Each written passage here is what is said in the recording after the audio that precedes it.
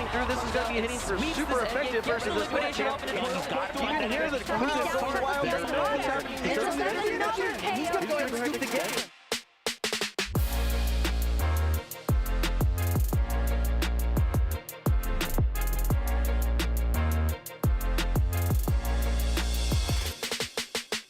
And there's the choice bell. And the echoing horn. Against fire complete. And there it is. Boom! What you did previously done. Gozo is now eliminated.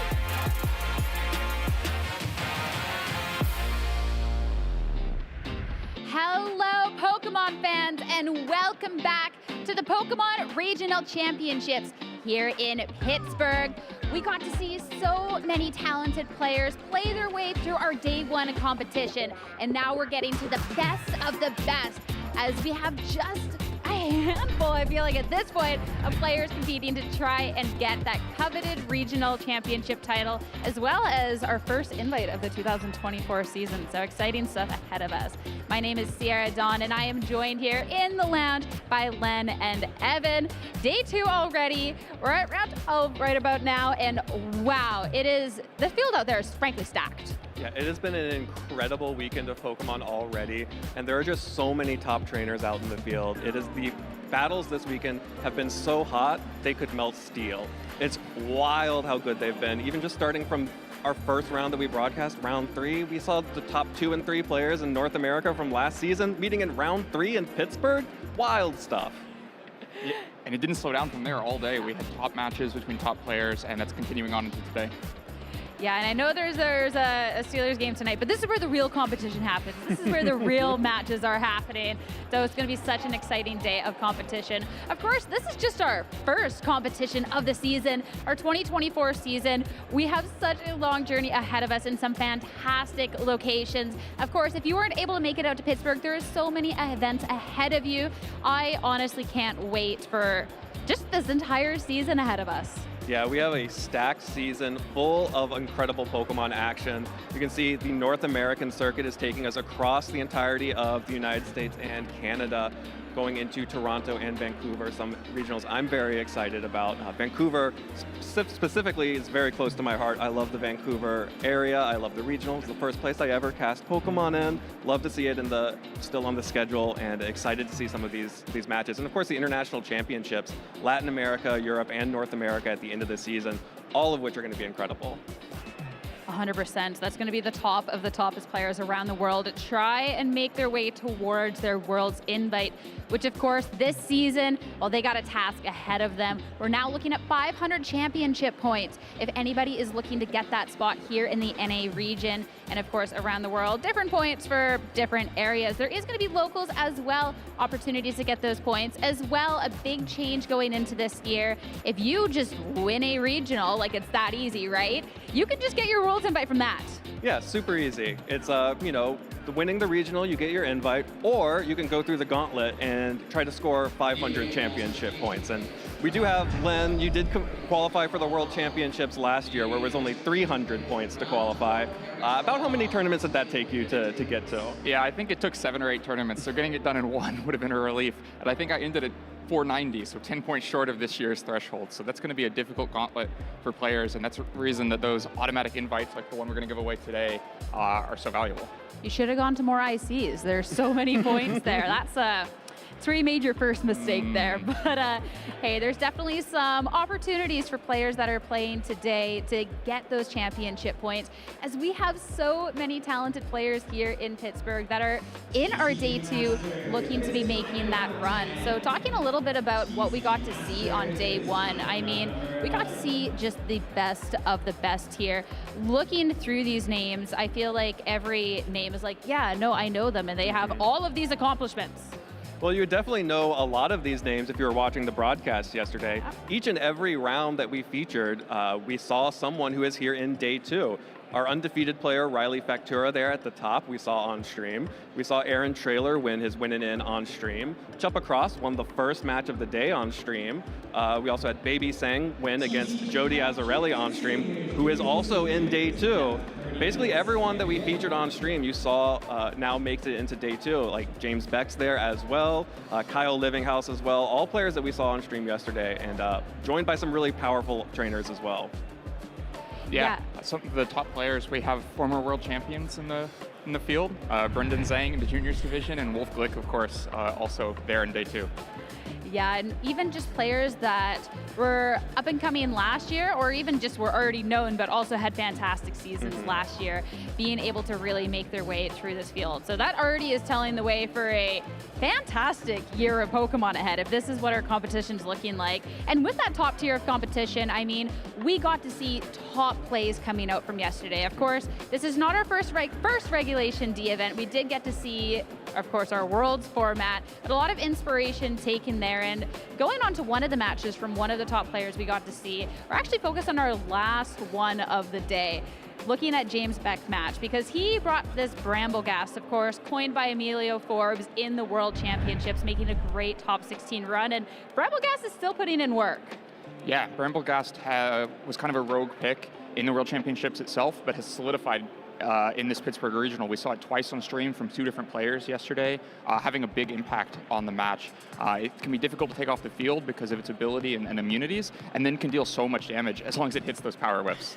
Yeah, it really needs to land those power whips to actually start dealing the damage. And the good thing about Brambleghast is it is pretty secretly sticky because of those immunities, and even if you miss a few of these power whips, as James showed us at the end of that game 1 there, eventually one of them is going to stick, and once it sticks, that's a big win for Brambleghast. And like, it is fascinating to me to see this Brambleghast team showing up big in Pittsburgh. I think everyone expected more from the Shohei Kimura team or the Hirofumi Kimura team, 2 top Japanese teams that placed in the World Championships. But really, it's been Brambleghast and Emilio's team that's getting a second life here in Pittsburgh.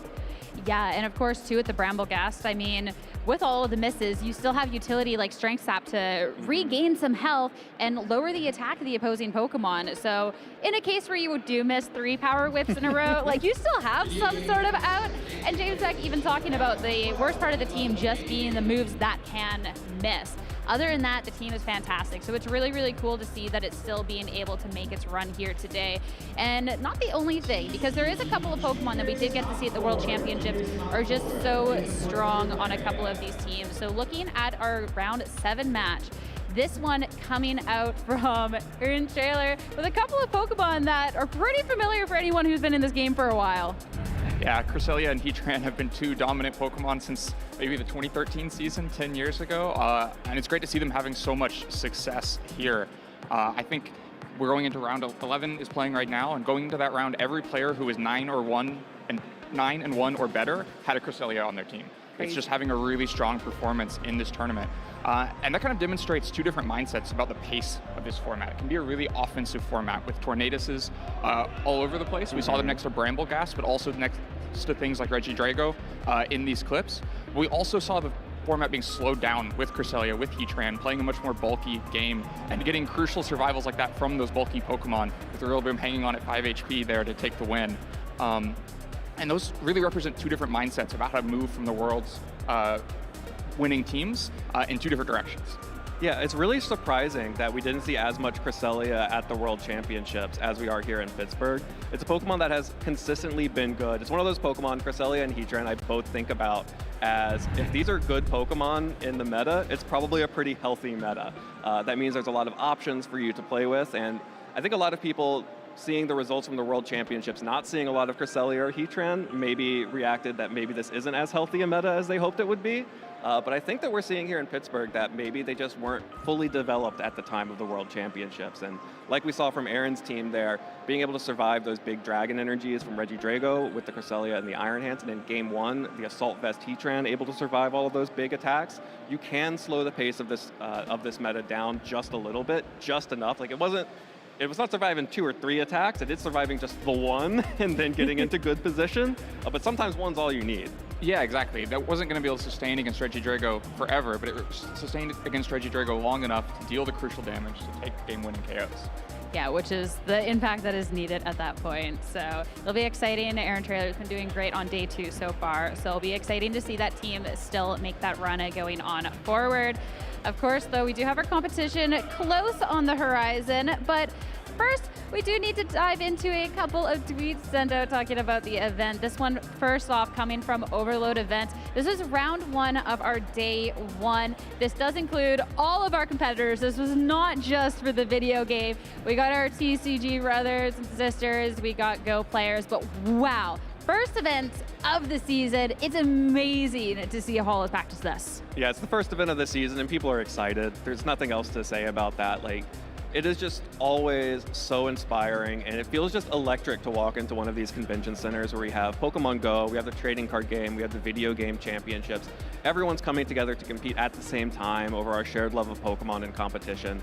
It's just a really beautiful thing, and I love coming to each and every one of these events because of that. Being able to see everybody just try their best on their first day of competition or first regional of the season, I don't know, it's definitely something special, that's for sure. The next tweet coming out, this is coming from Julie Nofuli, and yeah, actually I had to know where would the hat go. And if you're a little confused because you don't see it on what you would think is the Regidrago's head, the Terra Jewel is actually on the arm of the Regidrago, because that is a dragon head, I guess? Yeah, that's like two halves of a mouth, I guess.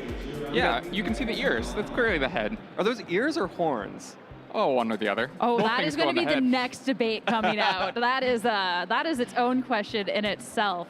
Hashtag team ears, hashtag team horns.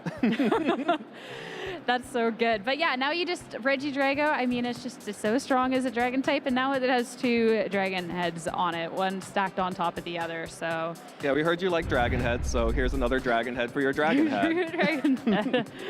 Oh my goodness. But hey, if you want to let us know what you think of Regidrago's Terra Jewel, or you know, if those are horns or ears that it has on it, or just want to let us know what you're thinking of the event so far, who you're rooting for, you can do so on a variety of platforms at Play Pokemon with that hashtag Play Pokemon over on Twitter, /Pokemon on YouTube.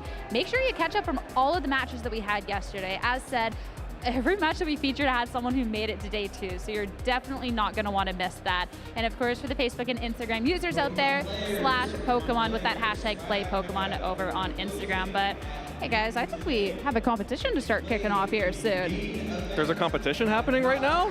I think there might be, so. That explains the tension in the air in the stadium. That explains why we're all dressed up over here with the mics and everything. But hey, I am so excited to dive into today and get closer to finding out who our first regional champion is going to be. And to be kicking off our day of Pokemon action, it's time to head over to the caster desk with Joe Brown and Gabby Snyder. Thank you very much, Sierra, and welcome everybody to our Day 2 coverage of the Pittsburgh Regional Championships. I'm Joe Brown, joined by Gabby Snyder. And Gabby, we had a great day 1. The air in the city is bustling. There's a bunch of energy. There's other large events happening in Pittsburgh this weekend as well, which has made the travel a little interesting this morning, but it has really had a lot of energy in the city.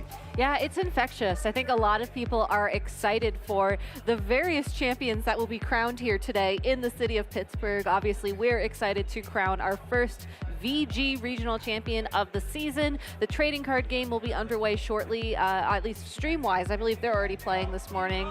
And you can most likely hear the Pokemon Go players as well working through their top cut brackets. So there's so much incredible excitement happening here in the hall, in the city, and I can't wait to see how this is all going to play out, because we have an incredible match to kick off the day. Yeah, and another thing, let's start our day right with let's get the stage set, Gabby, as we look at the event format and talking about how this is the first tournament that we have after the World Championships, and it's open to any types of players that want to register. If you have a lot of experience, you're new to Pokemon, you've been playing Pokemon for 20 years, it's open for everybody. It is, and you do have to bring a valid Pokemon team that, complies with the format. But once you're here and registered to compete, you do play Swiss rounds. So yesterday we had 9 rounds of Swiss. Today there are an additional 5 rounds of Swiss. And depending on how you do throughout the weekend, you can win prize money. You can win travel awards if you get enough championship points throughout the rating season for those bigger international championship tournaments. And of course, you can win the title of regional champion, which I think a lot of people have their eyes on today. Because not only do you get that title, you get the medal, you get some trading cards, of course, but you also lock in your invite for the World Championships. And to be able to do that literally the first weekend of the video game season would be a huge weight off people's back. Yeah, I think that's the most exciting factor today, is that by the time we leave the venue today, this afternoon, we will have someone already qualified for the World Championships in Honolulu next year. And I think, you know, as we get excited, I think there's really no other way to discuss this first matchup, our round 12 matchup, Wolf Glick and Jody Azzarelli. What a way to start the day. Yeah, what a way to start the day, and what a interesting matchup to start the day, as these trainers are running 5 of the 6 same Pokemon, but the one Pokemon difference is personally not one that I expected.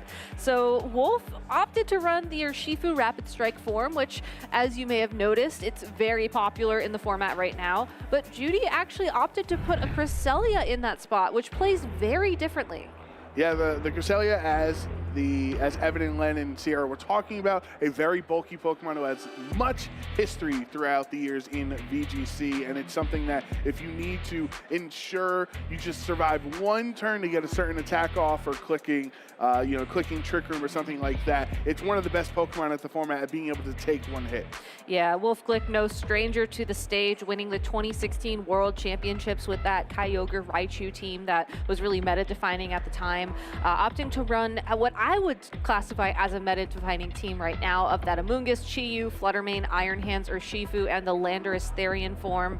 What really stands out to me, in addition to having that Urshifu over the Cresselia on Judy's side of the field, is that Wolf has opted to run choice specs on his Chi-Yu, but that is the only choice item on this team. Sometimes you'll see people double or even triple down on those move locking items in order to be more powerful or faster. In Wolf's case, it's only that Chi-Yu. Yeah, and the other big difference on Wolf's end, so it's safety goggles on Urshifu, which is definitely a very common item. You don't want to deal with Amoonguss on the opposing teams, but he actually has Swords Dance, and Wolf was one of the big proponents of Swords Dance Iron Hands in Regulation C. So it looks like Iron Hands has very, very respectfully handed the swords over to Urshifu and is allowing it to dance. Yeah. Judy, also no stranger to the big stage. We saw him on stream yesterday. Also did very well, placing second at the 2014 World Championships. If you remember the Pachirisu battle, Judy was on the other side of that.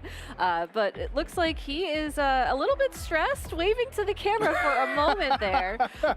It's really interesting to look at his team, just, you know, calling out choice items, calling out things that stand out. The Fluttermane on Judy's team does have choice specs, and his Chi-Yu is holding Life Orb. So a bit more akin to some of those Chen Pao that we saw doing well yesterday in the tournament. We'll have to see how these trainers are going to match up, though, as they're already good to go. We're getting leads on the field. Let's get excited. We have Landorus and Fluttermane on Wolf's end, and Amoonguss and Chi-Yu. Both of these trainers are 9-2 at this point. You don't want to get that third loss. You want to try to make it into Top Cut. You do, and we will get the first photosynthesis activation thanks to Booster Energy, and it's a speed-boosting Fluttermane. It would have been the fastest thing on the field regardless. Looks like Wolf is actually opting to run the speed-boosting Fluttermane with Icy Wind, which is a very cool form of speed control that some trainers are using in this tournament, as Icy Wind will lower the speed of both of the Pokemon on the opposing side of the field. I don't think that's going to be as critical in this matchup, as Amoonguss is traditionally very slow. Chi-Yu is going to be undersped by Fluttermane just naturally. The big thing that Wolf needs to focus in on is going to be the threat of a Spore from that Amoonguss. And unfortunately for that Fluttermane, because it's opted for Icy Wind, it doesn't have a good way to hit that Amoonguss for big damage, which is why Wolf protects it this turn. Yeah, Landorus is going to protect as well, so Wolf just playing a very safe turn, wants to see where, Jody prioritizes the targets. It's not going to be a Spore Instead, it would have been a Rage Powder. Overheat's not going to land into either of these spots. It does show it was targeted towards Fluttermane, though. Yeah, that's great information for Wolf, as that Chi-Yu most likely would need the extra damage from an Overheat if it opts to use Fire-type damage to pick up the KO on that Fluttermane. I think it's possible that Judy might have been trying to anticipate a switch there as well and just opted for the strongest hitting move that the Chi-Yu has available to it. We've seen a lot of Chi-Yu players this weekend go for Overheat that first turn because you do take a special attack drop afterwards, but it's much more easier to swap it out and regain that attacking power if it's still has 4 Pokemon to support it. Well, this time around, Jody will protect his Chi-Yu on the field. Icy Wind does connect into Amoonguss, but of course, it is an incredibly slow excuse me, Pokemon to begin with, so it's up to the Landers. I was worried if Landers is going to get hit by a Spore because it's not holding the safety goggles. It has clear amulet. That safety goggles is in the Urshifu's possession, and that could be what Wolf is wanting to go for in case the Spore goes in that spot. Yeah, this is also a great switch for Wolf, as the Urshifu is going to threaten some good damage on that Fire-type Pokemon, and it looks like Spore does target down that slot. So a great play by Wolf there, recognizing the Spore was most likely to go into the Landorus and not the Fluttermane. Get some good chip damage down thanks to the Icy Wind, and now can go for the knockout on that Amoonguss and follow up with some good damage on the Urshifu. You know, we did mention the Sword Stance on the Urshifu as being a potential play as well. I think we'll only see Wolf go for that this early on in the matchup if he's confident that Judy is going to swap out the Chi-Yu, and he's confident that the Fluttermane doesn't have to be worried about being put to sleep this turn. It's a little bit too risky. It's not as free as I think he would look for, like he was looking for with his Iron Hands in previous matchups. But that being said, this Fluttermane is Terra Grass, and it looks like Wolf is going to opt to use that Terastallization, so that Spore is just not a threat. Wolf just barely got that in as well with 2 seconds remaining in the clock. You can see him wavering back and forth and being able to Terastallize that quickly in the end. Now, as Fluttermane being a grass type, both of his Pokemon on the field are immune to Amoonguss's Spore. So let's see what Jody's adjustment will be to this Terra Grass on Fluttermane. Iron Hands, not really worried about taking the Icy Wind. Amoonguss just barely hanging on, though, with the critical hit, brings it down really low. It's going to have to switch out if it wants to regenerate any HP back up. And on the switch in, Iron Hands is going to have to eat 3 critical hit surging strikes. Takes it definitely better than the Chi-Yu would have. Oh, for sure. That Iron Hands is still hanging on with plenty of health. The Spore did end up targeting that Fluttermane spot, so that was a great use of Terastallization by Wolf this turn. Unfortunately now, though, because his Fluttermane is no longer a Ghost type, Iron Hands Fake Out could threaten to flinch that Pokemon. It won't necessarily open up too much of an opportunity for damage on that Amoonguss, as the Urshifu just has to hit the Amoonguss with an attack in order to knock it out at this point, but it is something that Wolf has to keep in mind.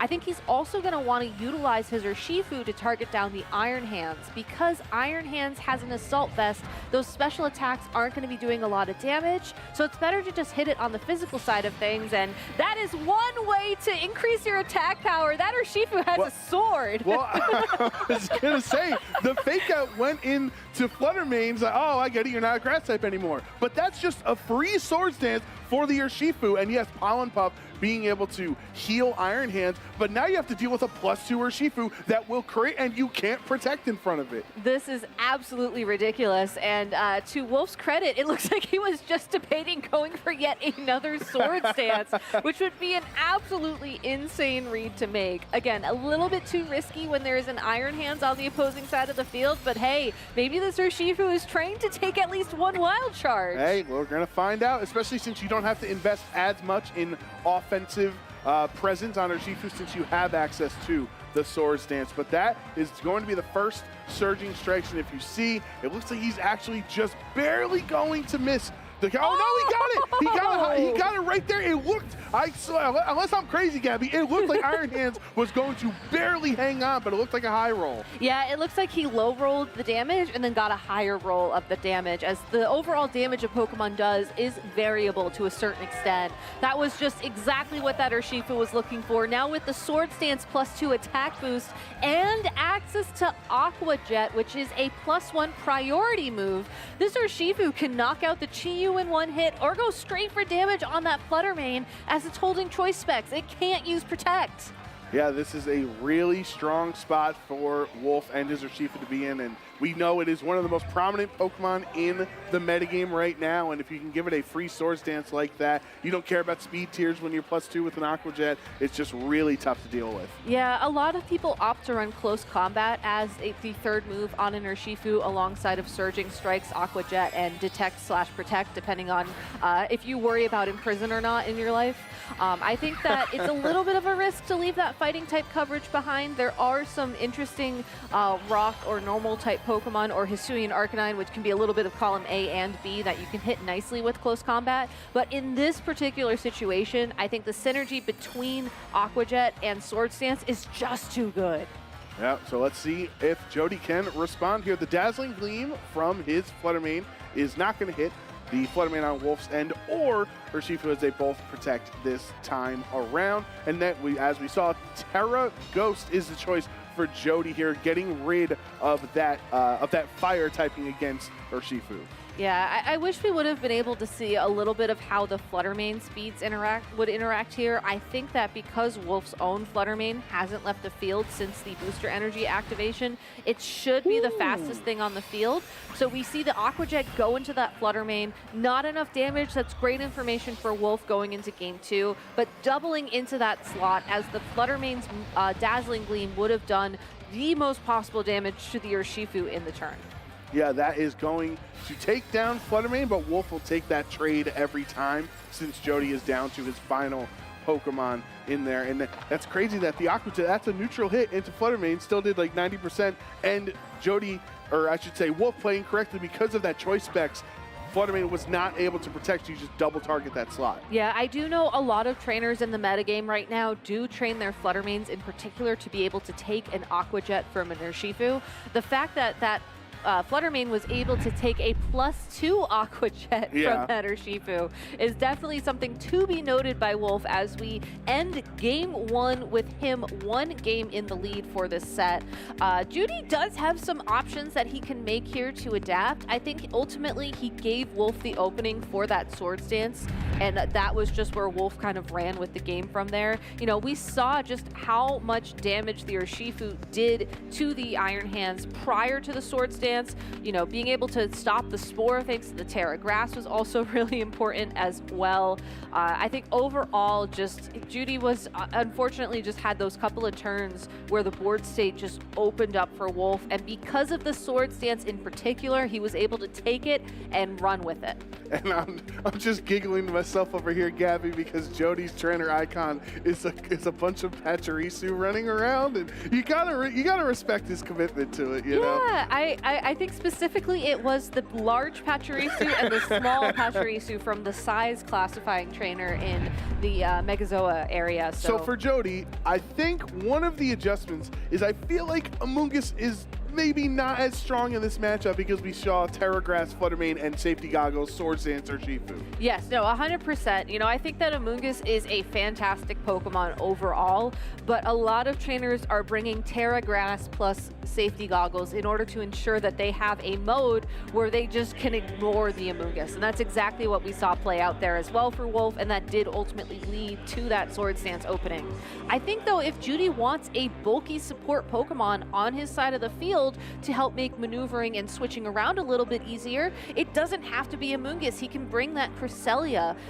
You don't necessarily want to go for Trick Room or Lunar Dance as he has on his team sheet in this scenario, but you can do some decent chip with Psychic or Ice Beam, and again, it'll just be bulky enough that it can take those harder hitting hits and hopefully not leave Wolf in a situation where he can just open up the board state in this game too. Well, let's see if Jody's able to make any adjustments. For now, it will be Amoonguss and Chi-Yu on the lead, and Wolf is saying, hey, if it ain't broke, don't fix it, Flutter Mane and Urshifu. Yeah, I see Judy.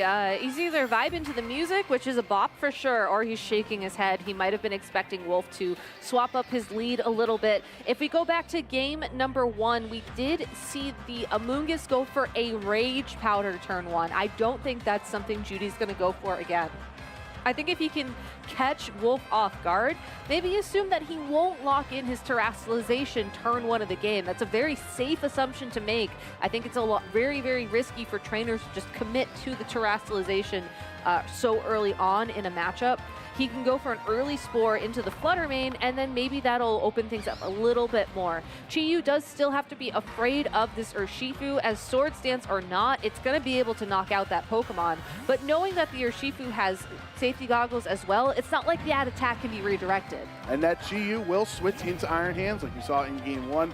Also remember, Wolf had the Iron Hands, or excuse me, Landorus on the field to start game 1, and he was able to switch Urshifu in to a Spore turn. So that is not an option for Wolf. He's already on the field here. Let's see how these critical hits work. There is no Swords Dance boost, so Iron Hands takes a lot for his troubles of just entering the field. But Leaf Storm lands on Urshifu, bringing it down into the red. So that is a grass-type attacking move that Amoonguss is known to carry.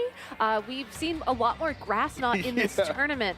But the fact that Judy was able to put the Urshifu down into the red is a great adjustment from game 1, because now there's no situation where this Urshifu will feel comfortable going for a Swords Dance. You just need to get that health back, and unless Wolf finds an opportunity to swap in his own Amoonguss and go for a Pollen Puff to heal that Pokemon back up, it's just going to be too risky. That being said, though, getting the Flutter Mane off this field is a great turn for him, as he does have to worry about, again, Spore from that Amoonguss or even just damage from that Iron Hand. So swapping in his own Amoonguss here makes a ton of sense. I'm just not sure he's going to be able to heal up the Urshifu. Well, he does lose the speed boost that he has now that Flutter Mane has switched out, so that could be crucial later on in this matchup if either of these Flutter Manes are facing off against each other. Urshifu will detect, as Wolf was probably anticipating a fake out into that slot, but the Spore goes into that Protect, so he's perfectly safe. Amoonguss on Wolf's end gets onto the field for free. However, you know, the Flutter Mane on, excuse me, for Jody does have Dazzling Gleam and Choice Specs. He can try to go for both of these. He could, and honestly, Dazzling Gleam will be a guaranteed KO on that Urshifu. He just needs any damage on that Pokemon. I think I would personally lock into a larger damage dealing move for the Amoonguss and possibly let Judy's Amoonguss pick up the knockout on that Urshifu, but that is assuming that the Flutter Mane has enough bulk to take a Surging Strikes, which I think it will be close. You know, we saw it take that +2 Aqua Jet, so I'm assuming it has some bulk investment in there somewhere. But whether or not it can take 3 critical hits, even if it is at a lower base power, is a huge He's going for the double. He doesn't failed get the double detect. He tried to double detect in that slot to avoid the Spore. And here's Choice Spec Shadow Ball into Amoonguss, doing well over 50%. But that's just what Wolf wanted, as now his Citrus Berry will activate, bringing it back up. Much healthier there. Amoonguss will put the Flutter Mane to sleep, so on Jody's end, his Flutter Mane's not going to be able to attack next turn, and if Jody's going to follow suit, no, it's not the Spore. Instead, it's just the Leaf Storm for the KO. Exactly. Amoonguss is going to take a special attack drop for both of those Leaf Storms, but Urshifu had such little health, and honestly, Amoonguss did the damage that it needed to do off those 2 attacks. I don't think that's necessarily a downside for that Pokemon. And really looking at Amoonguss's other attacks, it's holding a Rocky Helmet, it has Rage Powder, Spore, and Pollen Puff alongside of that Leaf Storm. You may want to swap it out eventually to try and get its special attack up, so Pollen Puff will be a little bit better overall. But in this particular board state, that Amoonguss is okay to stay on the field and go for Spores into the opposing Landorus. Wolf, on the other hand, if that's the thing that he's worried about, his only option is to lock in the Terra Flying here, which we do see him go for, and utilize Terra Blast and just hope that's going to be enough for a knockout. Yeah, that will be really strong into Amoonguss, and it really is Wolf's final remaining option against an Amoonguss on Jody's end. The Flutter Mane, of course, will be asleep. It was first, guaranteed turn of sleep there from the Spore on the prior turn. There's the Terra Blast into Amoonguss, and it hangs on. Jody has trained his Pokemon very well to be able to take that hit. The Spore is going to land onto Landers because, like we said, usually Landers can hold safety goggles, but when Urshifu is holding onto it, this Landers is free Spore. Yeah, I can't imagine just how many iron supplements he's given his Pokemon, as both the Amoonguss, the Fluttermane, they are so physically bulky. Great information for Wolf as we progress through this match, but that Amoonguss, again, able to knock out the Urshifu, able to hold on with just a little bit of health and put that Landorus to sleep. Very, very well positioned by Judy. Wolf is going to switch his Fluttermane into that Amoonguss slot, so trying to get it on the field unless Jody makes a crazy play and goes for the Spore into what was an Amoonguss. But no, Shadow Ball into the Fluttermane on the switch in. That's Choice Specs. That is a one-hit KO. That just really is a big benefit. You see a smile on Jody's face because he was going for the Shadow Ball into Amoonguss anyway. It's like, I might as well knock out your Fluttermane. Yeah, Wolf made that switch hoping that the Fluttermane would remain asleep for an additional turn. Unfortunately, though, that was what I like to consider a one-turn wake-up, as you took the turn of mandatory sleep, and then the next turn you immediately woke up. Amoonguss does get some health back thanks to that regenerator ability for its trouble, but knowing that the Fluttermane is locked into its most powerful move of Shadow Ball, it's not going to be resisted by either of these two Pokemon. I think that all Judy has to do right now is hope that the Landorus stays asleep for a bit longer, land 2 Shadow Balls into that spot, and then I guess handle the Amoonguss after that. You have to be a little bit worried about Wolf's own Amoonguss putting the Fluttermane back to sleep, but in the grand scheme of things, it feels like Judy just has the upper hand because he can also just redirect that Landorus's attacks. He is going to be able to redirect some attacks with his Amoonguss there, but the Fluttermane does connect onto Landorus. Landorus wakes up though. Terra Blast is going to work out, so kind of evens out both of them waking up the first turn they are able to, and Amoonguss is down. So now he's down with his Pokemon that actually took the first knockout of this game, which is hard to think about. And Fluttermane is going right back to sleep. It's honestly better, though, that the Amoonguss was knocked out on Judy's side of the field, because now he can send in his Chi-Yu, which I believe should outspeed the Landorus on Wolf's side of the field and knock it out. You can go for a Heat Wave potentially to try and do the double knockout and hit the super effective damage on the Amoonguss at the risk of accuracy, or you could go for a Dark Pulse to just pick off that little bit of extra damage. Instead, it looks like Judy is going to protect for one turn to give the Fluttermane an opportunity to wake up, which is understandable because had the Landorus locked in Protect, Amoonguss most likely will try and Spore that Chi-Yu, so there's just no way Judy has damage output. Yep, so nothing really happening there. The Spore goes into Chi-Yu just as predicted, and now just Jody trying to stay safe. Can he get 2 consecutive times around of where you wake up from the sleep on the first available turn? It's going to be tough. I mean, statistically speaking, that's not really how it works. I think the average wake up is about 2 to 3 turns, but, you know, this is Pokemon.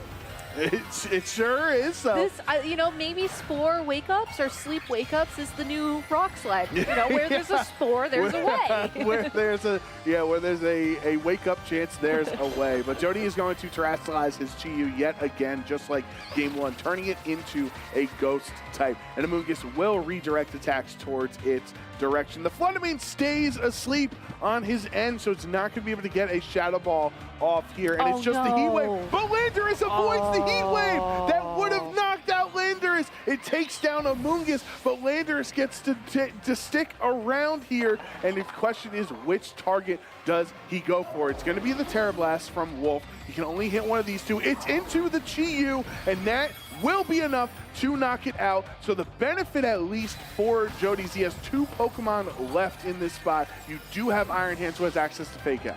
Yes, and that was what, Fluttermane's second turn of sleep? Right. Third? No, that was the second one. Yes, yes. So what could happen here is Iron Hands locks into Fake Out, you flinch the Landorus, and if the Fluttermane doesn't wake up this turn, it is guaranteed to wake up and outspeed next turn. So I think that Judy has found a way to guarantee that he ultimately wins this matchup, as the Landorus had to have connected an attack with the Fluttermane to guarantee the one-hit knockout. Certainly, maybe if you somehow can take this, it's gonna be fine, not from a choice specs. His poor Landorus tried his best, but Wolf is not going to be able to pull off the comeback in Game 2, and we will start our day off right with a Game 3 with two of the best players in North America. Yeah, that was such a fun match to watch play out, and I really love the adaptation from Judy, opting to go straight for the damage from that Amoonguss turn 1 onto the Urshifu, just immediately shut down the Urshifu entirely in that Game 2.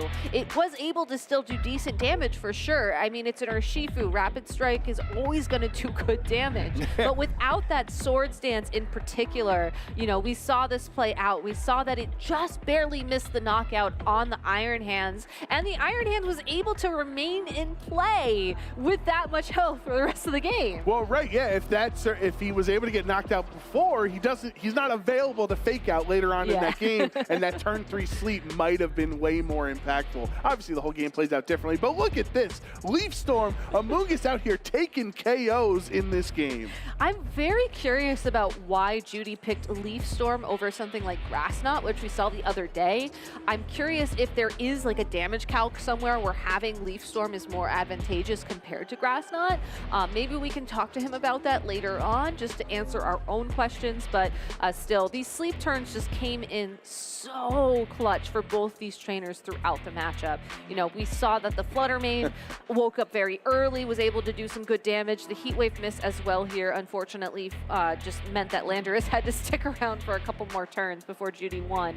But I think that going into this game number 3, given how this played out and given how the sleep turns in particular affected the strategy of both of these trainers, I want to see both Wolf and Judy just target down the opposing Amoongusses, assuming that is the Pokemon they decide to bring, as I think they're ready to just jump into Game 3. Yeah, it does definitely feel like both Spore and their immunities to Spore and their grass types, just everything in this mirrored Pokemon battle is so impactful compared to the rest of the match that's going on. So let's see if we're going to have it yet again. Jody with Fluttermane and Chi-Yu as his lead, and the Fluttermane and Landorus on Wolf's end. This time around, since the Booster Energy boosting Wolf's speed, these Fluttermanes we know are not going to match speed tiers.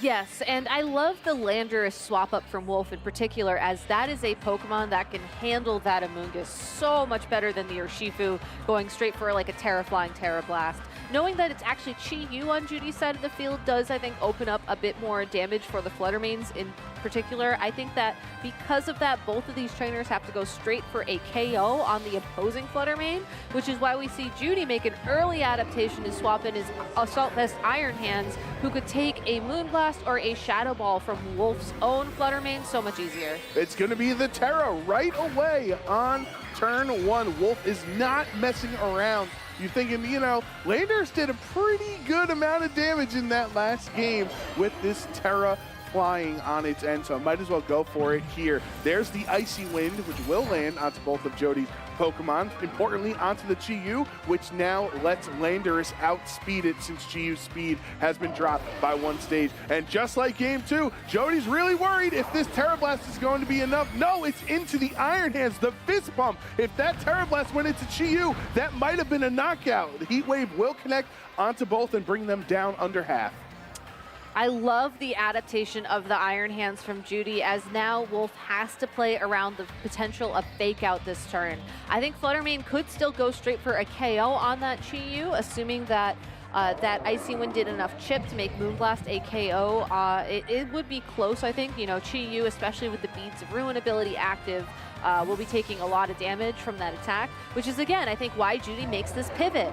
He's playing very, very defensively, and as a result, giving this Iron Hands an... No, actually swapping out the Iron Hands as well. That is the second time that Jody has done this, where he's used Iron Hands as fake out bait into that slot to force out protects or to try to stall Wolf's game plan in that slot. But Landorus doesn't fall for it. This Terra Blast is going to be really strong into Amoonguss, and Amoonguss is able to take it, but it's really low. That was a great choice by Wolf there. We saw that Terra Blast also pick up the knockout on Chi-Yu in Game 2. So regardless of what Pokemon was in that slot, it was going to take a ton of damage. And now this Fluttermane can go for Icy Wind, pick up the KO on the Amoonguss, and on the off chance it misses, he can just double target that slot. Amoonguss on Judy's side of the field does not have Protect, so that Pokemon's either going to get KO'd by the Icy Wind or KO'd by Landorus, and then that just opens up the door for whatever Wolf has in the back to just not worry about Leaf Storm or Spore, which was what gave Judy the advantage in Game 2. Yeah, it's so interesting that Wolf has been able to do so much in this set without Urshifu, right? Obviously, Game 1, it was very impactful, but Landorus did the bulk of the damage in Game 2, and at this point has done so much to that Amoonguss that's put it in such a dire position. But Jody is going to actually terrestrialize the Amoonguss for the fun of it. Thank you for letting us see the little water spouting Amoonguss on the field. You know, it might actually survive an Icy Wind at this point. That's true. It does resist now. How low is he? Yeah, obviously that's a very good decision there to hang on after the Icy Wind. Can he? It depends on what slot Landorus went for. If this Terra Blast goes into Iron Hands, wait a second. Iron Hands is knocked out. That means Amoonguss is still around. He can try to spore the Landorus. He can spore the Landorus or the Fluttermane here. It's his choice. He does opt for the Landorus, as I think with the Terra Blast in particular, that was the more threatening Pokemon on the field. But what a great play from Judy there. I'm honestly a little bit surprised we didn't see Wolf double in the Amoonguss. That could be a just acceptance that he feels like he has enough of a lead in this position right now to not worry about one of his Pokemon being put to sleep. But if it had been the Fluttermane, that would have meant that Chi-Yu comes back on the field, it outspeeds again because it hasn't had its speed lowered by Icy Wind, and then we would just see that Heat Wave most likely connect and pick up a KO. Okay, so I was going to say, I'm thinking here, does another Icy Wind even knock out? Because look how little the first one is. But now Chi-Yu is on the field with the Beads of Ruin, lowering everybody else's special defense stat. That includes the Amoonguss. It does, but you would not only be rolling for accuracy at that point, you'd be rolling for damage. That would be a huge risk.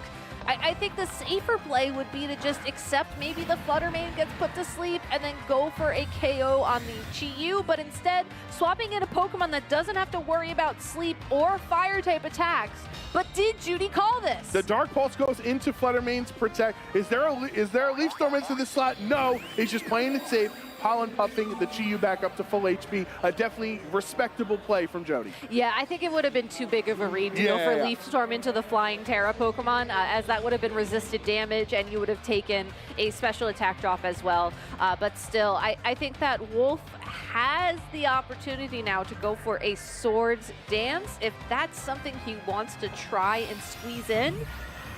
But the Amoonguss is going to go down. Yeah. No need for an Icy Wind, right? At that point, so we don't need to find that out. Jody is down to his final 2 Pokemon. This Chi-Yu is on the field. It's going to be very important for him. Heat Wave connecting out to both. Fluttermane taken out at this point. The Water type Urshifu not really too concerned by the Heat Wave. So after the Life Orb drop to its HP, the Surging Strikes into the Fire type, of course, will be able to knock it out. Wolf's Landorus is still asleep in the back, but you have this really strong Urshifu to deal with Jody's Fluttermane. Yeah, I was going to say, admittedly, it's always tempting to go for the cool play. I think Swords Dance is a really fun option on this Urshifu, but he really didn't need it at that point in time. His win condition was locking in a knockout against that Chi-Yu, which Surging Strikes would do 100%. Now that the Fluttermane is Judy's only remaining Pokemon, even though it is, very, very powerful with that choice specs, all Wolf has to do is detect, spore, and then Surging Strikes, and eventually I think he wins at this point. Unless this gets a critical hit and can one-shot the Amoonguss. And even gets the critical hit, and it's not enough. Yeah. Look how scared Wolf was like, whoa, that's a lot of damage. Yeah, that was a little bit scary there for sure, but Amoonguss is just a very bulky Pokemon, able to hold on, get that sleep locked in, and I think it's only a couple of turns before Wolf will take this win and move on, still in contention for top cut here at the Pittsburgh Regional Championships. What a great set between these two very talented trainers, just the win conditions changing, Yes. right? In so many different ways. Game 1, Wolf winning through the Urshifu sword stance strategy. And then game 2, Jody realizing, you know, Amoongu's trying to spore things, not the greatest strategy. Let me just go for knockouts with Leaf Storm. And I love that back and forth and the ability to make those micro adjustments within the set against, you know, your opponent is really what sets apart these great trainers. It is, and it shows why Amoongus, I think, still has a lot of play in the format when people are looking to a Pokemon like Rillaboom as their grass type user. It does the damage it needs to do against against Urshifu, which is the Pokemon that it needs to hit. But speaking of damage, you know, we're going to see this Terra Blast from this Landorus. This is all the way back in that game 3. Just barely missed the knockout on that Amoongus, and you know, I just love how charismatic Wolf and Judy are throughout this match. That was A+ reactions from both those trainers. Yeah, that's awesome. I can definitely see that one being emoted down the road for both of these. But that Terra Water, Amoongus being able to survive the Icy Wind was such a cool moment for Jody. Even though he doesn't win the set, at least you can have some fun moments to look back on stream. I agree. And, you know, I think that this was such an incredible set for him as well. And he still does have a chance of getting into top cut, as I think maybe 1 or 2 X3s will make it in, depending on their resistances and depending on if we still have somebody who's undefeated or not in the overall Swiss bracket.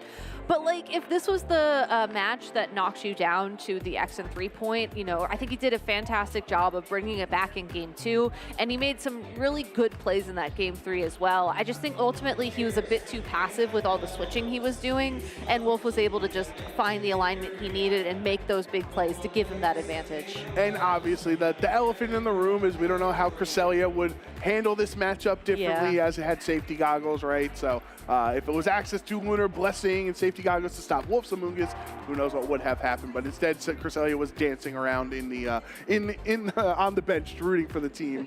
Dancing around in the moonlight. Yeah, exactly. So I think we are actually going to take a break because we're moving along. Everything's going really fast. But before we do, Gabby, yes, I realized we totally forgot some Pittsburgh fun facts yesterday. Oh yeah, actually we did. You're the fun facts guy. I'll throw one in before we go to break. Okay. It's known as the City of Steel, yes, right? But it's actually also the City of Bridges, as Pittsburgh has 446 bridges. I thought you were going to say 4. No, a lot more. A lot more than 4. That's a lot of bridges. That's a lot of bridges. And that is going to be our bridge to our break. So we're going to take a break, and when we come back, we'll have our winner interview with your winner of that round, Wolf Click.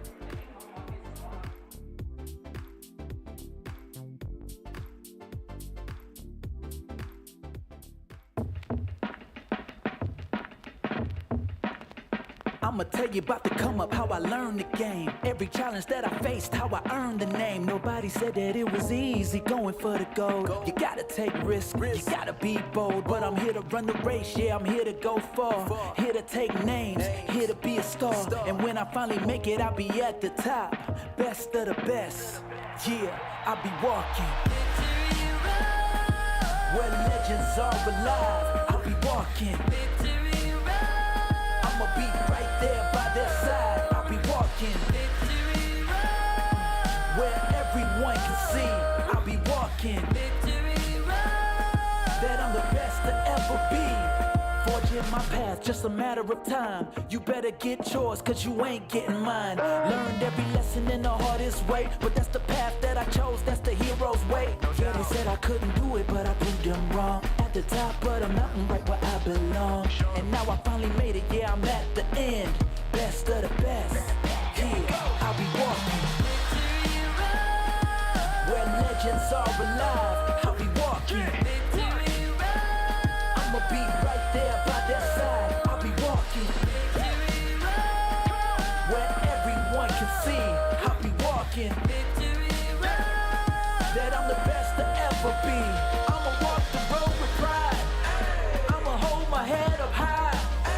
Make 'em stop and stare. You can find me there with my finger pointed to the sky. I'll be electric, and I'll never grow old. Here on Victory Road.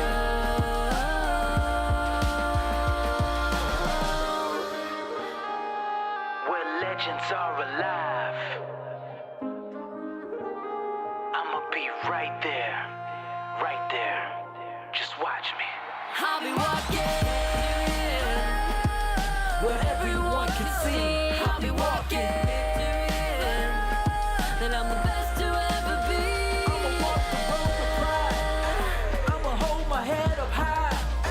Make 'em stop and stare. You can find me there with my finger pointed to the sky. I'll be a legend. Now I'm finally home here on Victory Road. Victory Road.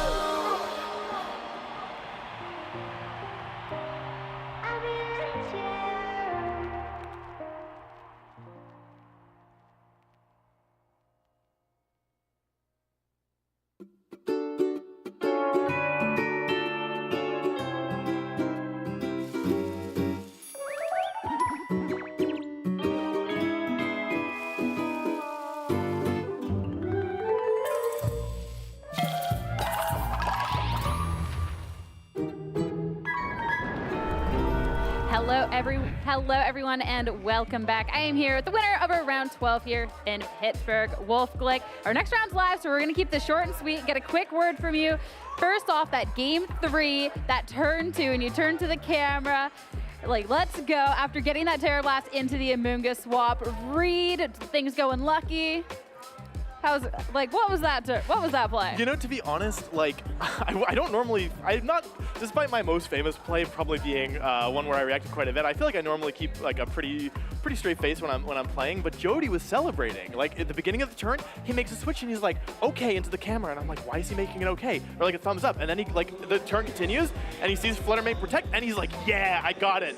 And I was like, "Why are like I attacked here? Why are you doing this?" And then my play went off, and I was like, "Yeah, like it's my play." So, yeah, it was a very stressful match, but I don't know. I was kind of inspired by Jody kind of playing it up a little bit, so I felt like I had to get into character a little bit. It was definitely fun for spectating. We definitely got a lot of good reactions out of that one. And this Urshifu that you brought to missing it from your Worlds team, but now you're on the Urshifu wave in the Sword Sense variant. Obviously, you're at this record right now. It's been well. Is it the right Urshifu set? Is it better than all the rest? So, I don't know, to be honest. I think that this Urshifu is worse at being an Urshifu than other Urshifu. Like, when it hit, like, my idea of Urshifu is when it hits you, it should do, like, a ton of damage, and by running the safety goggles item, you don't really get that, like, immediate burst damage, but it plays, like, it basically, like, it allows you to play it a little bit more defensively. You can, you know, like, position it and try and get a Swords Dance up, but then after a Swords Dance, it's incredible, especially because you can't slow it down with Amoonga. So, yeah, it's been solid for me. It hasn't been, like, for the most part, it hasn't really been running away with games. I think it was really good in that matchup, but I think it was the right set for my team, for sure. Well, it's definitely fun to sit there. Like, is he going to click the Sword Stance button? Is he not? The next round is underway, though, so I'm going to let you run off, but before I do, any final words? Yeah, thanks for watching. Appreciate all the support. My team is very difficult to use. My expectation was that I wouldn't make day 2, so to make it this far, I'm really happy with. Every win kind of feels like a miracle. They've all been kind of how that game looked, where like it's like a game 3, I have to make a crucial play right, and I've been getting them right, but it's not consistent. So yeah, I don't really have super high hopes for this team, but I'm happy to have made it this far, way better than I expected. So yeah, I mean, I'm happy to, you know, still be here, and I'm grateful for everyone supporting me back home. If this is the run that you're making on a team that you didn't really have too much, I mean, I don't know how it feels for the rest of everyone else, but best of luck in your next match. Hopefully we'll get to talk a little bit more later about the intricacies of the team. We do have our round 13 coming up real soon, so we're gonna take a short break and be back so quickly.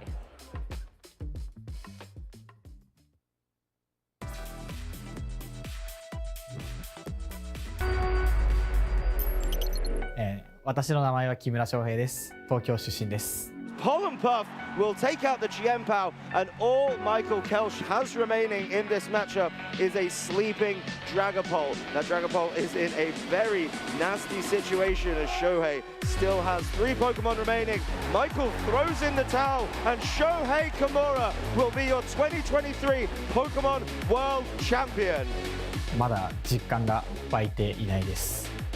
1戦目はもうその想定していた選手と違うものが出てきてしまってかなり厳しい状態になっていたんですけど、パオジアンのつらら落としに助けられて1戦目を取ることができて、2戦目は、想定していた対戦内容だったので、その想定していた通りにことが進んで、で、勝利を収めることができて嬉しかったです。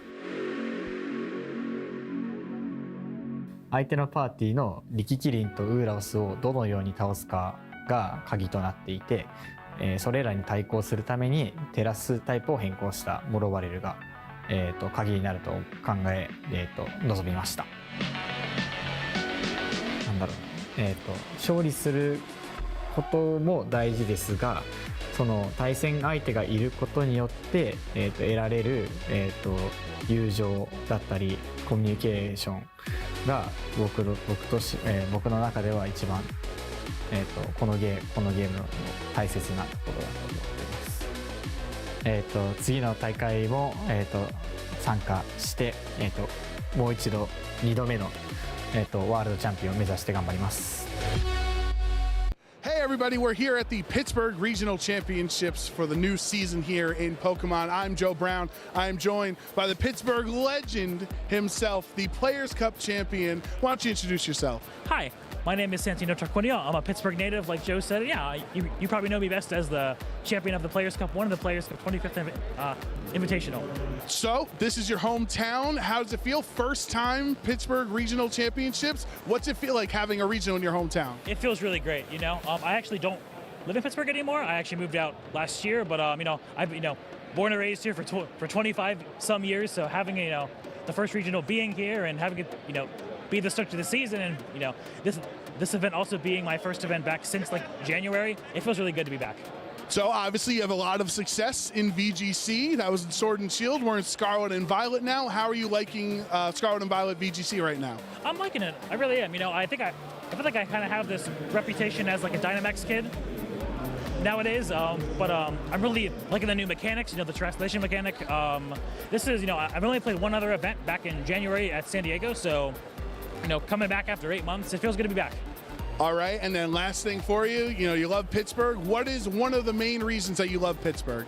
I just think it's very, aesthetically pleasing. The convention center is beautiful. You get all the bridges around. PNC Park's always a really good attraction. I know back when I was a kid, my family and I would always go to the games. We'd have a great time. So yeah, it's home. All right, well, thank you, Santino. Great job this weekend. Hope you're enjoying everything in Pittsburgh. That's going to be it for now. We're going to have more Pokemon action when we come back. Welcome back, everybody. We are here at the Pittsburgh Regional Championships, and we are getting into our round 13 coverage here in day 2. We have 14 rounds of Swiss, and then we move on to our top cut. And by the time we leave today, we will have our first Worlds qualifier and regional champion of the season. And, I just want everybody to know that Pittsburgh was also the city where the first ever Ferris wheel was built in like the 1800s. So you didn't think you'd get a fun fact on both ends of the break there, but it was like 1893 or something. They built the first Ferris wheel in Pittsburgh. How did that work? I wasn't here. Oh, okay. I thought you were here. No, I'm here now, and that's what matters because right now, Gabby, we have a very exciting matchup for round 13. Two of our trainers that we showcased yesterday, both at a 10-2 record. James Beck versus Aaron Traylor. Yeah, so let's go ahead and take a look back at some of the highlights from these trainers yesterday as James running that Brambleghast team. We did see him lose the Tornadus early on in his round 9 game 1 matchup against Shi Liang Tang. However, that opened the opportunity for his Urshifu to come out onto the field. Also did eventually get KO'd, but we'll just skip past that for now. And really ended up working out in his favor as Tornadus' goal on this team is to set up Tailwind for the benefit of the Brambleghast and the rest of the Pokemon on the team, and then just quietly leave and come back in game 2. It would be really nice if Brambleghast ever hits a Power Whip, but as we saw, it got really dicey at the end of this at the end of this match.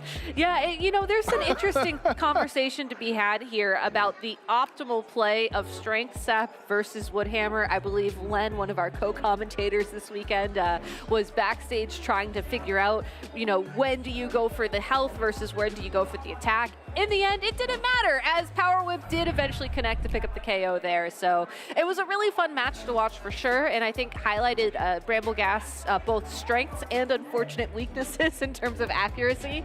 But it is the key Pokemon to keep an eye out for in this matchup from James. Yeah, for sure. I think if James, because I know James is a player that really experienced a lot of Japan, experienced like so much time there, that I think if he missed a 5th Power Whip, I think James would have just went back to Japan. It was like, that's it, I'm out. I can't participate here anymore.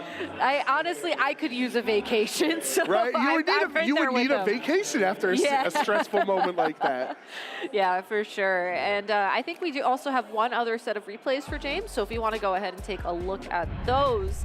This would be game 2 against Shi Liang, and we did see the adjustment of that Iron Bundle to try and better handle the Pokemon on the field, but given that we saw the Bleak Wind Storm have that 30% activation of the speed drop, the Urshifu was able to outspeed and pick up the KO there. So Tornadus is a really unique support Pokemon in this format right now. Tailwind and Bleak Wind Storm really feel like a great combination. I think in the past we saw a lot of trainers opting for Icy Wind to guarantee the speed drop. Miss. Yeah, there's another miss. But in the end, I think that getting the same type attack damage bonus off Bleak Wind Storm is more valuable than the guaranteed speed drop, as both moves do have a chance to miss.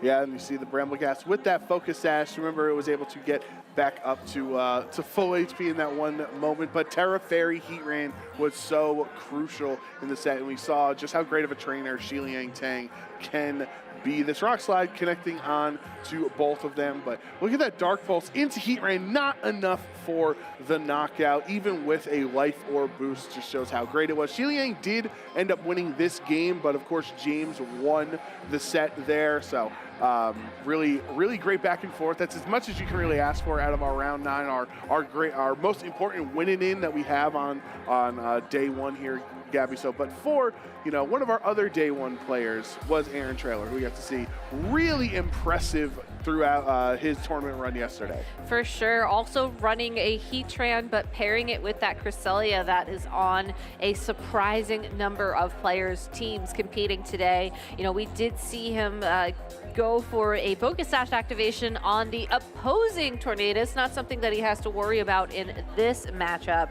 Opting for a Terastallization grass type there, which is still a defensive Terra type for Heatran. I think a lot more common than the Fairy typing overall. There was also, I forgot about the Regidrago in this matchup. No Terra though, but Dragon Energy, you can't undersell just how powerful that attack is. No hat on a hat from the Regidrago here, but obviously that Draco Meteor is enough to take down Urshifu, but his Heatran was still in a strong spot to get the victory, and I am happy at least. You're definitely happy that I left the link, but Gabby, you're definitely happy that Regidrago was in that match as well, since you were a Regidrago predictor this weekend. I was a skeptical predictor. It was the funny pick for me. I always try to pick something that's like meta enough that we could see it, but also really kind of funny if we do see it. So shout outs to Grant. I think that was a really fun play from him there. But also, I think just Aaron showing just how flexible Heatran is in this format. Here we are. This is game number 2 from that set. We see the Iron Hands and the Urshifu this time on the field for him, facing down against Grant's own Urshifu and the Regidrago once again. Unfortunately, the Iron Hand does fall here, but Rillaboom able to sort of make up for that. And also the Urshifu as well, able to hold on from that Draco Meteor. It's just, I knew this was coming, and I was trying to segue into it, but it's just so good.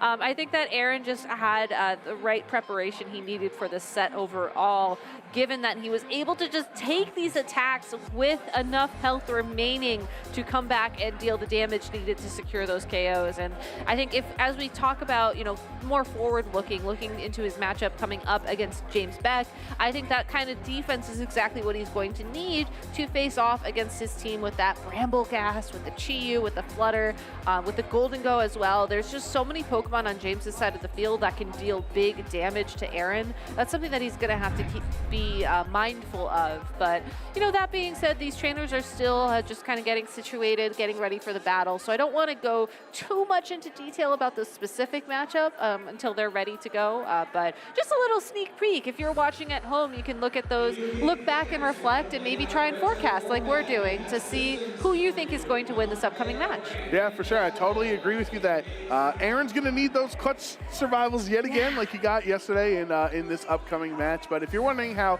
the entire field is doing here on day 2, these are our round 13 pairings. Riley is still undefeated at this point. Congratulations to Riley Factura. The fact that he is currently 12-0 with 2 more rounds remaining of Swiss, I think locks in his position in Top Cut. Because even if he were to go 0-2 at this point and lose the next 2 rounds, because he won out until this point, mathematically speaking, his resistance should be the highest of all of those 10-2s, and therefore he would just be locked in. So congratulations. I'm so happy that we'll probably get to see him play again later on, as he was just, you know, on top of his game yesterday. But look at some of the other names on this Top Cut list. There are so many incredible players at the X and 2 mark, and we even have our X and 3s who are still technically, I think, in contention. I want to say 1 X and 3 is going to make it through to Top Cut, but I haven't done the math on that yet, so don't quote me. So it's really great to see all these trainers doing so well, and also all these trainers are going to get a ton of championship points and even some prizing now from this event. So definitely worthwhile to keep playing it out if you're still in 9-3. Yeah, for sure. You're still definitely alive in the tournament at that point. Let's see some of our key matches for this round 13. As we said, poor Alberto having to go up against Riley, who's currently undefeated. But as we said, it's James versus Aaron on the stream. Yeah, and I think those numbers next to everybody's names, if you're curious, are the current match points, which will be used later on in the tournament to figure out who exactly is going to end up where. I think it's a little bit more important in the TCG, where draws are more mathematically possible, so then you end up with like +2 or +1 points, and someone, you know, may take a draw to try and get more match points than their opponents. In the video game, it's really, really impossible to draw. Like, you can do it technically, but you basically have to have the same Pokemon with the same health left. And it's just, it's awful. Please don't play to that. I wouldn't even say it's possible because of the damage rolls. Like, well, even if you try to make statistically possible is still technically possible, what's Joe more Brown. possible is that this match is going to be great between James Beck and Aaron Traylor, 2 of the best players in the world. Both of them have Top Cut the World Championship, been playing for an incredibly long time, and these are 2 great ambassadors for the game of VGC. For sure, for sure. And just again, to recap these teams, if you're just tuning in, James Beck is running the Golden Go, Tornadus, Fluttermane, Brambleghast, Chi-Yu, and Urshifu Rapid Strike team. Aaron Traylor on the opposite side of the field has that Heatran Cresselia combination that is tearing it up this weekend, alongside of a Urshifu Rapid Strike, Iron Hands, Rillaboom, and that Landorus Therian. Yeah, so you can see a lot of familiar Pokemon throughout history. Of course, obviously the Brambleghast has not been around as long as, say, Heatran and Cresselia have. But when you look at, you know, how this matchup can play out, there is an opposing grass type on the other side for Aaron with the Rillaboom. So what can you expect from Brambleghast in this matchup? I think it's a very tough matchup for Brambleghast, and honestly, I feel like it's not necessarily a Pokemon that you want to bring turn 1, game 1. You know, looking at its kit, it can terrastalize into the Ghost typing and have Ghost type Terra Blast, which is essentially a better Shadow Ball to deal some big damage to the Cresselia in particular on Aaron's side of the field. But given that the Pokemon would then struggle, I think, against like the Heatran, for example, even the Rillaboom, the Landorus Therian, the Iron Hands do have playable options once it loses that grass typing if it terrastalizes. It would definitely be like a high risk, high reward play. I would expect it more as an adaptation from James, unless he's just positive that he knows how Aaron's going to approach this matchup and can make that prediction, which is possible. I mean, you know, Cresselia and Heatran has been around for a long time. I think that a lot of players who have been playing for as long as James and Aaron do have experience with those 2 Pokemon side by side. It's possible that James is just going to predict, you know what, I think Aaron is going to lead this and this, and my Brambleghast will not have any problems against it. But there's the Heatran. Do we see the Brambleghast? There is Brambleghast on turn 1, right next to Chi-Yu for the James. So I guess he gave him a pep talk between rounds or between the days. And this morning said, don't miss your power whips today. We're in day 2. I don't think power whip is the attack you want to use in this situation. Not this turn, so, but might need it later. Yeah, but so you don't have to worry about it right away is what I was going to say. I think that it's a great lead for Aaron because James has to terrestrialize the Brambleghast.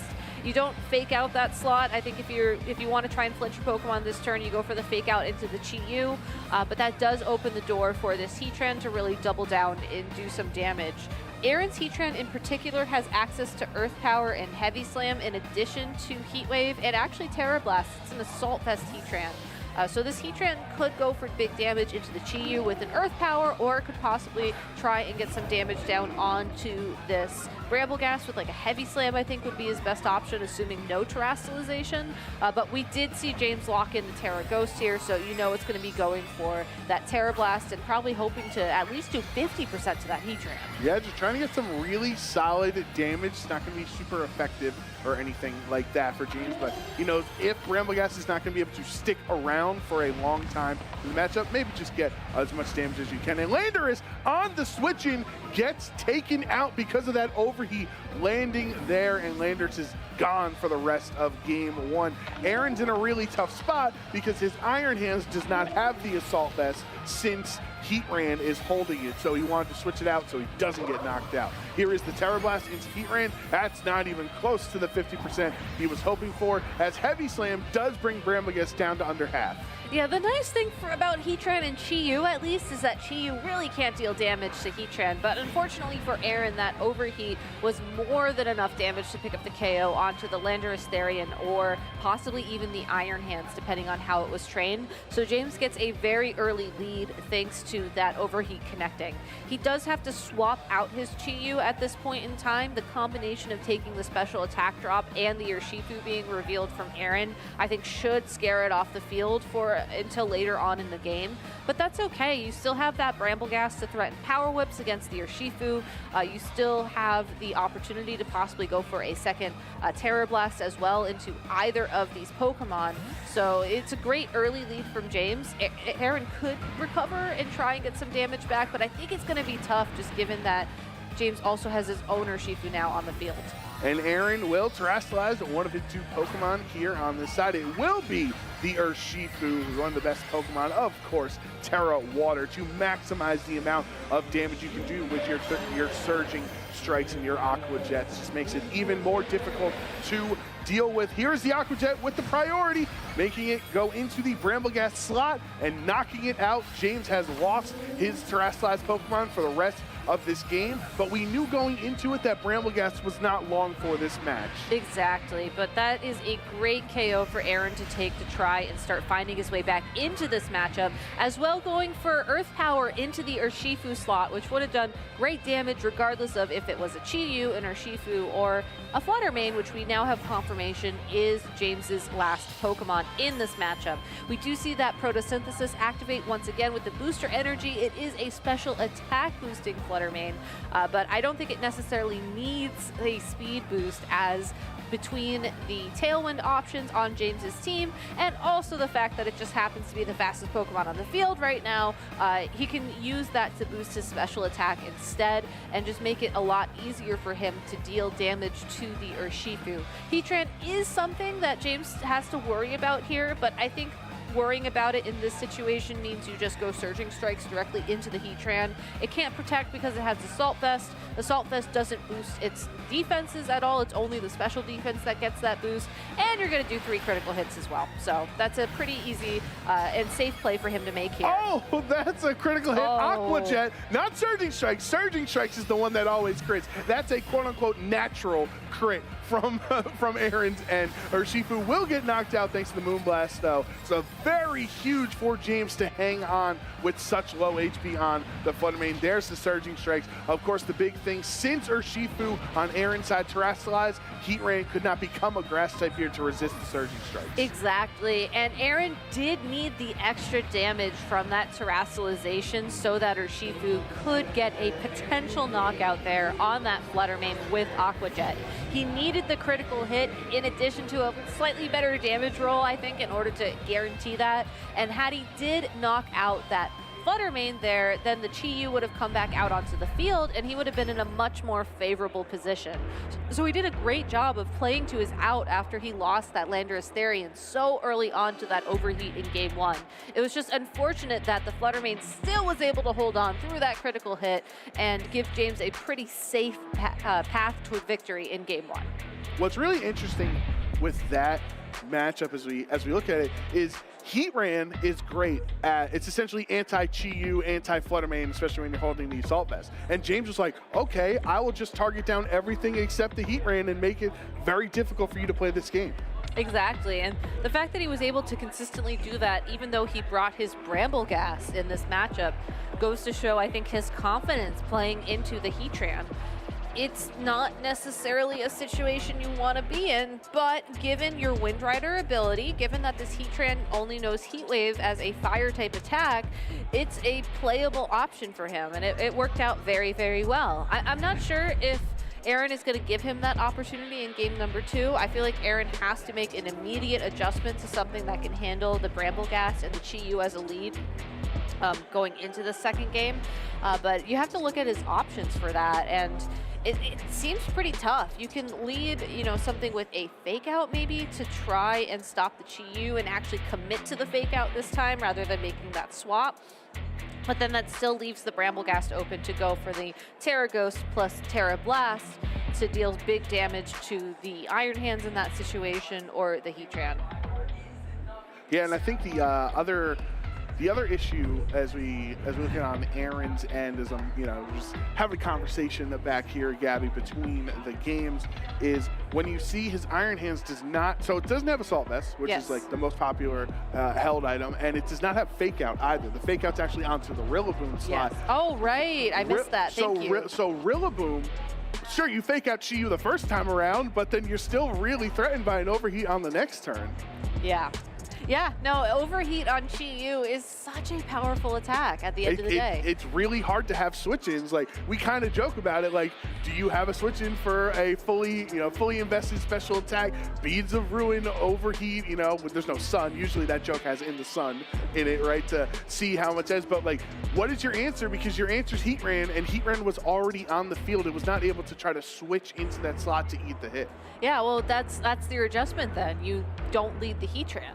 You hope that you're able to make that correct call of, okay, I think the overheat's going to go into this slot, and then you swap it in, you activate your Flash Fire, and then your Heat Waves are going to be doing a little more damage to the other Pokemon on the field. But I really do think that in this metagame in particular, against a Bramble Gas team, mind you, Heatran doesn't really want to be a fire type attacker anyways. It's here to be a defensive pivot. It's here to resist a bunch of damage. It's here to really threaten Flutter Mane in particular with Heavy Slam as well, and just not lose to Urshifu all the time, assuming you still have your terrestrialization available. So I think that Aaron has to adjust his play style to sort of accommodate that a bit better going into this game number 2. But the other option for James is that he just leaves the Bramble Gas behind, and maybe leaves the Chi-Yu in the back, and then it's like, oh, well, now all my Chi-Yu counters are unfortunately not in the places they need to be. So it's going to be a very read-heavy prediction start to this game for Aaron. I think a bit more so than typical, just because James was able to land that turn 1 so effectively in game 1. Yeah, I agree with you. I think it's very important for Aaron to try to save the terrestrialization and not put himself in a position where he needs to rely on a Terra Water crit Aqua Jet to knock out the Flutter Mane, right? I think, from his perspective, the Terra Grass Heatran with its Assault Vest is so crucial in this matchup that, one, you now resist the surging strikes. You're still really solid into Floodamain, even neutrally, because of your assault vest, and of course you can't get hit by the thanks to your flash fire. So those fire attacks from Chi-Yu are not doing much. So I wonder how Aaron can preserve his terrestrialization better in game 2. Well, you could always lead your best options that don't need the terrestrialization to get out of a sticky situation. And I think now that we're seeing this game getting started, and as we see leads revealed, the fact that he led the Landorus right away and the Heatran does open things up a little bit, but James makes a very interesting adaptation here to lead his Urshifu next to the Brambleghast this time around. So Urshifu does take the Intimidate for its trouble, but I think that's okay. I think Urshifu alone on the board is enough pressure to force Aaron to adjust here, which will open up an opportunity for this Brambleghast to start doing what it does best, which probably would be another terrestrialization and Terra Blast for damage. Yeah, and of course the Urshifu, as long as it doesn't get in a position where it needs to Aqua Jet, those surging strikes are going to be so impactful against Aaron's team. Exactly. I know sometimes you can try to train a Landorus to be able to take an Aqua Jet. It takes a lot of a surging strikes from the Urshifus, and Aaron's Landorus is Choice Scarf as well. That could potentially help him out in the scenario. But there's the Terra Grass Heatran, the Pokemon I have been talking about night and day as what I think is one of the best Pokemon in all of Regulation D, and Aaron proving it at this point with a 10-2 record in Pittsburgh. The U-turn will go into the Brambleghast slot and break that Focus Sash. This means that if Aaron does double target into the Brambleghast slot this turn, it looked like from that last Heavy Slam in the previous game, it would be enough to knock it out. But no, not anymore, because the Strength Sap on the Iron Hand switch in will bring its HP back up to full. It will, and that does mean that Focus Sash will be active once again, but I think this Heavy Slam, even with the critical hit, doesn't do enough damage to activate the Focus Sash. So that means Brambleghast could actually go for yet another Strength Sap here if it wanted to get its health back up to full and bring that Sash into contention once again. It was a great way for James to capitalize on a passive turn from Aaron there. Or it wasn't even a passive turn, really. A pivoting turn. A pivoting turn, thank you. Because he was able to ensure that the Brambleghast would have full health by the time the Heatran attacked. And that's great information just to confirm that that's how those speeds align here. It's what I would expect to see, at least, as Brambleghast is just naturally faster than the Heatran. But again, it does mean that this Urshifu, unfortunately, will not be as effective in this situation, but Chi-Yu definitely is. Yeah, well, the Urshifu was really threatened by both of Aaron's Pokemon, both from Terra Blast on Heatran's end or from a Wild Charge potentially. But the Strength Sap goes into the Heatran slot as he has not had his attack lowered on for Aaron, so you're going to get more out of it. It's not enough to bring it back to full HP to reset the Focus Sash, but the Terra Blast goes into the Fire-type Chi-Yu. Obviously a great switch in from James, but he covers his bases. He says you either stay in and take this Terra Blast or switch to Chi-Yu and get knocked out by Drain Punch. Yeah, Aaron making a great adjustment in strategy there, recognizing that the Brambleghast will most likely try and get its health back that turn to get the Focus Sash available to it once again.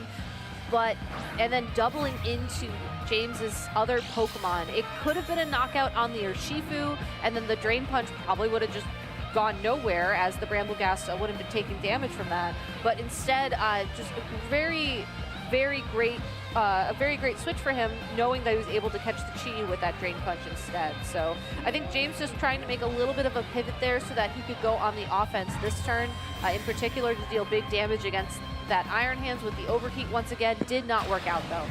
Strength Sap yet again from Brambleghast onto the Heatran here, lowering his attack yet another stage. Doesn't really matter too much for Heatran, who is typically clicking special attacks, but physical attacking Heavy Slam will be stopped thanks to the Floodamain Protect. There's the Thunder Punch into Brambleghast, breaking the Sash again.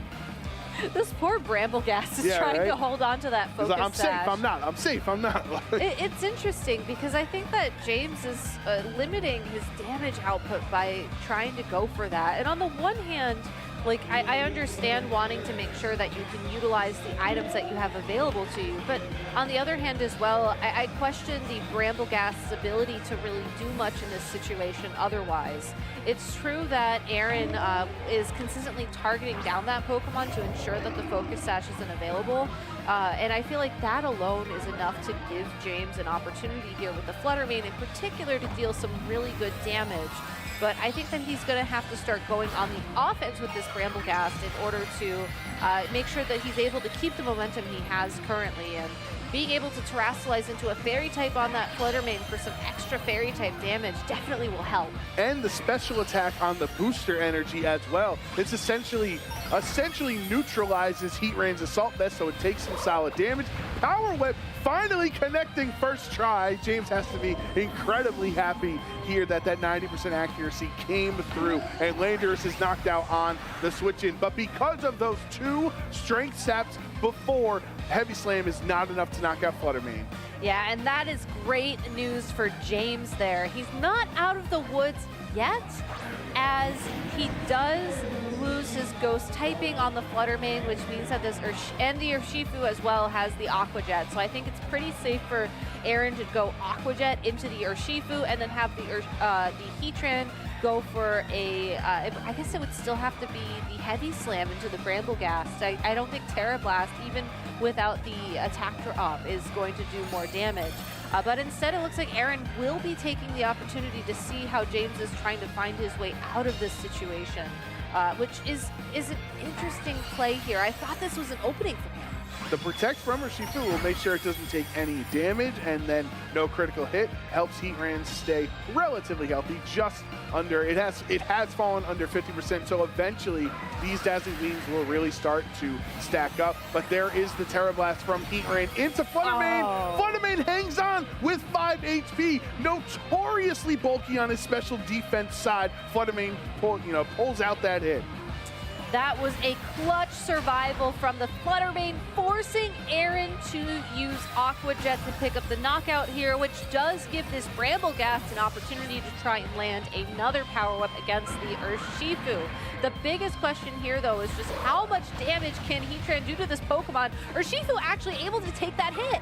Yeah, that's from the prior Intimidate from the Landorus being really important there. Terra Blast is not effective, but Brambleghast is not very bulky to begin with, so that's why it brings it down pretty low there. James is down to his last 2 Pokemon here, bringing his Urshifu in on his end, and it has the Mystic Water variant. Yes, and the other thing to keep in mind here is that James's Urshifu is at full health, whereas Aaron has taken chip damage across the board. But Aaron's Urshifu able to outspeed the opposing Urshifu. Surging Strikes only needs 2 hits to pick up the KO on that Brambleghast. I believe all Aaron has to do now is go for a Terra Blast into that Urshifu to tie up this set. There is the close combat into the Heatran spot, which is going to knock out Heatran, but it also crucially lowers the defenses on James's Urshifu. So in case there was a scenario that you had these 2 bears going at it, the defense drops would be huge. But of course, remember, Aaron still has access to his Iron Hands in the back. He can come in here and go for a wild charge whenever he wants. Exactly. This Urshifu on James's side of the field will not be able to take 2 knockouts here. I think James's best out at this point would be to try and close combat the opposing Iron Hands for the KO. And then you hope that the opposing Urshifu's Aqua Jet is not going to be enough to pick up the KO at that point. But instead, James just going to forfeit that match. And we get a game number 3 here, which is really exciting. I felt like Aaron was on the back foot for a majority of that second game, just trying to find that win condition consistently. But once he was able to remove the Brambleghast from the field with that Urshifu and just ensure that the Focus Sash in particular was gone off that Pokemon, it really felt like he was able to finally find his footing and figure out, okay, now that this Pokemon is gone, I can finally start navigating around. It was very surprising to me that the Brambleghast was able to just hang out on the field for as long as it did. I mean, you know, we're going back in time here. It was technically intimidated twice, It was technically intimidated twice, you know. It was next to the Chi-Yu when the Chi-Yu got KO'd. KO'd. It was next to the Flutter Mane here. We saw it use Power Whip to pick up the KO on that Landorus. It did a ton of work, but it really just sat on the field for the entire match. And that was something that I personally was not expecting from James in terms of how he approached this match. Yeah, I think that's a great point, that as James is making the cool play every time of strength sapping to bring your sash back intact, what it didn't do was anything to Heat Rain. And as we saw, barring critical hits, that Dazzling Gleam from Fluttermane was going to be maybe 3-hit, potentially 4-hit KO into the Heat Rain as a spread attack. So by Heat Rain just staying on the field, it eventually whittled down everything else. And like we said in the team preview for Game 2, that Terra Grass Heat Rain is just so crucial, and now James is the one that has to make the adjustment to that Heat Rain. Yeah, there's an interesting thing I want to call out about James's approach to this matchup, is that it's felt very untraditional for what you'd expect when you see a Bramblegast and a Tornadus in team preview. We saw this from him yesterday. We saw this from some of the other Bramblegast players we had on stream as well. Typically, you lead the Tornadus plus something else. You get Tailwind up, and then the Bramblegast comes in with Wind Rider, gets that attack boost. That is not something we've seen him use yet in this match against Aaron, possibly anticipating that Aaron would anticipate that that would be James's approach. Now that we're in Game 3 and James hasn't done that at all, he could very easily just go for this more traditional, more predictable line and just rely on the fact that he was unpredictable in the past to give him that advantage. If he has Tailwind up as well, he doesn't have to worry about his Urshifu being slower than Aaron's Urshifu. You know, that could have been a speed tie, but it's possible that with Tailwind on his team, he's opted to, not invest as much in speed on that Pokemon so that he can be bulkier. And really just having that speed advantage as well, I think would make it a little bit more comfier for him. As we go into this game number 3, we'll see what the adjustments are from both these trainers. It is Heat Ran and Iron Hands on Aaron's, and there is the Tornadus and Urshifu. So we don't have Bramblegast on the field yet, but it could be looming in the back. And of course, remember that Tailwind would neutralize the Landorus' Choice Scarf as well. Yeah, I think Aaron has a couple of fun plays that he can make in this situation, though. You could go for the, you can't stop Tailwind because you do not have access to Fake Out. He could just go straight for a Sword Stance on that Iron Hands and try and catch his opponent off guard while going for the Terra Grass on his Heatran to be able to Terra Blast their Urshifu. It's not necessarily the worst play because the Heatran does have the Assault Vest, so you don't have to worry about the flying type damage from the Tornadus, but the first terrestrialization of the game is actually going to be James's own Urshifu, so that is now purely a water type, and Aaron matching the terrestrialization. We're going to have a grass-type Heat Ran on the field to resist any water attacks going in this direction. And James is really going all in on this turn, trying to get such a great position. Bleak Wind Storm has to connect, and it misses. It hits the wrong target. Bleak Wind Storm hit every time on stream round 9, and now for the first time it misses here, round 13. So he was trying to cover both options. If Aaron stays a fire type, I have Surging Strikes for it. If he terrestrializes into a grass type, I have the Bleak Wind Storm. However, the Assault Vest would have been enough, I should say, for Heatran to endure that hit anyway. So now he gets to respond with a Terra Blast into Urshifu. James's Terra's down. That was such a crazy turn 1 from both these trainers, taking a very passive approach to games 1 and 2. Both of them just going full throttle here. Oh, that's a double Punch knockout! is actually enough to knock out the Tornadus outright, and Tornadus didn't set up Tailwind for a potential Bramblegast in the back. That is a very unfortunate adjustment for James, as I think bringing the Tornadus was purely for the benefit of the Bramblegast. We've seen Aaron struggle with it so much in games number 1 and 2. Now that James is locked into his final 2 Pokemon, and we know that it's the Fluttermane and the Bramblegast, and we know that neither of these Pokemon can terrestrialize, Aaron has the perfect opportunity to just look at the board and actually figure out his win condition concretely, which I think will be very beneficial given how much he struggled to just find that out in game number 2. Yeah, there's a very real chance that Aaron could have won this game on turn 1. Oh my goodness. The Moonblast is not enough. Assault Vest is OP. It is so good. The Power Whip will be able to clean up the Heron and knock it out. But importantly, that leaves the Iron Hands wide open, or available this turn, I should say. Does not take any damage from either of these Pokemon. There's the Thunder Punch into Brambleghast to break that Focus Sash. Yeah, the Heatran with the Heavy Slam there probably would have locked in a KO against the Flutter Mane because it had not been Strength Sapped. I was going to say intimidated, but I was like, no, that's not right. Kind of. Kind of. I mean, they're technically, cousins, but yeah. Yes, but anyways, so you have to go for the double into that slot just to be safe. If for whatever reason the Flutter Mane misses the knockout like we saw, the Brambleghast was there just to pick up that little bit of extra damage. So James trying to find his optimal approach in that situation. It was just unfortunate that there was not enough damage from the Flutter Mane. And as a result, we saw the Iron Hands get the opportunity to break the sash. Now Aaron can go for some good damage here from that Landorus Therian.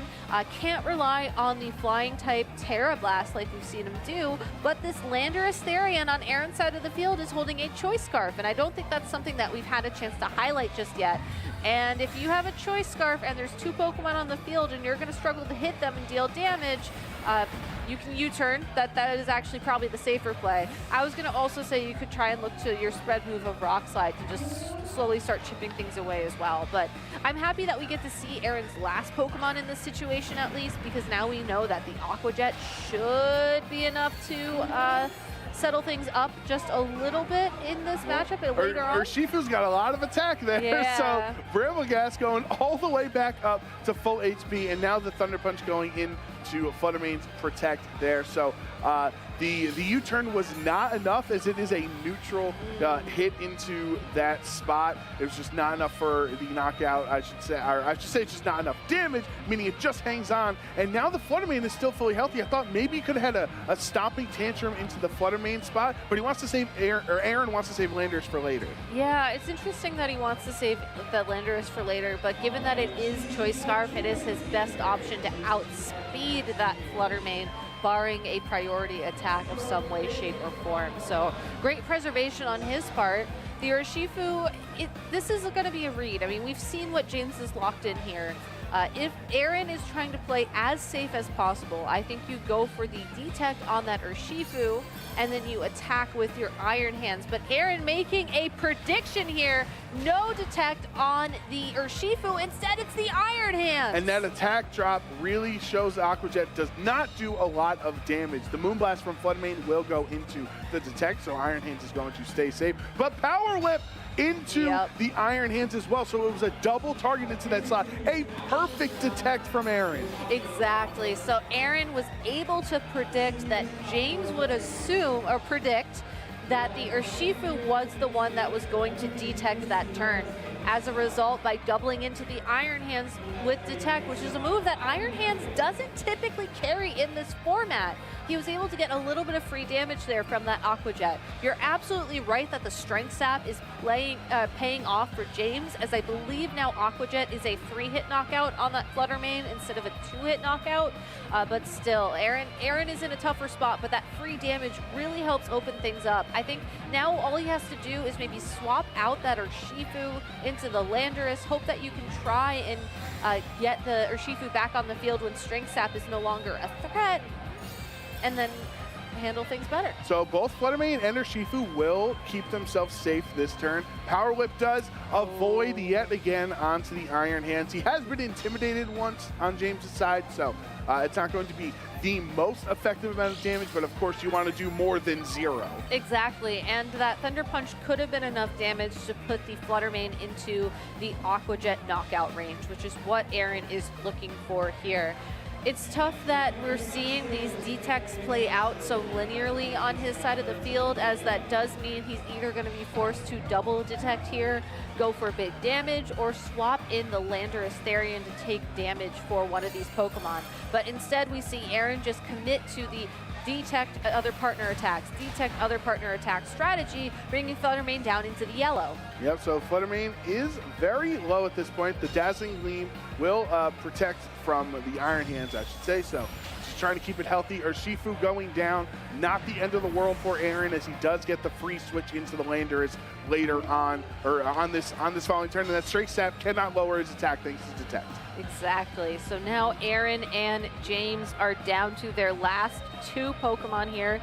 We're going to see the Landorus make a return to the field and get another Intimidate down on this Brambleghast, so those Power Whips will not be as threatening as they were. But the Fluttermane is still the target for Aaron, and I think James recognized that very well by using Protect here this turn. He needs to get chip damage down on Aaron's Pokemon so this Fluttermane can attack, and that's exactly why you see Aaron lock in the Stomping Tantrum into that Pokemon. That Pokemon is the Pokemon he needs to KO for his win condition.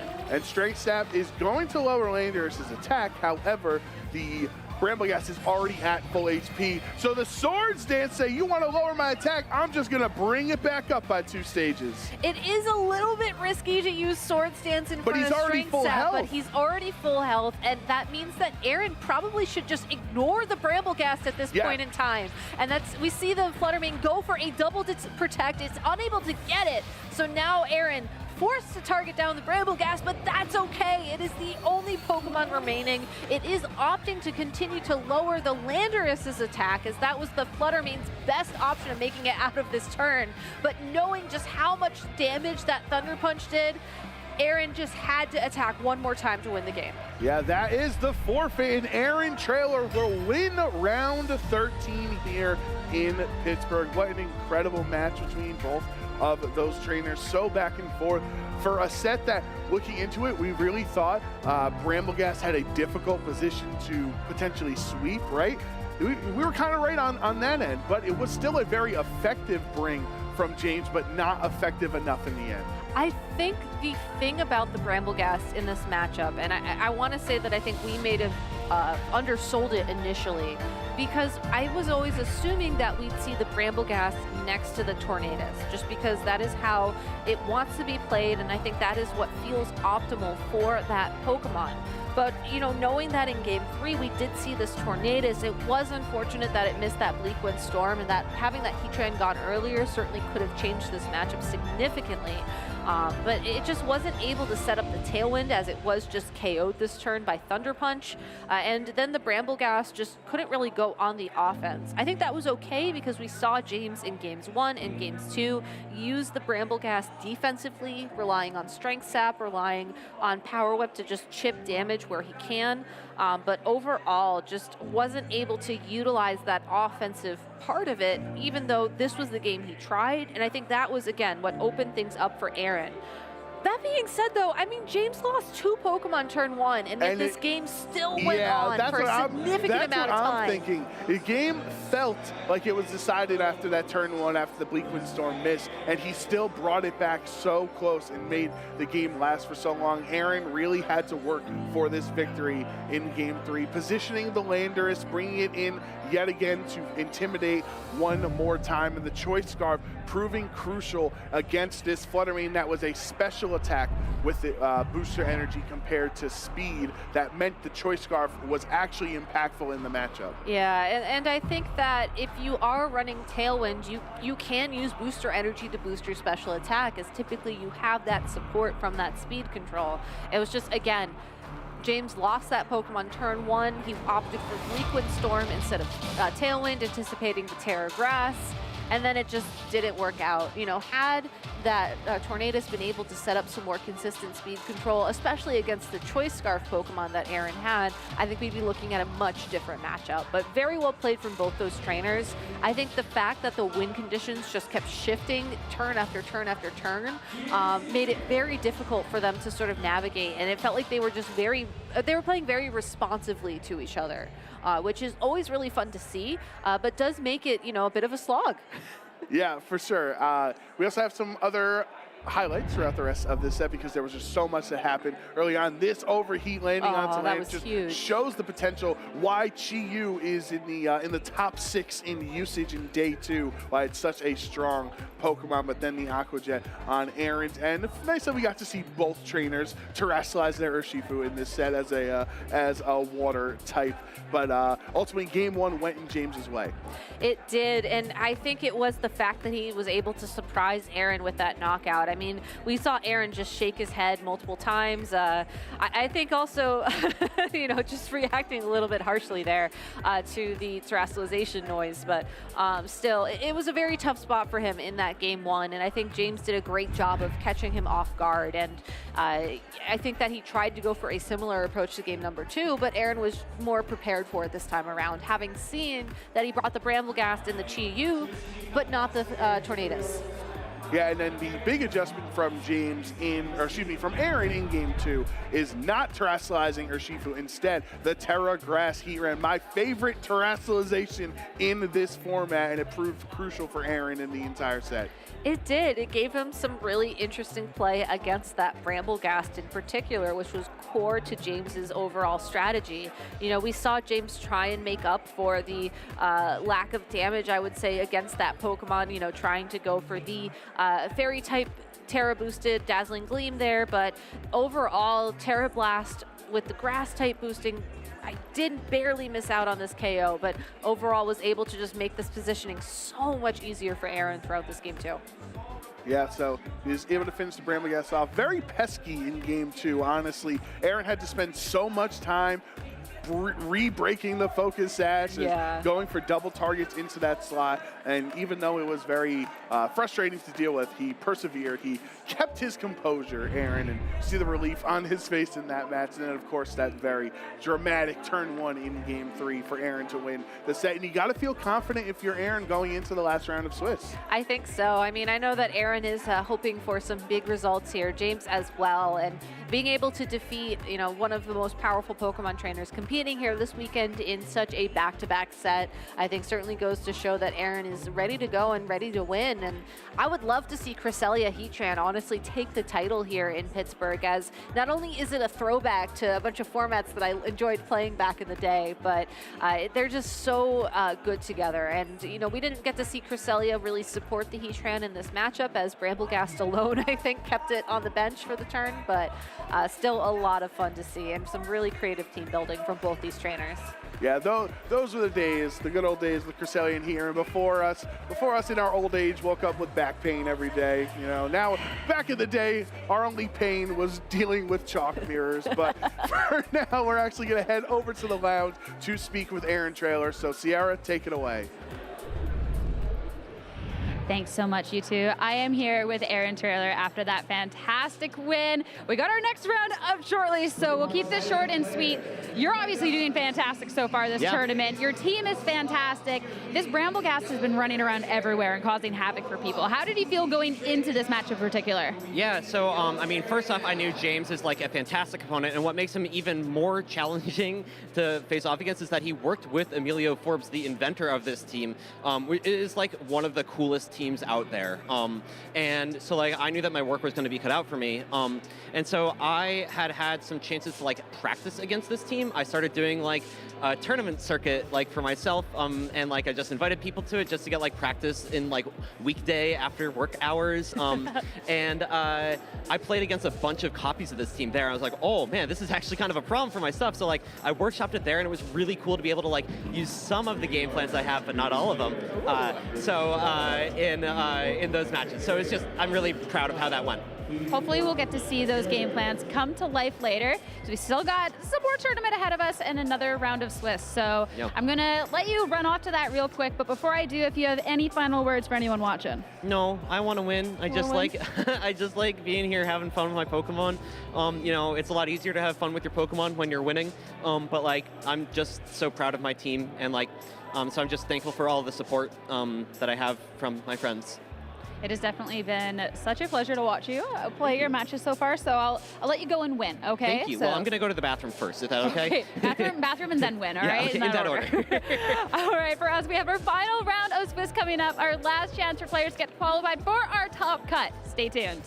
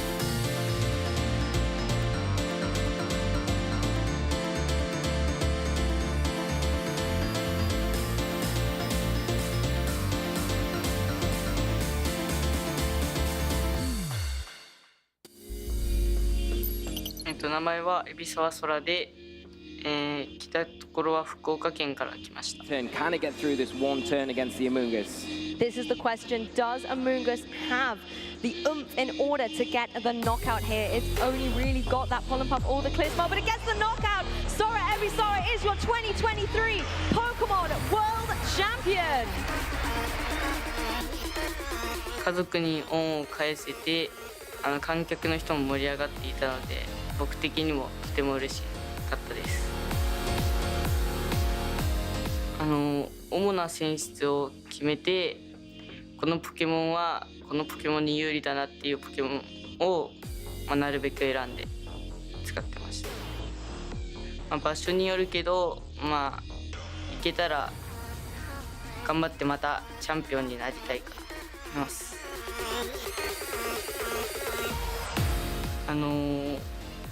トルネロスというポケモンと、追い風役とトリル役が混ざった構築は読み合いになるので、ちょっとジュニアで優勝したけど、大人の大会でも、緊張なくプレーしたら優勝できるんじゃないかなと思います。対戦、このジャパンチャンピオンシップスに敗退した人も、また諦めずに来年、挑戦してもらいたいかな。Welcome back, everyone, to Pittsburgh, Pennsylvania for the first Pokemon video game regional championships of the season. My name is Evan Lattin. I am joined once again behind the desk by Len Duell. We are headed into our final round of Swiss here in Pittsburgh. And if we thought yesterday was good, we have been so blessed by having two incredible matches to kick off this day too. Yeah, two really thrilling matches kind of coming down to the wire. Lots of different paces of teams as well. We had talked about the fast-paced Tornadus teams and the slow Cresselia teams before the round started today, and we saw them up against each other last round, and really that clash of trying to move as fast as possible and trying to slow everything down, and Aaron was able to slow James down in that match. It was thrilling to watch. Yeah, the second time that Aaron's been able to slow down one of those big, fast-paced Tailwind teams. We kicked off the day actually watching world champion Wolf Glick up against world runner-up Jody Azzarelli in a really incredible match that showcased the Pokemon that is very popular here in Day 2 that wasn't as popular in Day 1, which was that Chi-Yu. Yeah, Chi-Yu really rose up the usage percentage compared to Day 1. It surpassed Shine Pow to become the top Treasure of Ruin Pokemon, and we saw how much damage you can put out when it's on the field. Yeah, it's one of those Pokemon that if it hits its attacks, it is going to knock out Pokemon on the other side of the field. And so playing around that is often really tense and difficult because you don't have safe switch-ins against Chi-Yu. You don't have safe board positions against that Pokemon. Yeah, because its neutral hits hit so hard. A lot of Pokemon, their offense is based about finding super effective hits. And so even if you just turn a super effective hit into a neutral hit, you're probably going to take that. But with Chi-Yu, that's not enough, right? In that last round, we saw Aaron switch the Iron Hands out of an overheat that was probably threatening the KO on Iron Hands. In comes Landorus, another neutral target, and Landorus just gets one-hit KO'd and off the field. Yeah, and let's take a look at our graphic for the Day 2 top Pokemon. There you see Chi-Yu, absent from this list in Day 1, is now the 6th most common Pokemon to make Day 2. A few big shakeups here. Obviously, you see Fluttermane still at the top of the board, but you also have Iron Hands advancing into that second position, and Cresselia making it here into the top 12 Pokemon. This is something that we sort of previewed at the start of the day. Cresselia has been on a lot of these teams that are at the top of the tables right now. Yeah, it's having a ton of success near the top in this tournament.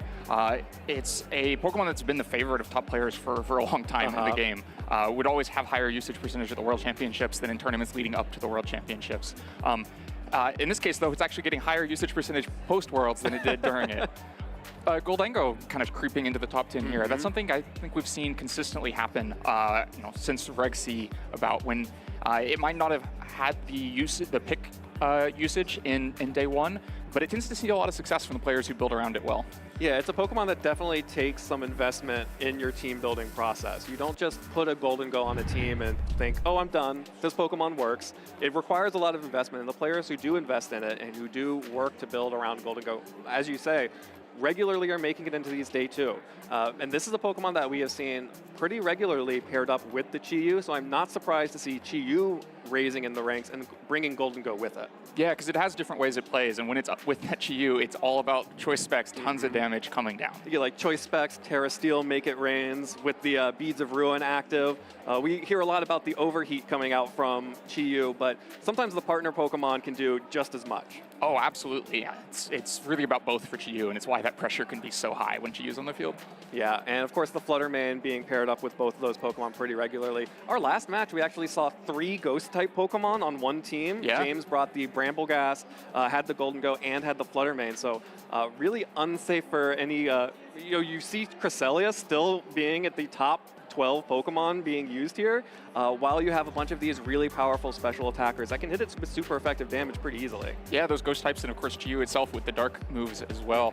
Makes things difficult for we've seen a lot of Fake Out in this tournament, and so all those Ghost types can be helpful there as well. Both Rillabooms and Iron Hands on a lot of these teams, both in that top 10, I believe, and carrying Fake Out. Yeah, that's a really good point, especially when you're running one of those really offensive Tailwind teams. Making sure that you get the most out of every individual turn of Tailwind is so crucial for those, and a lot of times, especially on Tornadus, we see Ghost Terra type to avoid Fake Out, to set up the Tailwind.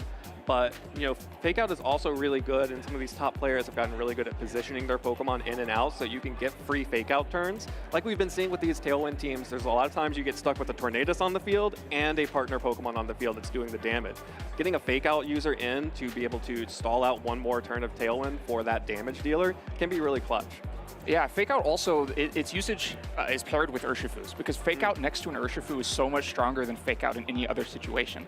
All through the history of VGC, you're used to being able to just double protect, get through the Fake Out, and then play the game afterwards. And it's maybe helpful if you're running Pokemon without protect, or you're running choice Pokemon. But when Urshifu is on the field, all that goes out the window. You can Fake Out a Pokemon, attack it with Urshifu in the same turn, and there's no winning with protect. You're going to have to switch. Something's going to have to take the damage or just flinch. Yeah, and it's going to be really interesting to see how this develops as we keep moving forward throughout the tournament. A lot of these players, it really is sort of shaping up to be, a clash between styles. The World Championships typically ends up being a slower paced affair. A lot of people don't want to take big risks at the World Championships. A lot of players aren't trying to make the call for Worlds. Instead, they're trying to build a team that gives them as many options as possible against top players. And we're seeing a lot of that still here today with the Cresselia Heatran teams, but the Brambleghast team in particular was a team that felt like someone making a call for Worlds, getting really deep with it, and here in Pittsburgh, it's still having a chance to shine. Yeah, players like seeing how deep that went and going, well, if that worked there, I think it can work anywhere, and have some more success. And so far, we've definitely seen that be the case with just a few exceptions. Yeah.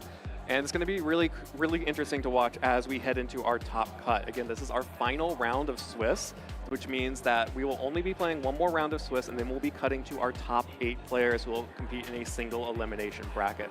These players have been playing now 14 rounds of Swiss, going into our 14th round, and then there will be another 3 rounds, top 8, top 4, and finals before we finally crown our champion, who will, incidentally, also be our first Worlds qualifier. Yeah, that's going to be so exciting to have somebody become the regional champion and be on their way to Honolulu next year.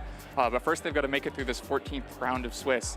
And that can be a daunting thing. 14 rounds over 2 days is an exhausting amount of Pokemon. Your brain has to calculate so many different things. The tension goes up and down. And that all culminates in what is the most tense moment of the day, where you're playing, at least these 2 players that'll be on stream, playing to win and go into that top cut.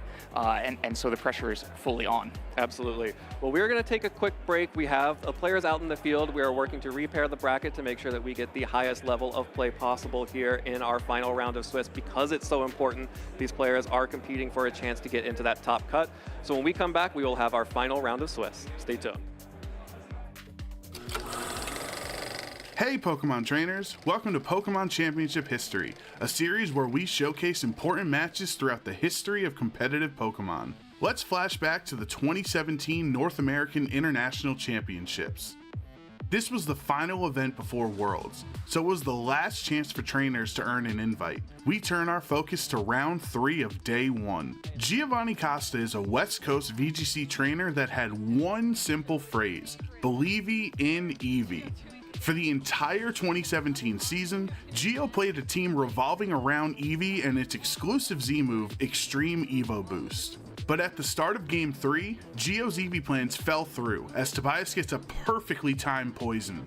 will knock out the Eevee. And it would only get worse for Geo, because after Whimsicott and Incineroar were knocked out, he was now in a 4-1 Pokemon disadvantage. A situation so dire, even 3-time world champion Ray Rizzo didn't believe in a comeback. Yep, so that is going to be game having 4 against 1. With the whole world counting him out and facing impossible odds, Geo had to place his faith into one Pokemon, Dragonite, his favorite Pokemon of all time. Dragonite was added to his Eevee team just in time for NAIC, and now it was time for Geo to show the world that anything is possible as long as you believe. So Smeargle maybe fake out Spore. But after being put to sleep by Tobias' Smeargle, Put it to sleep, and Tobias now completely free to just relax, play out the last few minutes of this game. and taking a huge amount of damage from Nihilego, things were looking dire for Geo. Not a one-hit knockout though. Then the unthinkable happened. Dragonite wakes up and goes for an Earthquake, targeting down this Nihilego and this Hariyama. It gets the knockout on Nihilego. It gets the knockout on Hariyama after the burn damage. What just happened? Wow. Dragonite miraculously woke up and knocked out 2 of Tobias' Pokemon with a powerful Earthquake. The Life Orb Hidden Power Ice from the Nihilego, waking up using Earthquake.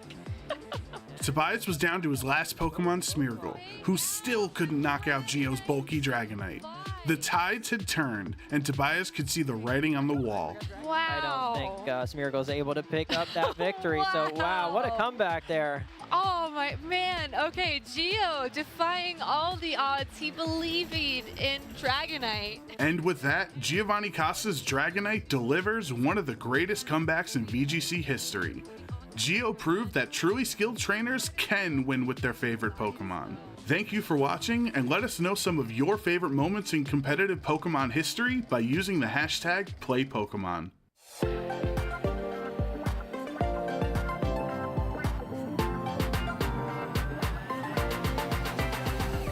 Hi there, I'm your host Anna Prosser. We are here in Yokohama at the Pokemon World Championships 2023, and I'm at the prize wall with Travis. Travis, what's the prize wall?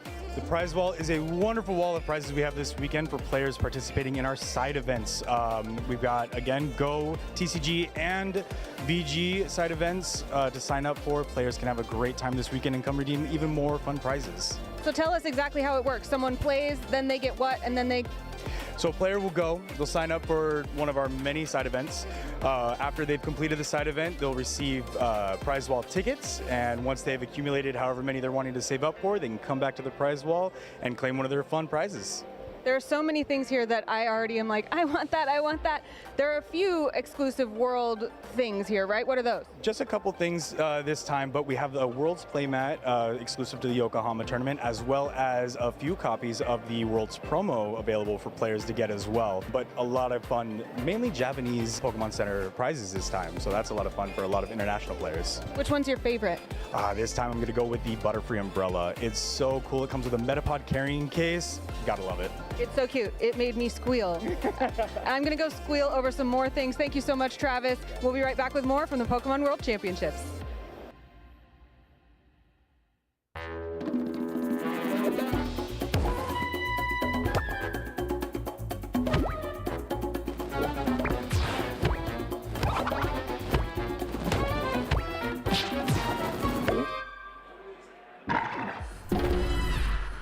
Welcome back, everyone, to Pittsburgh, Pennsylvania. My name is Evan Ladd, joined once again by Lynn Duell behind the desk, and we have completed our repairing, and we are ready to get into our match very shortly. We have the players on stage getting ready, but while we get them ready, we have had such incredible matches. I think it might be worthwhile just to take a quick moment to look back on some of the matches we've already seen so far. Yeah, I'm excited to go back and look at these some more. Yeah, we were kind of freaking out backstage watching these matches. This is Wolf Glick versus Jody Azzarelli, both players who are no stranger to the biggest stages in the world. Both of them actually World's finalists. Wolf then would later go on to complete that to win the World Championship in 2016.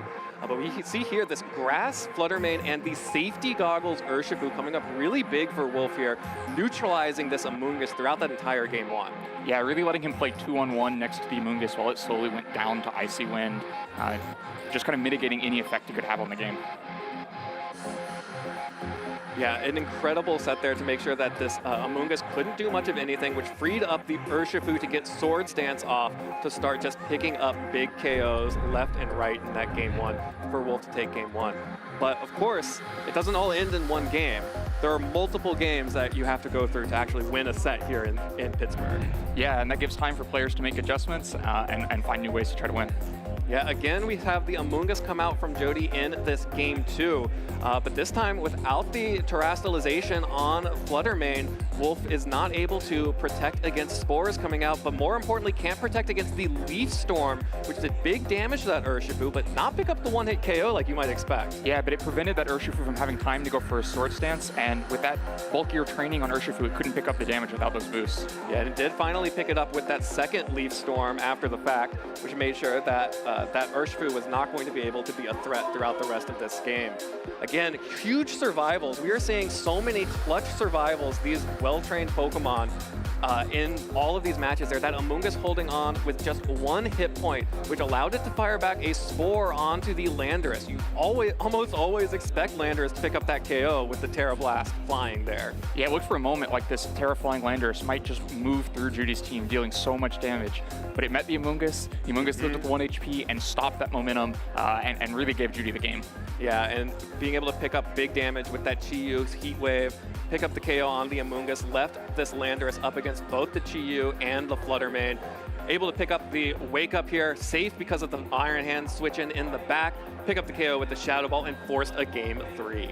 Yeah, Judy did a great job of just making time for that Fluttermane to wake up, using one Protect to stall a sleep turn, using a Fake Out to stall another sleep turn, and so even the full amount of sleep turns were fine for Fluttermane to eventually wake up and win the game. Absolutely, and then we headed into a pivotal game 3, which was such a tight match starting from the very beginning here. Yeah, this turn 2 I think was one of the most interesting turns of the game because there was Fake Out pressure, but if the Fake Out had been double protected, then there would have been a ton of momentum for Wolf on the next turn, and so Judy was forced to switch.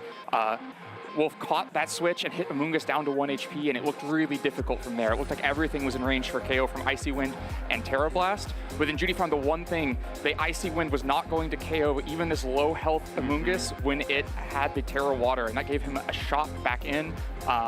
Yeah, this Terra Water was so clutch from Jody. It didn't quite work out in the end, but being able to get that extra turn of survival there, you almost never defensively Terra a Pokemon that's at as low health as that Amoonguss was, but just found a possible way back into the game by surviving that Icy Wind with that Water Terra, and then tried to claw his way back in.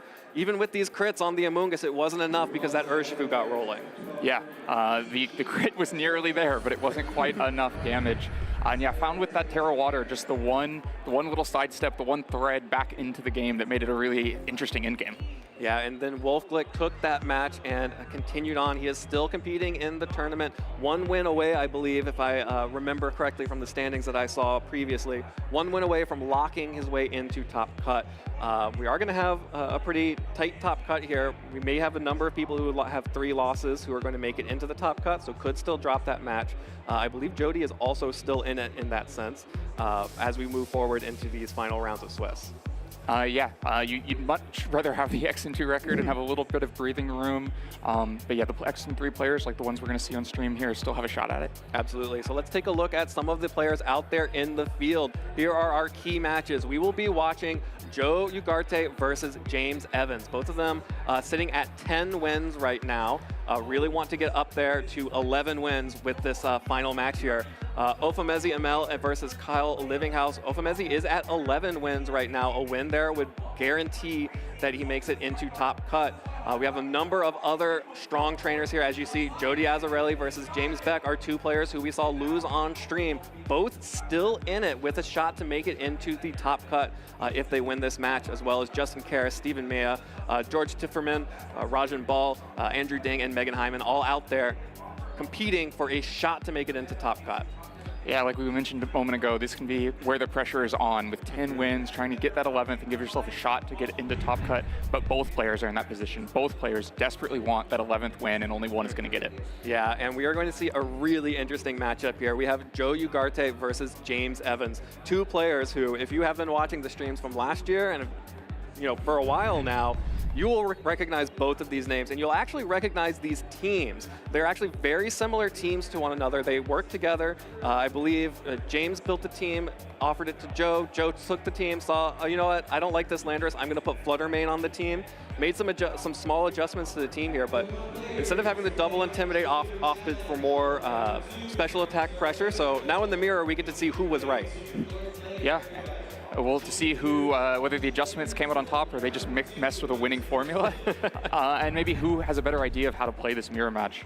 I also think it's interesting we're going to see Gastrodon for the first time, and we may see two of them on the field at the same time. It's so fascinating. We're going to see Gastrodon on both of these teams, but they're also next to single strike Urshifu. So the Pokemon you most want to see on the other side for Gastrodon, and what this team was clearly built has the Gastrodon for, is the Urshifu Rapid Strike. Right. Instead, we have two Urshifu Single Strike in this. Yeah, and with that they may keep Gastrodon from hitting the field without its kind of favorite opponent there to fight against.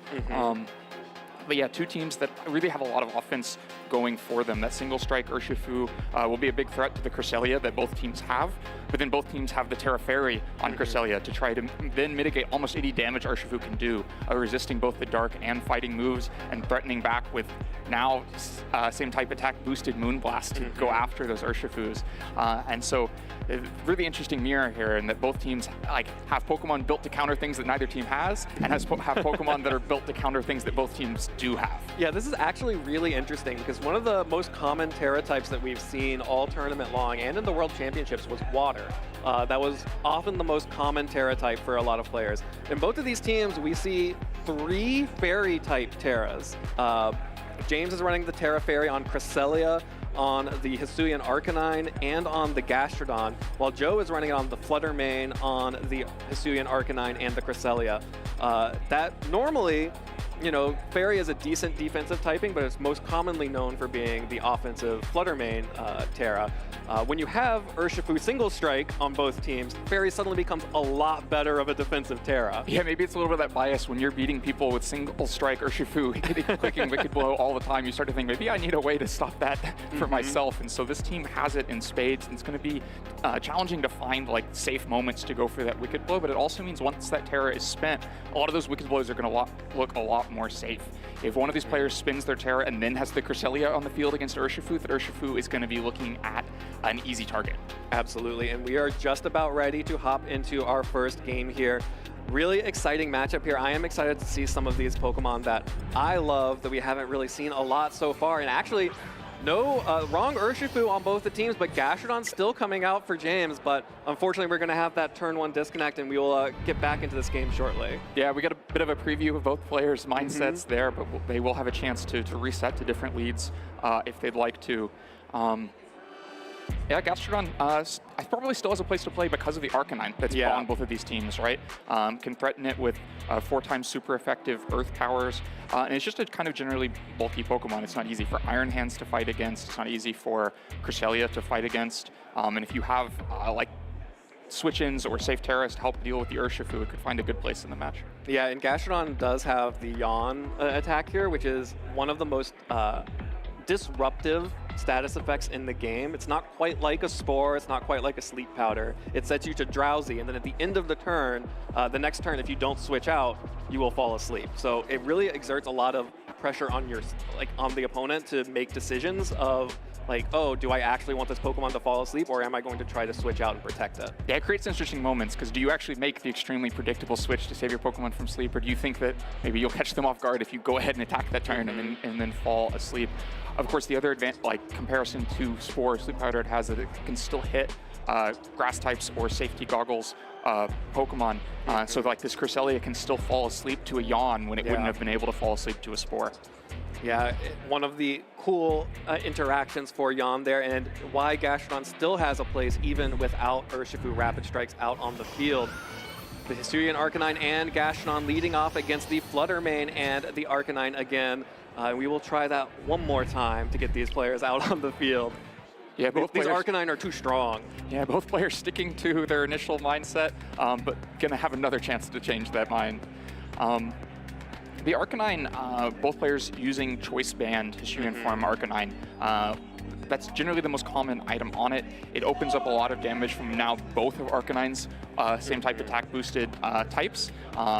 No head smash on either of these though. Oh, interesting. That big hit KO seeking move is gone in favor of Terra Blast, which actually gives another way to deal with the Urshifu, right? You can both defensively Terra the Arcanine to make sure that it can take a Wicked Blow and then just search for a one-hit KO against it when it otherwise might resist the rock moves that Arcanine's trying to use. Yeah, and Urshifu, sometimes, I think early on in the meta, we saw a lot of poison-type Terra for the Urshifu. Both of these players have opted to continue to stick with the offensive dark typing here, which makes those Wicked Blows, of course, extremely powerful. Also makes those Sucker Punches powerful and gives both players an opportunity to move before the other.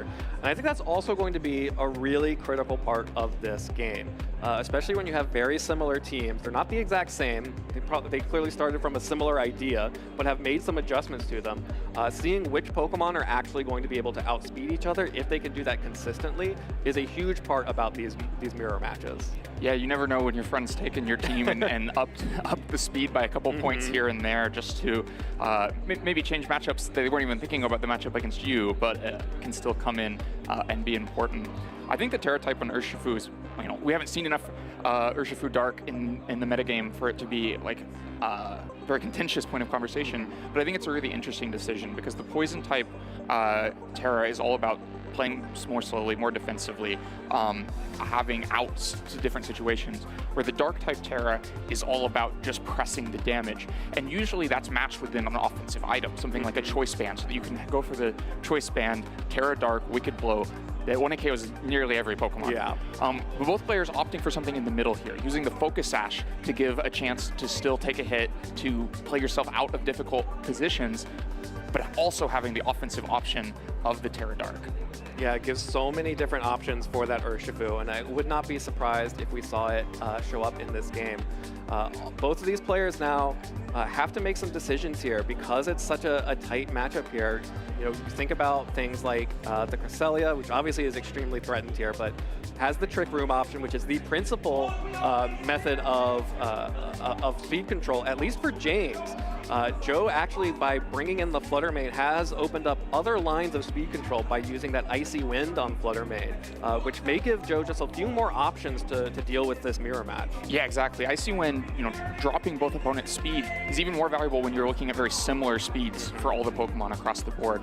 If you're just significantly slower than the Flutter Mane on the other side, your Heat Train may take a lot of Icy Winds to get there, but if you're comparing two Iron Hands, two Arcanines, two Urshifus, then it just takes one Icy Wind to create the difference in speed there, and that could be a really advantageous tool for Joe. Yeah, and I think makes sense why we've been seeing that Joe is potentially leaning on that Flutter Mane, making sure to get that speed advantage as early as possible as you think about this matchup here. Anything that can adjust the speed tiers in a mirror match is just such a huge benefit. Especially because there's a lot of Pokemon that can hit themselves pretty hard here. The Arcanine has rock type moves super effective into the other Arcanine. The Urshifu has dark moves that are super effective, or fighting moves, that are super effective into the other Urshifu. Oh, both players switching leads here. Both players switching leads. We have the Gastrodon and Iron Hands out for James up against the Arcanine and Urshifu from Joe. So both players making some adjustments. No more Flutter Mane coming out from Joe, so not going to have the speed control immediately, but we'll have two Pokemon that are naturally faster than the Gastrodon and the Iron Hands out on the field. Yeah, the Iron Hands is looking pretty strong here. Two nice targets for fighting moves, and neither Pokemon threatening it that much. The Gastrodon, on the other hand, is looking pretty vulnerable. It would, of course, love to land an Earth Power into this Arcanine, but Joe would have to give it the chance to do so, where a lot of damage could just come into that slot with Wicked Blow and probably take it off the field. There's always Terras as well. Yeah, there's always the option to change a bad type advantage, or, as Joe is choosing to do, to boost your own damage. So this Urshifu is feeling pretty safe out on the field, going to go ahead and Terrasilize to the dark typing to get as much power as possible, but actually not going to get to do anything because it's just going to take a fake out from that Iron Hands. Arcanine, however, going for the Flare Blitz into Gastrodon. That's Choice Band Flare Blitz. Still deals good damage, but trying to hopefully hit that Fairy Terra or at least cover for it. But instead, Arcanine's just going to get a little drowsy, and now Gastrodon is out on the field. Took some damage, probably still extremely threatened by this Wicked Blow, but the Focus Sash is broken on Urshifu and is still threatened by the Iron Hands on James's side. Yeah, neither player getting quite what they wanted out of that turn. Joe probably looking for a Wicked Blow plus Flare Blitz double up to just KO Gastrodon, but the fake out prevents that and keeps it from happening. Of course, James, if he knew that Gastrodon would be attacking into a Fire and Rock type Arcanine, would have just Earth Powered. And so the Yawn probably an indication of either being worried about a Terra or just expecting a switch there to get Arcanine off the field with 2 Pokemon threatening it. And so the Yawn lands, the Arcanine needs to think about switching, and no KOs happen. Yeah, no KOs happening so far, which is kind of weird to see when you have a Terra Dark Urshifu single strike out on the field. It was only slowed down by fake out. Give it a chance. It's just getting started. It's a slow starter. And in fact, it's actually going to retreat and come back later when it feels a little bit like it's in better position. Switches for the Iron Hand, so Joe now has potential fake out pressure. Actually, Joe deciding after that first turn, no, I don't like this setup at all. I'm going to switch both of my Pokemon out, preserve those offensive threats from the Arcanine and the Urshifu, bring in the Gastrodon and Iron Hands. Iron Hands tanking that Drain Punch, and we are now seeing the type of pressure that this Yawn Gastrodon can put down. It's honestly an extremely safe move to just keep clicking Yawn into these slots to punish or switch. Yeah, once you've got Yawn started, that Pokemon continues to have to switch. You keep yawning that slot, it continues having to switch, right? The Urshifu there switches because it doesn't want to get Drain Punch, and James is pretty safe to just go for the Drain Punch because he knows the other slot is likely to switch. Now you have a similar scenario. This Gastrodon probably not able to stay on the field, and so does switch out, which means there's extra pressure on the Iron Hand slot. Yeah, leading the Gastrodon means that James is just one step ahead with this Yawn pressure.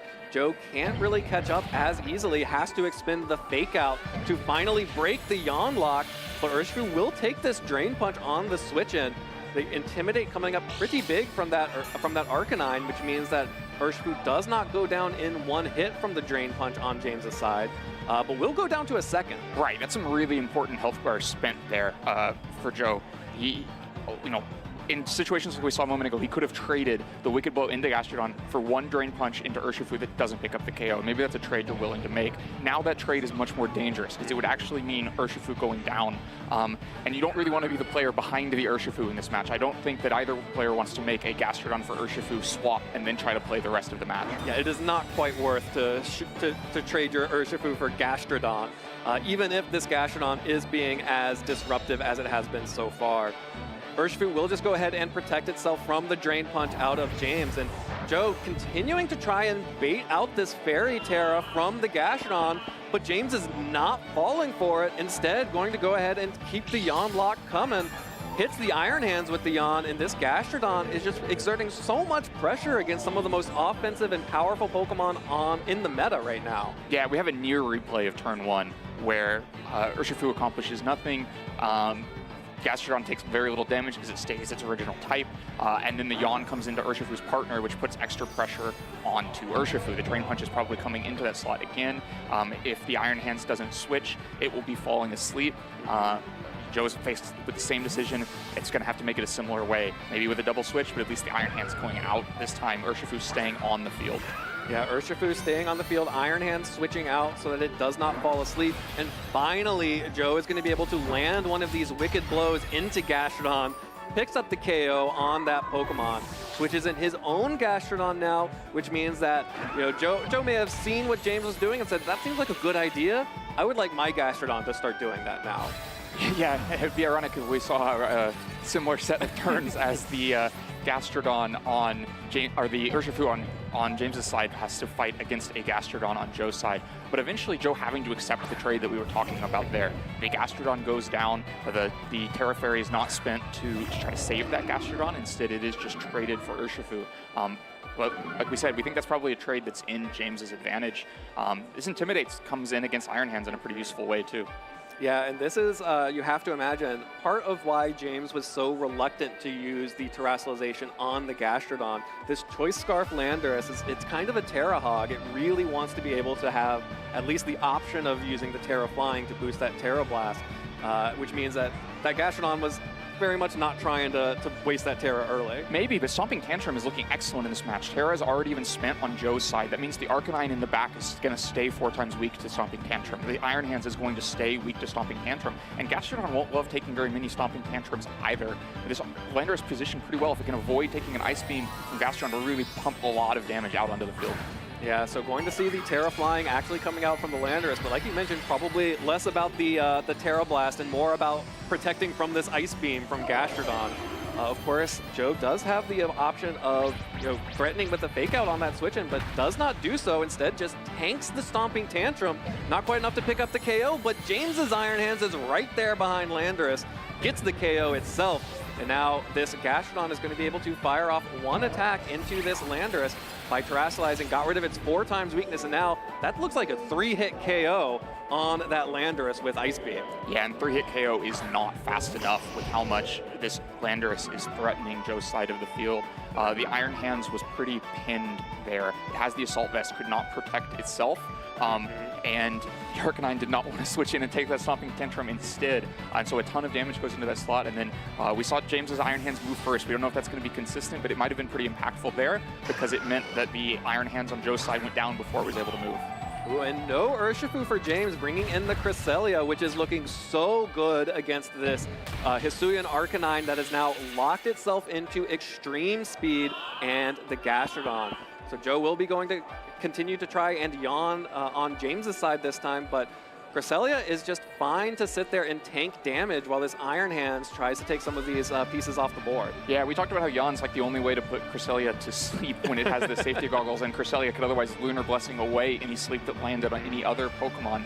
But in this situation, Cresselia doesn't really need to do much. It just needs to bide time for this Landorus to come back in safely and eventually deal damage. Any damage trades you make ahead of that, using things like Moonblast and Drain Punch, are just gravy on top of it. And so you don't mind Cresselia falling asleep. Yeah, just 33 damage on that Gastrodon, but like you mentioned, you just want a little bit of damage each and every time.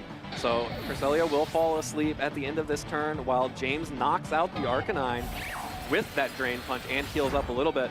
Joe going for some Ice Beams, maybe hoping to catch that Landorus, trying to get fancy and get some more Intimidates off onto the Hisuian Arcanine, but that Ice Beam is just not going to do enough to this Assault Vest Iron Hands, and neither will the Earth Power, most likely. So maybe just has to hope for big crits or big yawn turns, or think about game 2. Yeah, I mean, that really was Joe's best out to catch James being a little unsafe with the Landorus switch in, because Landorus is the important Pokemon here, but James has no incentive to do that. Even if he's not accomplishing much in this 3 versus 1 advantage, just dealing tiny amounts of damage with Drain Punch, there's nothing that forces him to bring Landorus onto the field. He'll let both Pokemon get yawned, eventually go to sleep. He'll let these Earth Powers land onto Iron Hands and eventually KO it. They do a decent amount of damage. Yeah, this Gastrodon is actually out-damaging the Iron Hands right now. Well, that should be expected, right? One's got neutral hits and one got super effective hits. But one's a Gastrodon and one's an Iron Hands. But yeah, they're, the Iron Hands may start winning these damage trades if Cresselia wakes up and starts Lunar Blessing. But anyway, the damage is just going to keep landing. It's not that Landorus is going to pick up a 1-hit KO when it comes out here, even with the Terra Blast they would probably use in that situation. But we saw how little that Ice Beam did. And so even missing the KO onto the Gastrodon, unless that Ice Beam freezes or crits, Landorus will get another turn at it. And that's not even counting what this Cresselia will eventually start contributing back to this match. Yeah, Cresselia is threatening a wake up at any moment here, which will start meaning that this Gastrodon is not going to be able to keep up with the damage. Even if it does get a freeze on the Landorus, it may just go away at the end of the turn with the Lunar Blessing. That's true. It can just be Lunar Blessing right back off if you get that freeze, and that those Lunar Blessings might eventually get it back out of the KO range of Ice Beam as well. Joe, though, not ready to click the run button, is going to make James get that Landorus on the field eventually and take the KO. Or maybe not. Maybe he's seen the writing on the wall. One way or another, it does seem like eventually the damage will come through from James's side. Yeah, it looks like Joe spending those last few turns trying to get a read on how James was going to play those in games. Kept switching between the Ice Beam and the Earth Power just to see, are you going to try? Are you going to give me a way back into this game?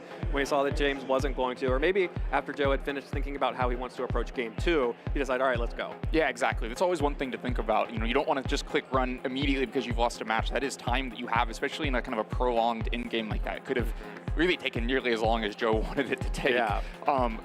To really think through that next game. You don't want to be on the back foot, having just pretty decisively lost a game 1 and have no plan when that minute and a half for team preview starts for game 2. You can see Joe quickly locking in Pokemon because he knows that plan already. He's had plenty of time to think it through. Yeah, and in this game 1, it really was about the Gastrodon on James's side being able to exert a lot of yawn pressure, and Joe had to expend so many resources just to get that one wicked blow onto Gastrodon and get it off the field. At which point, his Pokemon were pretty well softened up for this Landorus to come in, hit those stomping tantrums, and finish off with the Iron Hands. And at this point, with the Cresselia coming in alongside the Iron Hands, with just the Hisuian Arcanine and the Gastrodon left, Joe just didn't have enough offense to break this, especially with the Landorus in the back, and so really needed to make sure that he found something for game 2. Yeah, the Landorus is a pretty important difference in these teams. It has a great type advantage, and Joe's going to have to be careful of bringing precisely those 4 Pokemon, right? If you don't have the damage to deal with the Landorus, and it's able to that consistently put out damage with Stomping Tantrum and no safe switch-ins without your own Cresselia, then things are going to be difficult. All right, well, James is going to keep leading the Gastrodon and the Iron Hands, and this time, Joe has decided he does not want to fall behind in the Gastrodon wars. Brings Gastrodon in first. I wonder if we'll have exchanged yawns. They say they're contagious, and they might be in this match. Very interesting to see both Gastrodon out on the field, yawning away. As we see the Intimidate coming off onto the Iron Hands, the Intimidate actually was really impactful in that game 1. It didn't really matter in the end. But it really did limit the amount of damage that this Iron Hand was able to do with those Drain Punches onto the Arcanine. And with this Terra Fairy going to extremely limit the amount of damage Drain Punches can do. And now, like you mentioned, it's not just the Urshifu that is threatened by this Terra Fairy, it's also the Iron Hands on James's side. Yeah, I really like this Terra Fairy from the Arcanine. You can see its typing defensively is pretty poor into James's team. There's a lot of Pokemon with super effective moves. The Gastrodon, the Arcanine, the Landorus, the Urshifu, the Iron Hands, all of them have super effective same type attack boosted moves into Rock and Fire Arcanine. None of them do into Fairy type Arcanine. And that Terra Blast becomes a pretty powerful offensive option into like the Iron Hands, like you mentioned, and the Urshifu, and makes it more difficult to switch into. Cresselia switches into it okay, but will still take a chunk of damage. Still going to take a good amount of damage here. Really the only Pokemon on James's team that's safe switching into this Terra Fairy Terra Blast is the Arcanine of his own. Instead, Joe has to retreat his Gastrodon because James did start setting up yawns. Joe decided to go for the offense. Joe's not sleeping in this one. He's going to go ahead and go for as much damage as possible. That Terra Blast deals a good amount of damage to the Cresselia, about as good as you can expect for a non-super effective attack into that Pokemon, but gets yawned for its troubles as Iron Hands comes out on the field.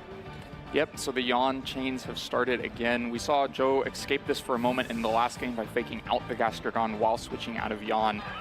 Wouldn't be surprised to see the same thing here.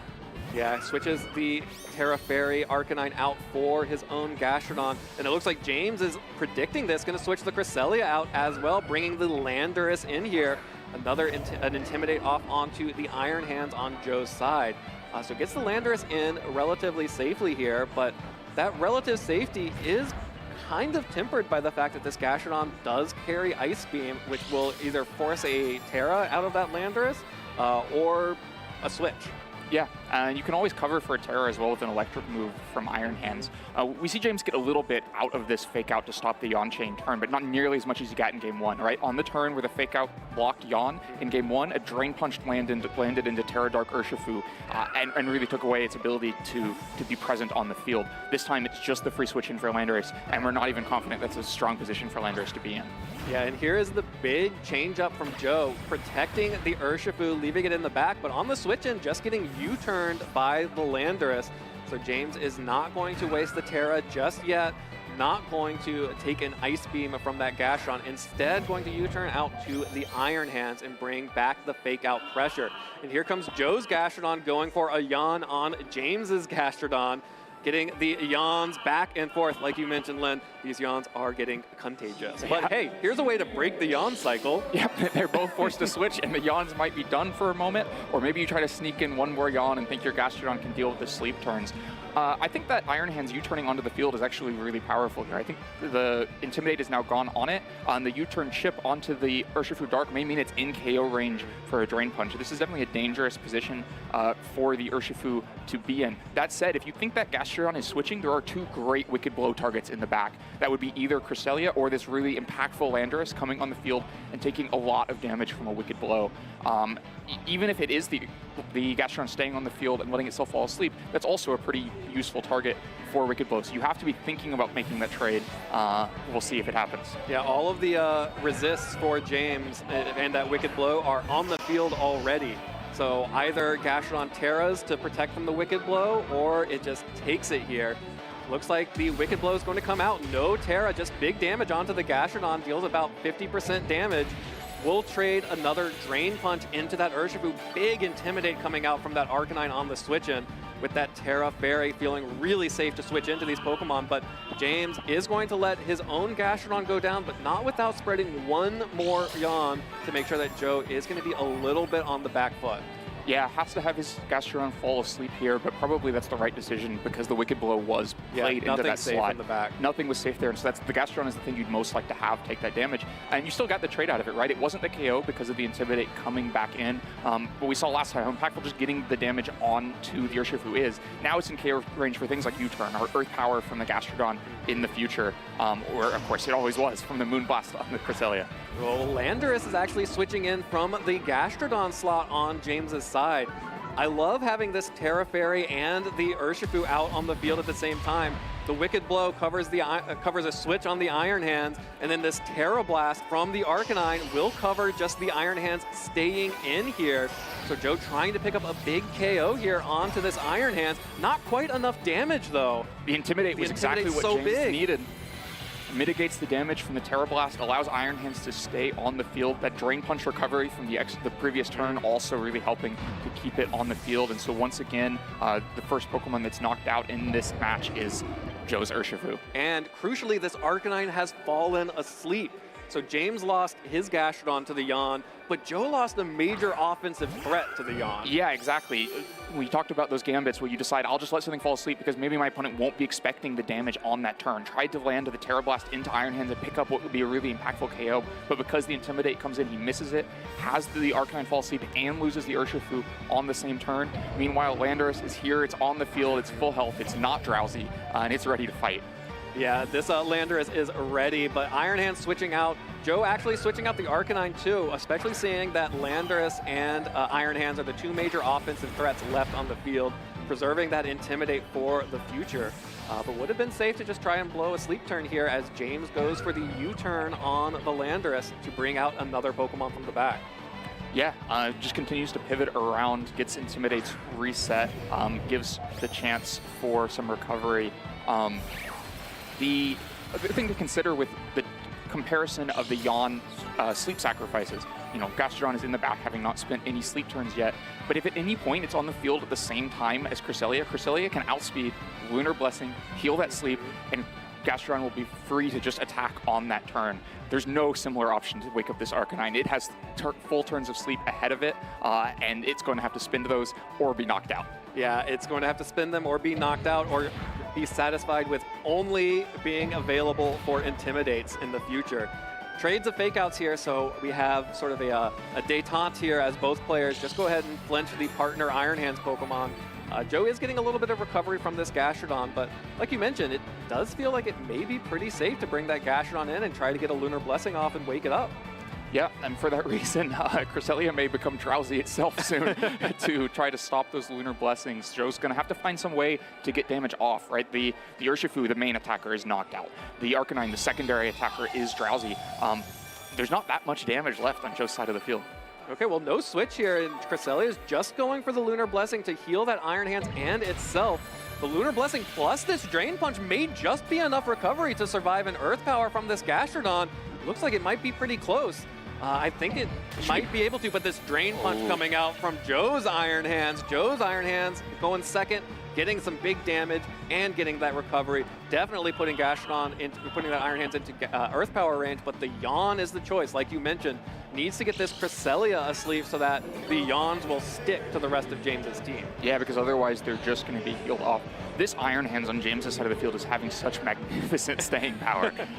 It's been at like this orange-red health for almost the entire game, but going up and down and never going below there. Up and down, yes, the power of that Drain Punch, right? Took that powerful Terra Fairy Terra Blast from Choice Band Arcanine, hung on, got an important Drain Punch KO. That was a little bit of recovery. Gets more Drain Punches, that's more recovery. Cresselia offers the Lunar Blessings, but if it wants to Lunar Blessing this turn and keep that Iron Hands out of Drain Punch KO range, it's going to have to fall asleep. And so instead, it switches out, doesn't want to fall asleep itself, and it may have just left Iron Hands on an island. Yeah, Iron Hands probably being abandoned here. We'll see if James can get anything out of it. Just a little bit of damage onto Joe's Gastrodon. Cresselia switches out for Gastrodon of James's own to bring it out and potentially tank some damage. Ooh, just enough. Joe's Iron Hands not able to actually pick up the KO there, so if Joe did not target down that Iron Hands, won't be able to pick up the KO. Does not target the Iron Hands, targets the Gastrodon instead. Deals a little bit of damage on the switch-in, but yeah, again, this Iron Hands has just had crazy staying power. It is still on the field despite being at red health for what I feel like the entire game. Yeah, it's put so much valuable damage on the field for James. Joe, we saw this in game one, fishing with Ice Beams, because if you can catch the Landorus, switching in, looking for an Intimidate, looking to undo a Yawn, then that Ice Beam is so impactful. But when you don't catch it and you just spend the turn Ice Beaming, you know, it's still somewhat useful damage against Gastrodon, but it's not what you were looking for, and it's not that KO. Yeah, well, Gastrodon switches out for Cresselia again. And, you know, Joe is not getting the big reads here, and this Iron Hands is getting a lot of damage back and healing up with these Drain Punches. But he is, like, stealthily getting a lot of damage down onto James. It is starting to stick. Went for the Wild Charge into Iron Hands, definitely trying to catch the Landorus on that one. Or actually didn't Terra, so going just for the Cresselia on that one. There's the Ice Beam to cover the double switch there, covering both options. But finally picks up a KO, and this damage is actually starting to stick on James's team. Yeah, Joe recognizes the pin there. Something has to take big damage in that slot, and does finally pick up the KO in Iron Hands. But that just means that Landorus can come on the field safely if it'd like to, without having to risk taking an Ice Beam. James is being so safe with this Landorus. We saw it in the end game of game one that finally forced a concession. And now again, just not taking risks of bringing Landorus on the field. Cresselia, Gastrodon, and Iron Hands, all those Pokemon are happy to switch into as many Ice Beams as Joe would like to click, as long as it's not Landorus taking the Ice Beam. And Iron Hands did its job. It landed so many Drain Punches, got so much damage. It's okay to let it go down there to another double target. That's just more turns spent attacking the Iron Hands that's already dealt more than 100% of health to Joe's side of the field. Yeah, and all of those red health survivals for that Iron Hands has been converting into Drain Punches, specifically into Gastrodon. So this Gastrodon is now at relatively low health as well. We'll need to get some Intimidate support to be able to actually get one of those Ice Beams off. Yeah, when we saw Landorus hit the field threatening Stomping Tantrum in game one, the Arcanine was very vulnerable. That's not the case this time. It's fairy and going to be a little more defensive, but the Gastrodon was not vulnerable. It was nearly full health. It was going to have to trade for some Ice Beams. This time, the Gastrodon probably is low enough that Stomping Tantrum plus a Moonblast from Cresselia is the KO. And if that happens and you have all these sleeping turns left on the Arcanine on Joe's side, where does the damage come from? Yeah, Arcanine has not taken a sleep turn yet. It has just been switching in and out. And actually, here comes the offensive Terra Fairy from the Cresselia, making sure to get as much Moonblast damage as possible. Yeah, it wants to make sure and KO this Gastrodon. You, of course, cannot let an Ice Beam go through. And so the U-turn plus Moonblast probably would have picked up the KO at the health that the Gastrodon was at. If you miss the KO, then of course Landorus is not on the field anyway. You can reset Intimidate with his Arcanine coming back in, so just a safe way to still find the damage because so much work has been put in to getting this Gastrodon low. Some leftovers recovery maybe lowers the chance that Moonblast and U-turn picks up the KO. But again, if it's just the sleeping Gastrodon coming in to take whatever move is targeted into the Landorus move slot, you don't mind that. And we're back in the situation where James has no reason to risk bringing the Landorus in, can eventually just trade and go something down. But this time, while that was happening, the Arcanine will be burning through those sleep turns. James actually has a little bit of pressure on him to take advantage of these turns where Arcanine is on the field asleep, because if the Arcanine is able to spend all those turns and wake back up, Joe is in a much better position. And I love this switch from Joe. Seeing that Landorus had locked into U-turn, is able to protect the Gastrodon just a little bit here, switch in the Iron Hands to exert some fake out pressure. buy some more time for this Arcanine to wake up, as well as being able to threaten Intimidates in the back on that Landorus in the future, and deal good damage to this Gastrodon. Like, you do need to eventually get this sleeping Gastrodon off the field. Cresselia is going to be able to fire back with this Terra Fairy boosted Moonblast, but yeah, Cresselia is it's trying its hardest, but it's just not quite there. Yeah, not quite there. Only does a small chunk of damage to this Iron Hands. This may not be a sleeping Gastrodon for that long. Of course, Cresselia, we're finally in that situation where it could just Lunar Blessing to wake up Gastrodon.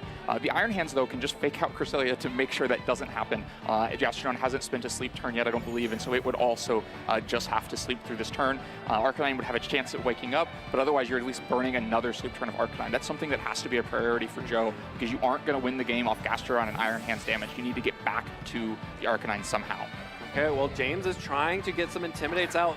2 juicy Intimidate targets on the field in Arcanine and the Iron Hands, but is opening itself up to big damage here. Iron Hands goes for the fake out into the Cresselia to stop that Lunar Blessing. Arcanine stays asleep, though, so this Landorus is able to get in safely and get an Intimidate off onto both of these Pokemon. And in this in-game, getting Intimidates off onto these 2 Pokemon is so crucial, because this is where the damage is coming from Joe. Without these 2 Pokemon, Joe can't deal with this Cresselia, even if it is kind of weak at the Terra Fairy. Yeah, exactly. And so these Intimidates are really impactful. They're also, once you're down to 3 Pokemon, they're slower to remove. You have less switching options. You can only switch 1 Pokemon a turn. But one of those sleep turns for Arcanine was spent. That's what Joe's has to be looking for optimistically to see a path back into this game. Of course, Landorus takes a little bit of a risk switching in there, but it's not quite the same risk as when Gastrodon is on the field and could be clicking Ice Beam anywhere. So James takes advantage of a turn where Gastrodon is not on the field to bring Landorus in. I think maybe we'll bring it right back out again. Yeah, well, here comes the Cresselia instead of James's Gastrodon. Well, Landorus actually just deciding to go on the offensive, dealing good damage to that Gastrodon, but Arcanine wakes up here, has the Intimidate down from the Landorus switch in, but that's a Choice Band Arcanine dealing good damage back. That is huge damage onto the Landorus, which is the major offensive threat on James's team so far. Yeah, this is a really, really important change in the state of this game. Oh, wow. Gastrodon was 1 turn of leftovers recovery. That extra turn that Joe protected earlier is why Gastrodon survived that. Why Gastrodon was able to come into that Stomping Tantrum. But of course, James probably wasn't looking for a Stomping Tantrum into Gastrodon, so maybe hoping to pick up the KO on Iron Hands and further simplify the game state. But he left the opportunity for Arcanine to wake up and deal a bunch of damage into Landorus. Now you have to start looking at options like if Landorus were to come, or Arcanine were to come out and come back in, it could maybe just outspeed and extreme speed this Landorus. Things just look a little more possible for Joe than they did before. Yeah, but any kind of passive Arcanine switch opens up potential Lunar Blessings to get that Landorus back up to good health. Instead, going to be switching out for the Gastrodon, so Gastrodon now able to come in, and Joe switching the Arcanine out, so not a lot of big damage coming out this turn.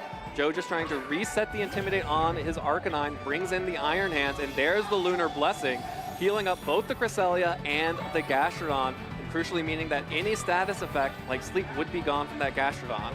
Yeah, really important Lunar Blessing, really important heal, but now the Cresselia is back drowsy again.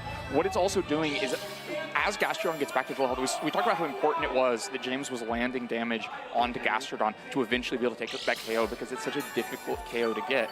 Well, ultimately, Joe's in the same position. He's going to eventually have to take on this Gastrodon, and he'd made some progress against that earlier. He landed a Wicked Blow into Gastrodon. You don't look at Gastrodon's health bar now and think a Wicked Blow happened into there, but so many turns of leftovers, so many turns of this first Lunar Blessing that also woke Gastrodon back up means that Gastrodon's looking very healthy and looking like it will take a lot of Terra Blasts or Drain Punches or Earth Powers to go down. Yeah, and we also just saw the 3-minute warning for this battle, which means that time is a potential in-game. And Joe has to be getting a little bit worried about that because, of course, James, they're even on Pokemon right now, but James has the ability to heal his Pokemon, which would give him an advantage in a tiebreaker if it came to tie. He's also getting closer and closer to taking that 3rd KO, which could be decisive in this matchup. You know, maybe trading somewhat positively there, but not going to be positively with an Earth Power also landing somewhere. It has to be protective of more Pokemon. The Gastrodon is very low.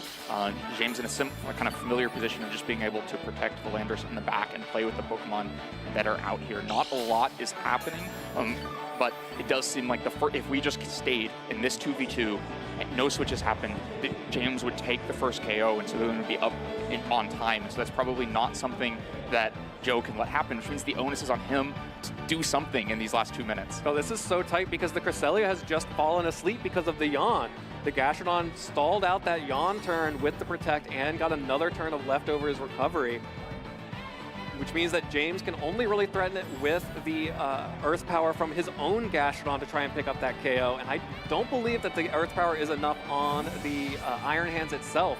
So Joe's just going to switch in the Arcanine, preserve all of his Pokemon as much as possible, and hopefully be able to start getting good damage off of this Iron Hands. Actually, Iron Hands is looking kind of weak to this Earth Power. That's close. It's close, and definitely close if you're looking at 2 of them. Of course, Heavy Slam is good damage into Cresselia. That's a priority for Joe. I wonder how much a -1 Heavy Slam would do to Landorus if James is forced to switch it in.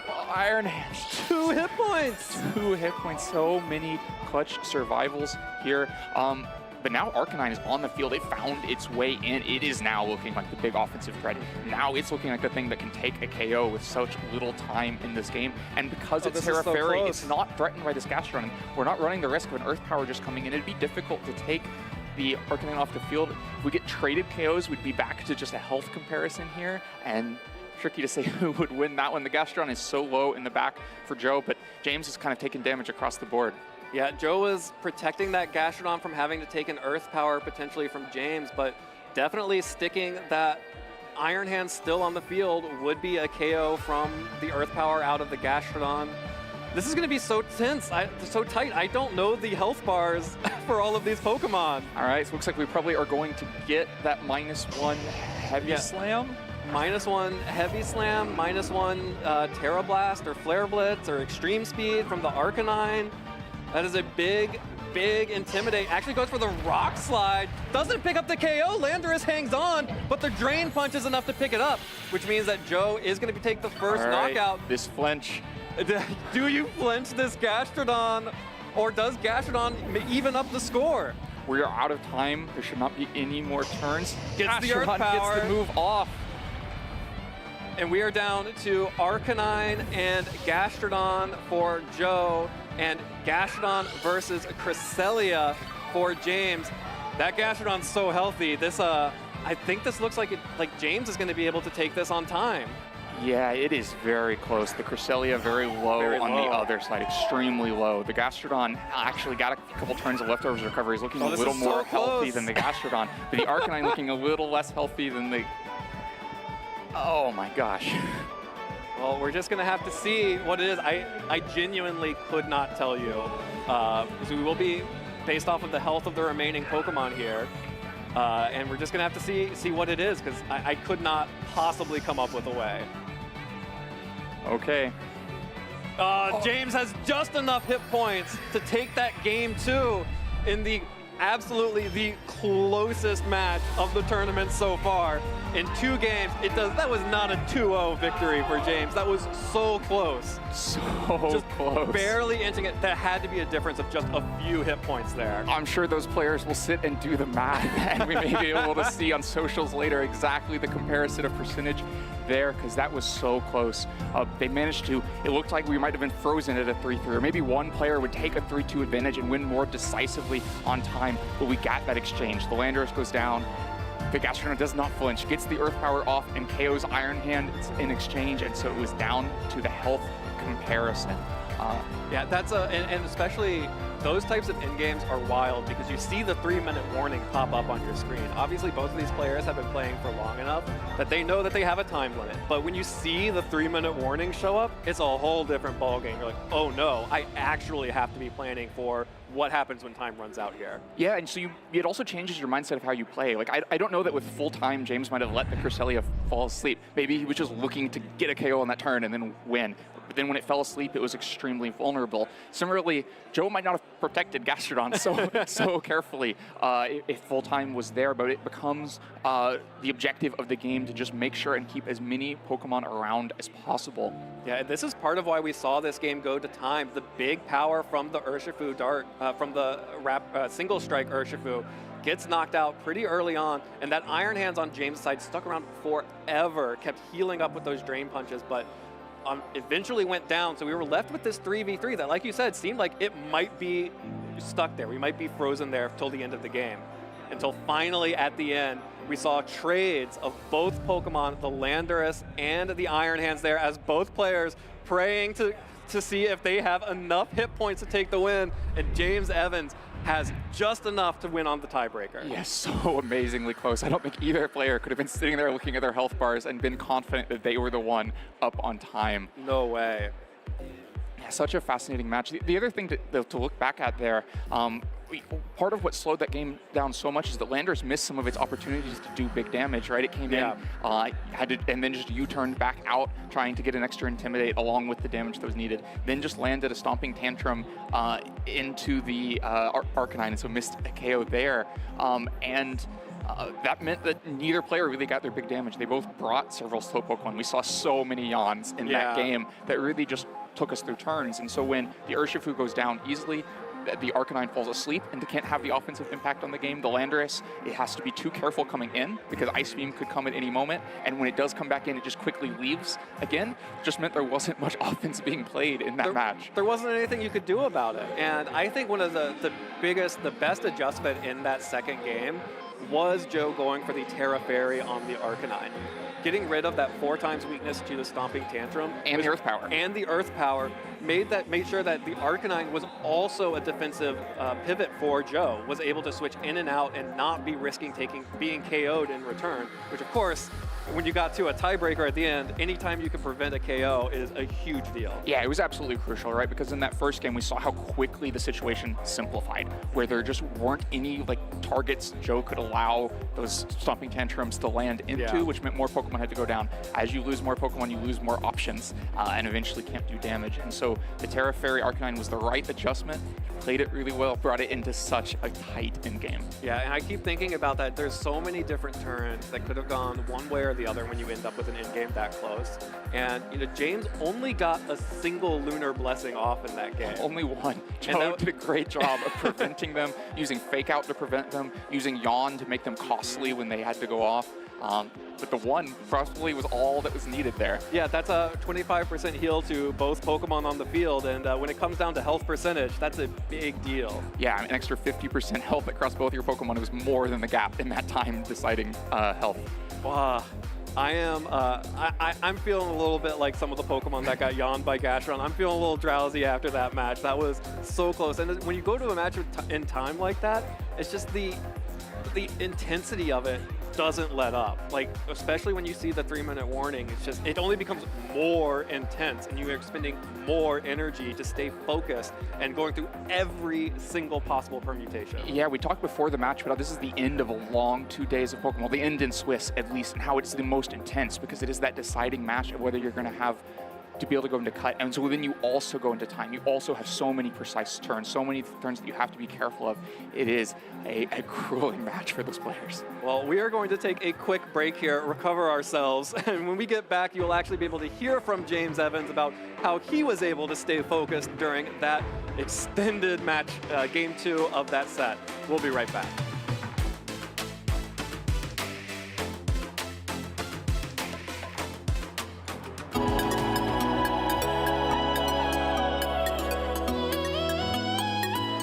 Host Anna Prosser here in Yokohama for Pokemon World Championships 2023, and we're here in the Play Lounge. We're here with Judge Kaza to talk about first steps.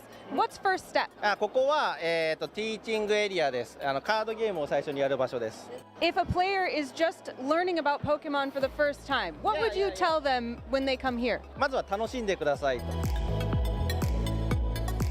What games can players learn here in the Play Lounge? すべてのゲームできます。Do they need to know anything before they come here, or can they start brand new? Nothing. 初心者でも大丈夫です。What is your favorite thing about the Play Lounge? ティーチングが大好きです。It looks like you're having a great time. We'll let you get back to it. めっちゃ楽しいです。ありがとうございます。I'm so excited about this WCS in Japan. And that's it from the Play Lounge. We'll be right back with more from the Pokemon World Championships. 小川智也です。神奈川県平塚市です。Each round is going to be the final Pokemon left for Robbie. as the Gastrodon, the Arcanine, they're still that fourth in the back. It's going to be a Sylveon that did get, like, that was going to be a huge amount of pressure there, but the battle is just canceled, and Tomoya Ogawa is your seniors division world champion. チャンピオンになってめちゃくちゃ嬉しいです。ワールドチャンピオンになることは自分にとって目標でありました。出れる大会には極力出ました。一番優勝できるポテンシャルのあるポケモンを探しました。同じポケモンをずーっと使い続けてました。一番好きなポケモンはトリドドンです。理由は可愛いからです。当たり前ですけど努力が一番大事ですね。ポケモンをする上で一番楽しいことは考えることですね。次は来年もデイ2行きたいですね。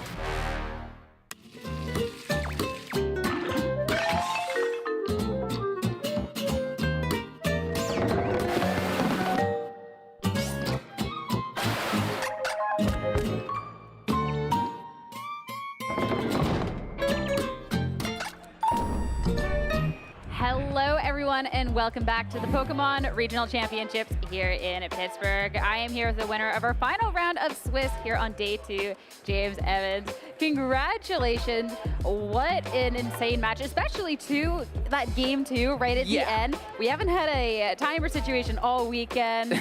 Once we started, that clock started ticking down, you obviously had a bit of an advantage. Were you 100% certain you're going to get it at that point, or were you still like, I don't know how this is going to go down? So I can't do math for the life of me. I was scared because in my head I was like, okay, Joe didn't bring his Cresselia, which is pretty notable because it's got a lot of HP.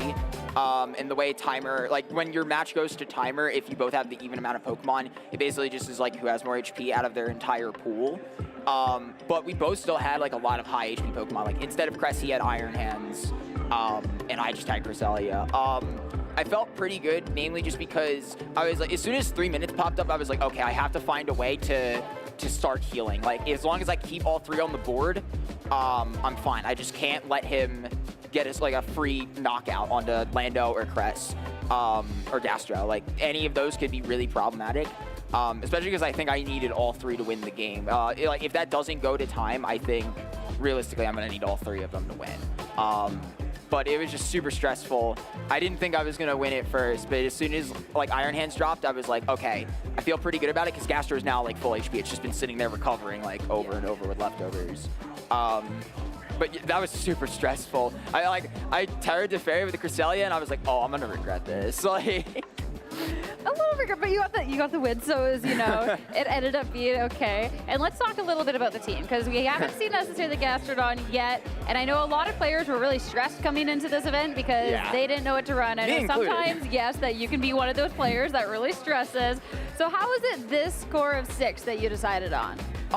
So after Worlds, which funnily enough, I just went 0-3 drop, and I was like running Tornadus Goldango. Remember, kids, even your heroes can go 0-3.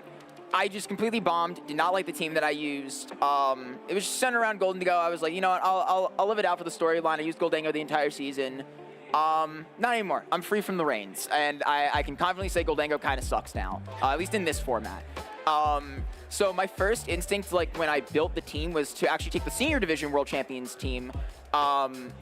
And I really liked the Arcanine plus Gastrodon. I was like, this is a really, really powerful core. Not a lot of teams are really built for 1 or 2 of these Pokemon. But it was an Assault Vest Arcanine on that team. I was like, no, let's go Choice Band. Let's just do a ton of damage. Yeah. I really like pairing up Pokemon that tend to have good defensive potential and then just slapping offensive items on them, or just like giving them super, super aggressive like sets. Obviously the Arcanine is one of them. It's a Choice Band set. But Gastrodon is just, if you know me, Gastrodon's one of my favorite Pokemon. I love clicking on with this thing. It's so annoying. And a lot of people just don't respect it off the bat. They're like, oh, it's Gastrodon. It kind of sucks. It's only there to block like water attacks. It's just a slug. Yeah, it's just a slug sitting there doing its job. And then that job becomes really, really annoying the more it just sits there and it doesn't get knocked out. But the other 4, I just kind of slapped them on there on the first draft of the team, and it was kind of love at first sight. It was just like everything on this team kind of works. I was a little skeptical about Landorus at first, but as you saw in that set, and the entire weekend, Lando's been super helpful. I kind of learned my lesson from Qianpao last season, where it was like, you know, I tried messing around with it for a while. I was like, this Pokemon sucks, and I just wasn't using it correctly. So this time I kind of kept the faith. I was like, Lando's here for a reason. Just need to play it better. And this weekend I feel like I have been playing it better. It's been a fantastic Pokemon. This entire team's been fantastic. Funnily enough, my opponent, Joseph Ugarte, ended up asking me for the team the night before the tournament. He made a couple changes. I do want to shout him out, though. I've never ran a team with someone like this before. The closest I've ever been, I'm going to shout him out as well, Matthias Long. We build all the time together, but he's in the Oceania region, so we don't usually get to run the same team at same events. So this time I was really excited to run a team with a friend. Shame we had to face each other, but Joe, love you, bro. Thanks for running this team with me, and hopefully I can take it all the way. Yeah, that was one of the big differences that we saw with him taking the team and making the change, was he dropped that Landorus and went with the Flutter Mane instead. Obviously, there's uses for both, because you guys both found your way through this A2 to actually be even playing in this position. Do you think that there uses for the Flutter Mane, or are you just 100% dead set on Landorus is the way for this team? So we kind of talked about it a while. He didn't really like the set that he was running on Flutter Mane, but we both kind of came to the conclusion that we should test Choice Specs Flutter Mane. That was initially, funnily enough, something I tested. I told him, I was like, I tested this over Lando. I just didn't like how it meshed with the team, because you kind of want a fast piece, like a fast board piece. The rest of these Pokemon are kind of like middling to slow speed stats. Just having something that can go on the offensive super quickly and like pivot around is really useful, whereas with Flutter Mane, you don't get that pivot. So you have to find a lot more openings and a lot more opportunities to get damage off, I guess, is a good way to put it, because you don't have that U-turn chip, you can't break focus sashes, can't do super effective damage to something like Rillaboom to put it in range of something else. So you got to play a little more conservatively, and it's just a little tough to juggle the team around. I will say that was something I was running into trouble with. It was like, there would be matches where I'd just be like, I don't want to switch in any of these Pokemon, because they're either frail or they're bad into the scenario. Yeah. So I do think Landorus has a really important role in that regard, where Double Intimidate's really useful, U-turn's super useful, the stabs it has is super useful. But I wouldn't say Flutter Mane is, obviously, I'm not going to sit here and be like, Joe, your Pokemon is useless, you should feel bad, I won. No, Joe had a very good reason for running it. And I was going to say, I would hope that after this, we would be able to expand the team further, because it's clearly doing well here. And I love it to death. It's been awesome so far. Yeah, and then I want to ask, with the final piece of the team, being this Gastrodon, because the first time also we got to see this Gastrodon, and we got to see in that first match especially, because you led it, and Ugarte left the Gastrodon in the back for later, and you all of a sudden got to put him into this yawn lock, so he kind of kept having to switch out or his Pokemon be put to sleep. Is that something you got to find a lot of utility in the weekend? Because a lot of people have Amoonguss answers, but yawn. It's kind of one of those things that I think a lot of people just kind of started dropping off after Dynamax. They were like, oh, well, you can't like threaten a Dynamax anymore. It's not that good. I would say like that's kind of like saying if Amoonguss kind of drops off because Max isn't good anymore, because you can't sleep a Dynamax Pokemon. Yawn still has a lot of utilities that I think a lot of people should start respecting a lot more. Just because it's a sleep move that doesn't automatically sleep doesn't really mean a lot, because now you force the opponent into, I think, even worse scenarios, because now they have to kind of figure out, do I switch? Do I stay in? And Gastro's got perfect coverage for a lot of Pokemon that want to, usually switch in defensively. Or you just yawn again, like you said, this yawn lock. And it pressures a lot of Pokemon. They really can't get going, especially if they don't have Cresselia. Cresselia is really the only Pokemon that stops that. And funnily enough, one of my losses was to Cresselia today in Aaron Trailer. The Pokemon's broken. But there are very few Pokemon that can stop a yawn lock like super confidently. Even with Taunt, they have to be careful, because of Gastro. A lot of the Pokemon that carry Taunt are like Tornadus or something, very weak to Ice Beam. So a lot of those Pokemon have to be careful as well. But I think Gastrodon is just a fantastic Pokemon. I think a lot of people are sleeping on it. I would say it's just one of my favorite Pokemon. I don't really know what else to say about it. He's won me a lot of stuff. Hopefully he can keep winning more things. Gastro never fails. We'll have to get you a Gastrodon plushie to go with your little Skiploom over there. Last but not least, so before I let you go catch up with friend, do you have any shout-outs? I know you did a couple during the interview, but any others or any final words? So once again, I want to thank Joseph Ugarte for running this team with me. Love you, bro. We're gonna win something with this. I can feel it. But shout-outs to Kareem, Matthias, Kunal, Rob, Waka, Alfredo, everyone who has supported me, all my friends. Thank you very much. Navji and Izzy especially, those two have been super helpful with this team as well. Obviously, my parents, mom, dad, love you guys. Sophia, love you. Noan, love you. Papa Tony, love you. Happy birthday to my dog, I guess. It was my dog's birthday before I left here, so shout out to Arcanine, yeah. In general, all of my friends and everyone who supports me. Love y'all. Thank you so much for chatting. Best of luck. Fingers crossed getting into that cut. For us, we got to find out who has made the top 8 here at the Pittsburgh Regional Championships. We're going to find that out after this break.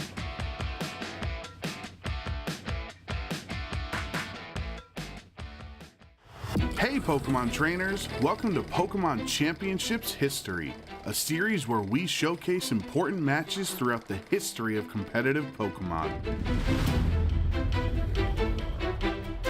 It's time to flash back to the 2014 World Championships to relive arguably the most iconic moment in competitive Pokemon history, Seijune's Pachirisu. It may be true that the Electric Squirrel stole the show at Worlds, but first let's focus on this story's true protagonist, Sejun Park. From South Korea, Sejun was known as an innovative team builder who performed consistently at the world's largest stage. 2014 was Sejun's 4th consecutive top cut of the World Championships. Certainly one of the game's legendary players. I think that most people in the community around the video game would probably agree that Sejun is the best player who's never won a world championship. But if Sejun wanted to take home the title this time, he would need to utilize his creativity. Many people think Sejun's team was built around Pachirisu, but it was actually a team revolving around another uncommon Pokemon, Mega Gyarados. 2014 was a new era for VGC with Pokemon X and Y, and the first 3D installment of VGC introduced a very powerful game mechanic, Mega Evolution. Mega Kangaskhan dominated the 2014 metagame with its ability Parental Bond, and Mega Mawile was also picking up momentum before Worlds.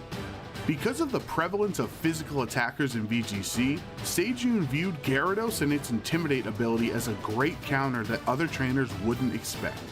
Then once Gyarados Mega evolved, it became surprisingly bulky, and after a Dragon Dance or two, it would become unstoppable. Sejun's team of 6 Pokemon for Worlds is a quintessential example of how to properly team build in VGC. Whether it was Talonflame to hit first and hit hard thanks to its Gale Wings ability, or Gothitelle to endure almost any hit, or Garchomp and Gardevoir to provide valuable chip damage, each Pokemon had a clearly defined role on the team and a way to aid Mega Gyarados on its path to the peak. With those 5 Pokemon on the roster, how did Sejun decide on the final slot for his Worlds team? To answer that, we have to look back at Sejun's previous team at Worlds. At the 2013 World Championships, Sejun lost in top 8, but there were 2 major influences on his team, Marowak and Magmar. By no means were these 2 Pokemon staples in VGC, but they provided Sejun's team a specific type of support needed for success. Marowak had the Lightning Rod ability, which redirected electric attacks away from his Jellicent and Tornadus. And Magmar used the move Follow Me, which was another way to redirect attacks from key targets. How could Sejun combine both electric immunity and Follow Me with only 1 slot left on his team? The answer was Pachirisu. Many trainers were aware of the support Pachirisu could provide to a team, but Sejun was the trainer who fully realized its potential as the ultimate teammate. As a bulky electric type, it only had 1 weakness, and with its ability Volt Absorb, Pachirisu was immune to electric moves, so it was the best choice to redirect electric attacks away from Mega Gyarados. Nuzzle was a new electric move that dealt a little bit of damage, but would always inflict the target with paralysis. Sejun showing off what Pachirisu exactly can do. Nuzzle, I've never seen that move actually been used in competitive play, and now it comes out at the World Championships. And Super Fang would deal half of the target's remaining HP, which helped the rest of Sejun's team secure knockouts. Pachirisu just won't go away. Now that Sejun had locked in his 6th Pokemon for Worlds, it was time for Pachirisu Mania to take Washington, D.C. and the Pokemon world by storm. In the finals, Sejun would face off against Jody Azzarelli. The VGC newcomer was the underdog, but thanks to his double mega team with Lucario and Charizard Y, Jody had multiple roads to victory. Jody wished to be the home country hero and give the US a 4th title in VGC's top division, but the crowd was rooting for the little Pachirisu that could to be the hero of this story. Yeah, and we do see the Pachirisu on the field, and the crowd goes crazy as soon as Pachirisu makes it out. In Game 1, Sejun's skills as a trainer were tested. Ice punch into that Talonflame. That's some good damage onto Talonflame, and the freeze!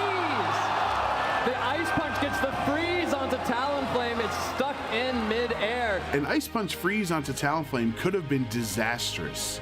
Normally, freeze wouldn't be a problem because most Talonflames use Flare Blitz and could thaw immediately, but Sejun's Talonflame had Overheat, which is not a fire move that automatically thaws. In order for Sejun to get back into this game, he had one chance to thaw out and successfully hit Overheat. The thaw as Overheat comes out from Talonflame. Sejun is not playing around. Overheat gets the KO onto the Mo Rotom. Tyranitar is still out though. The Life Orb from Talonflame as Super Fang from Pachirisu. Not dealing quite that much, but the paralysis. Tyranitar fully paralyzed. With luck back on Sejun's side, once he was able to KO Jody's Mega Charizard, Garchomp and Talonflame had enough left to give Sejun the victory in Game 1. With that extra damage there, you're going to feel very safe that even intimidated, Talonflame can finish off this. But we see the forfeit. Yeah, Jody going ahead and forfeiting, and Sejun Park takes Game 1 of this best-of-3 set. Jody needed to change up his strategy in Game 2, and Mega Lucario packed quite the punch. This, however, was exactly the situation Sejun's Gardevoir was trained for. Yeah, Mega Lucario making its first appearance on the stream here. Going to go ahead and Mega Evolve, get a lot of additional power on the field for Jody. And Bullet Punch coming up from Mega Lucario onto Gardevoir. Not quite enough for the one-hit KO. Dazzling Gleam, the choice from Gardevoir. Super effective damage on Salamence, and the Earthquake. Is it going to be enough? Is Mega going down? The Mega goes down. Turn 1 for Jody. Once Gardevoir was knocked out, it was time for Pachirisu to show the world what it could do. On a field with some of the most powerful Pokemon in VGC, Pachirisu would shine brighter than them all.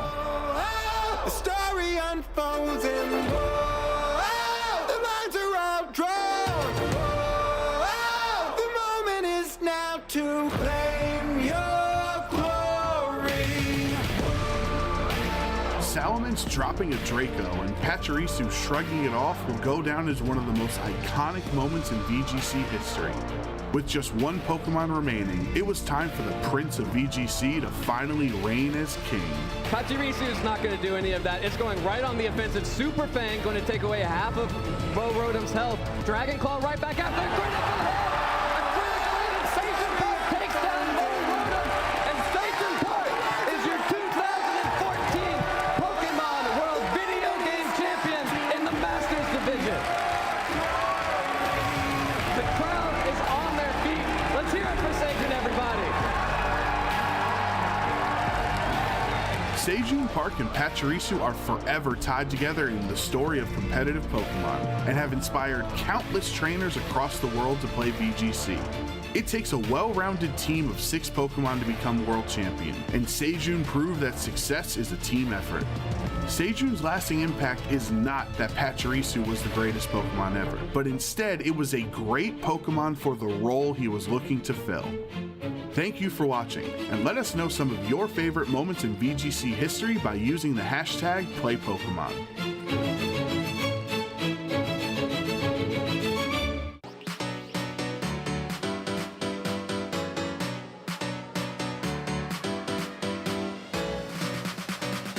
Welcome to the 2023 North America International Championship. This is my 4th time at NAIC, and I'm totally blown away by all of the new stuff that's going on here, like that setup where it's like you're in Mesagoza and you're like looking at all of the Scarlet and Violet Pokemon, and it's just really cool and really impressive, and I haven't even gotten to look at everything yet. Everyone's so welcoming. I enjoy the community, and all the battles have been so fun so far. It's always an absolutely great time. The vibes are absolutely electrifying. Just jump right in. These events are so much fun. I've been playing this game for 10 years, going to these tournaments since 2011, and it's just been such a blast. It's just such a great event, such a great community, and yeah, if you win, you win. Yeah, great. But if you lose, you're still here with so many people. It's just amazing. dodge, he's doing the drill run. A game of inches, go! Here comes the bell, and it goes through! One time, taking this mid game, and is your North America International Champion! Wow, Wadaj! He is able to secure victory and become the first player in Pokemon Go history to win a regional and an international championship. Throw the energies into play, final burn, take the knockout, and even though Drake cannot attack this turn with the way his energy are set up, all he has to do is pass the turn, and Drake becomes the North American International Champion. What is it? Another Super Rod. Oh my gosh, Just Bodhi. the scratch pass. Bodhi has to announce his attack, and he becomes the international champion. Could we see a winner right here? Cyrus has the artillery, rapid strike search for the Tower Waters, attaches the water energy, and 100 blows. Cyrus Davis is your North American International Champion with rapid strike, Inteleon VMAX, Urshifu VMAX.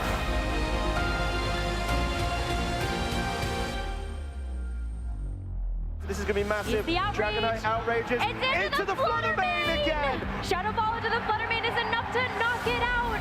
And Takumi's Fluttermane is down, meaning Dragonite is the final Pokemon that Takumi has.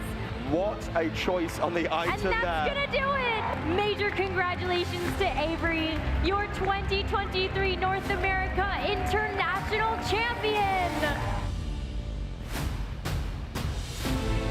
And the Gyarados left at this next turn. He is one step away, one Moonblast away from securing the knockout under the Roaring Moon and becoming your 2023 North America International Champion.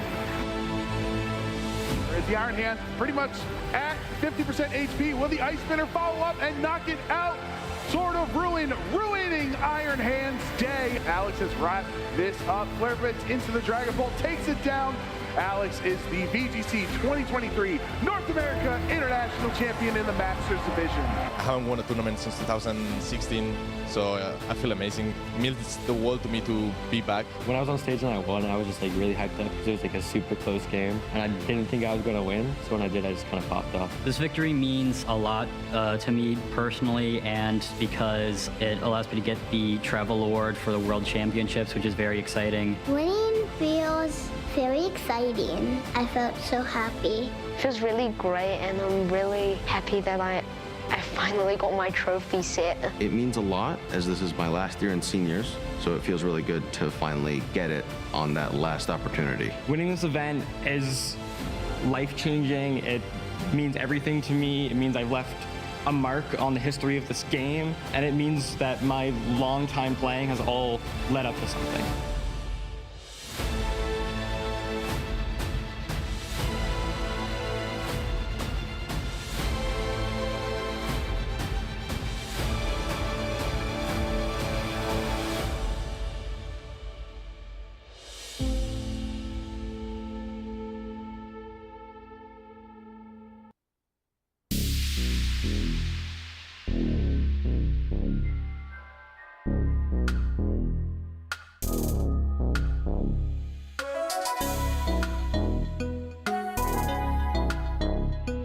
The journey to the top is long and tough, and it takes all your heart and soul to keep on going. 夢にたどり着くまで諦められない。While your passion is the fire, always lighting up above, it's the greatest you will get to leave them all. So do you wanna be legendary?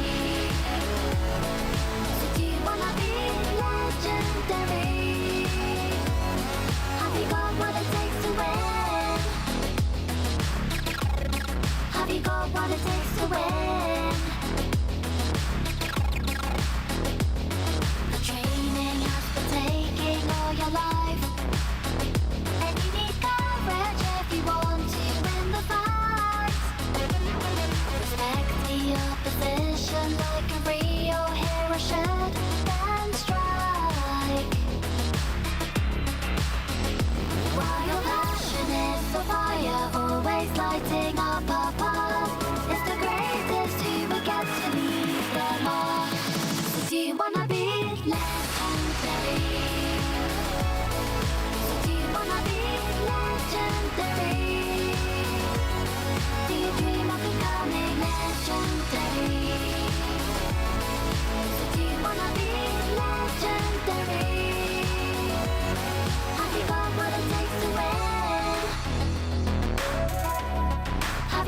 what it takes to win? Have you got what it takes to win? Have you got what it takes to win?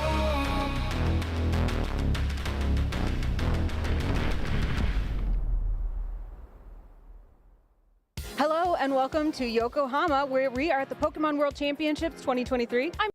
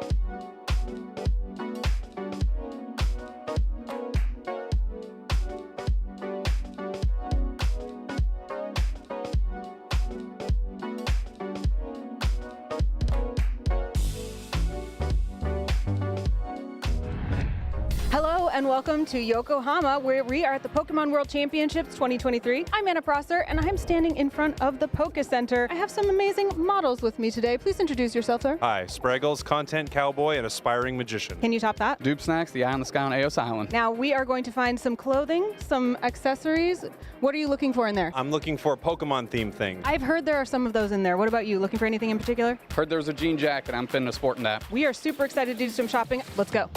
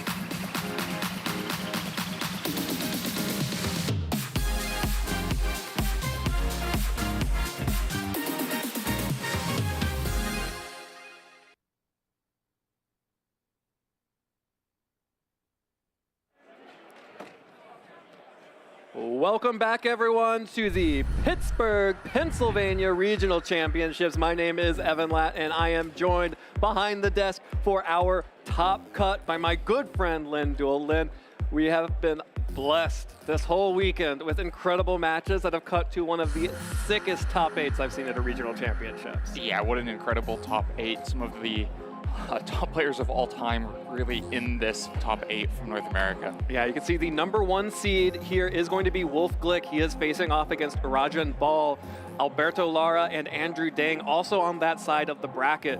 We're going to be taking a look down here at the bottom side of the bracket. That's Ofemezi Emele versus Aaron Traylor will be our first stream match of the top 8, and Riley Factura versus Jody Azzarelli. So many worlds finishes, so many regional champions in the top cut. It's just hard to imagine, looking at. We just saw the most stacked tournament in the World Championships, and now here we are in Pittsburgh, ready for a top 8 that's going to challenge that in terms of incredible battles. Yeah, so many total finishes in that top 8. Ofemezi almost stands out as having less of them, but he's really making a name for himself. Just had a top 4 earlier this season, has played really consistently again in this tournament to make it to the top cut. Yeah, Ofemezi Emele on your screen there is running that Bramblegas team that we have been talking about all weekend. Showed up big at the World Championships, but was not able to complete the tournament. Instead, it is here in Pittsburgh doing a lot of work. Made it to the top 8 here. Of course, you see the Bramblegas, the Fluttermane, the Tornadus, the Urshifu, the Goldengo, and the Chi-Yu, that heavy offensive tailwind right there. Yeah, I think this is the 3rd different player we've seen pilot this team on stream.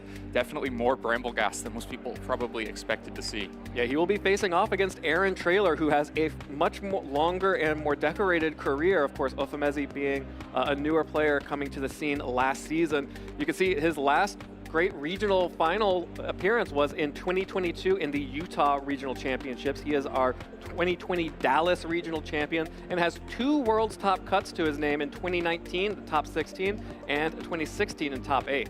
He's running that Cresselia Heatran team that we previewed at the start of the day. Yeah, definitely playing something that is in his comfort zone after having played the game for so long. And we've seen how well he can pilot it into these aggressive teams, right? It's already twice on stream. We've seen him up against Tornadus and a bunch of big attackers trying to stymie that attack and find the opportunities to make solid trades. And it's looking like he'll have a similar matchup again this time. Yeah, this has been the story of at least the stream tournament for Aaron, is going up against these heavy offensive tailwind teams. Of course, in day 1, we saw him up against Grant Weldon running the Tailwind and Reggie Drago team. And of course, we saw him earlier today against James Beck playing against the Bramblegas team, which is the same sort of team that we're seeing out of Emele today, or Ofemezi Emele today. Yeah, so it's going to be a similar matchup. And I think when that happens kind of in close proximity, players that are probably all talking to each other, that match, they would have had a chance to see. Both players are going to be thinking about how it went and how to adjust and how to make it go differently. One option is that the Bramblegas, it's the most visible part of that team. It's the thing you look at the 6 Pokemon and see, but it doesn't necessarily mean it's the most important Pokemon on that team. We saw it not have that big of an impact for James when he was up against Aaron. It spent some time just on the field strength sapping. It had a lot of staying power despite how frail it was, because it could continue to weaken things, but it wasn't really getting that much value out of that slot. Whereas when you're playing with Tornadus and big attackers, a lot of times you just want to be dealing huge damage. And so I wouldn't be surprised to see an adjustment that maybe left it behind or put less focus on it so that you could really try to overpower Aaron's Pokemon. Yeah, sorry, go ahead. Yeah, as long as you only have 1 attacker, it's really difficult to overpower things like the Assault Vest Heatran. With 2 attackers, that's still look very feasible. Yeah, it becomes those double targets that actually break through some of these big heavy hitters. The Assault Vest Heatran, also the Iron Hands that we saw, was able to tank those Dragon energies coming out from Reggie Drago in day 1. It really is, that Bramblegas was really sticky on the field when James and Aaron played earlier, but like you mentioned, wasn't really doing a whole lot of anything outside of just strength sapping some Pokemon.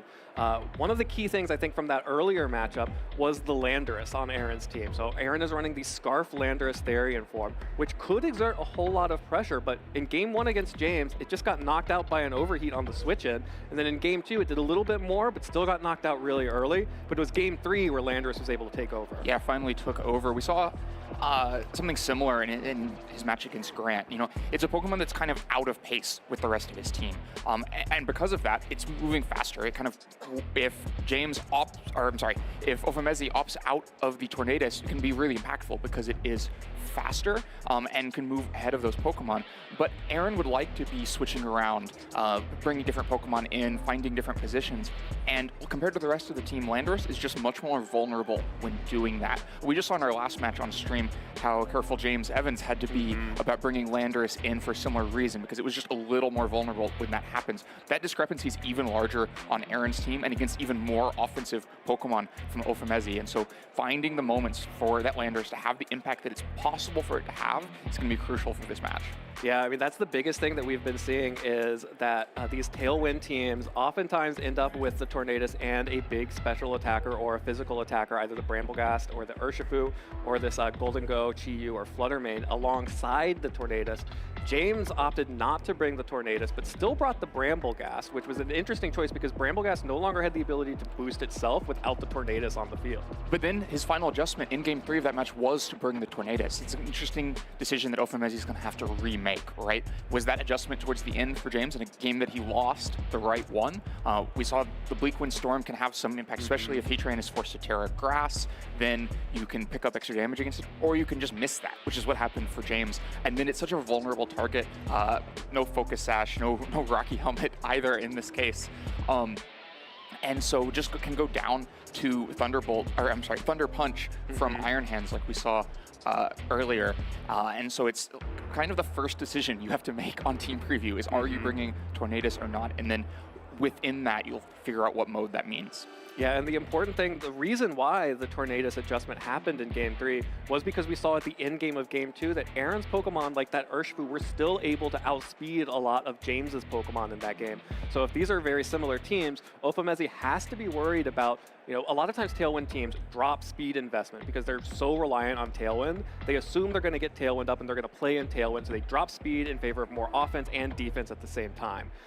And what we saw was out of Tailwind, some of these other Pokemon like Aaron's Urshifu were able to abuse that. Yeah, there was an unexpected moment where Aaron's Urshifu was faster than everything. The Urshifu and the Bramblegast on the other side, and that was kind of a decisive moment in one of those games. All right, well, Aaron has decided to lead offense here with the Landorus and the Heatran, but that is going to be a disconnect, so we're going to have to hop into turn 1 again. But you can see some of the thoughts that are going through these players' heads. Yeah, you mentioned Tornadus's presence being impactful for Tailwind, help all the rest of the team with speed, but its own natural speed is also impactful because it will be consistently faster than basically everything Aaron would bring. And that means, you know, that Urshifu is going to be vulnerable to a Bleak Wind Storm, especially if the Terra has already been used on Heatran. Because as soon as you spin Terra on Heatran to become Grass type, now you've locked in 2 different flying type weaknesses, both the Urshifu and the Heatran. So those Bleak Wind Storms, if they hit, can have a really impactful, do a really impactful amount of damage, especially if Aaron's Urshifu is not as bulky as, say, the one that we saw Wolfglick using earlier in the tournament. Absolutely. It's just an incredible thing about, you know, I think a lot of players, and there's a reason why Terra Blast, Terra Flying on Landorus has been so dominant, is flying type coverage is actually really powerful in this meta, and especially with Grass as a common defensive Terra, it really punishes some of these defensive teams. But the Assault Vest actually helping the Heatran out a lot to feel relatively safe to Terra in front of a Tornadus, which we saw in that Game 3. I believe the Bleak Wind Storm still missed, which helped out the Heatran a lot, but not being too afraid of it. And otherwise, you know, being able to just start firing off some Bleak Wind Storms does get really good coverage on a lot of this team. Yeah, it helps cover that gap. You know, we talked about needing 2 attackers to really break through things. Tornadus is not always what you need to fill that gap. You know, for Grant, it wasn't enough extra damage on top of Regidrago to fill that gap. There are definitely Pokemon that Aaron could send out, like the Iron Hands and the Cresselia, where it won't be enough damage to fill that gap. But on the other hand, there are Pokemon that it could definitely fill that gap against, and so it can play kind of a dual role as both attacker and support. Absolutely. And it's going to have to see which role that this Tornadus is able to fulfill here. One of the Pokemon that we didn't see at all last time around was that Goldengo, which is normally a very powerful Pokemon, but really against this team that Aaron has brought only matches up super well against the Cresselia. And so if you don't expect to see a Trick Room or anything like that coming out of the Cresselia on Aaron's side, then Goldengo probably staying home and probably sticking around with what we've already seen from James of those 5 Pokemon being cycled through. Yeah, we've actually seen very little of the Goldengo on these Tailwind teams. I think all the ones we've had on stream have had it, and I'm not sure any of them have brought it yet. But maybe that's like the recipe to find a little bit different offensive mix, because it is, like when we talk about filling damage gaps, that Make It Rain is very powerful, is spread, so you're doing it into both slots. And sometimes, you know, if Heatran has been forced to Terra, that's pretty good damage. And even something like the Urshifu that resists it, it's probably going to do decent damage if you're just trying to fill a gap, so maybe a Dazzling Gleam from Fluttermane or your own Urshifu is able to complete that KO. Absolutely, and this Gholdengo actually is, you know, this is a choice specs version on this team. It also has the ability to attack Trick, which is actually a really strong move into some of these more defensive, bulky teams that like to stick around, want to be able to have as many options open as possible.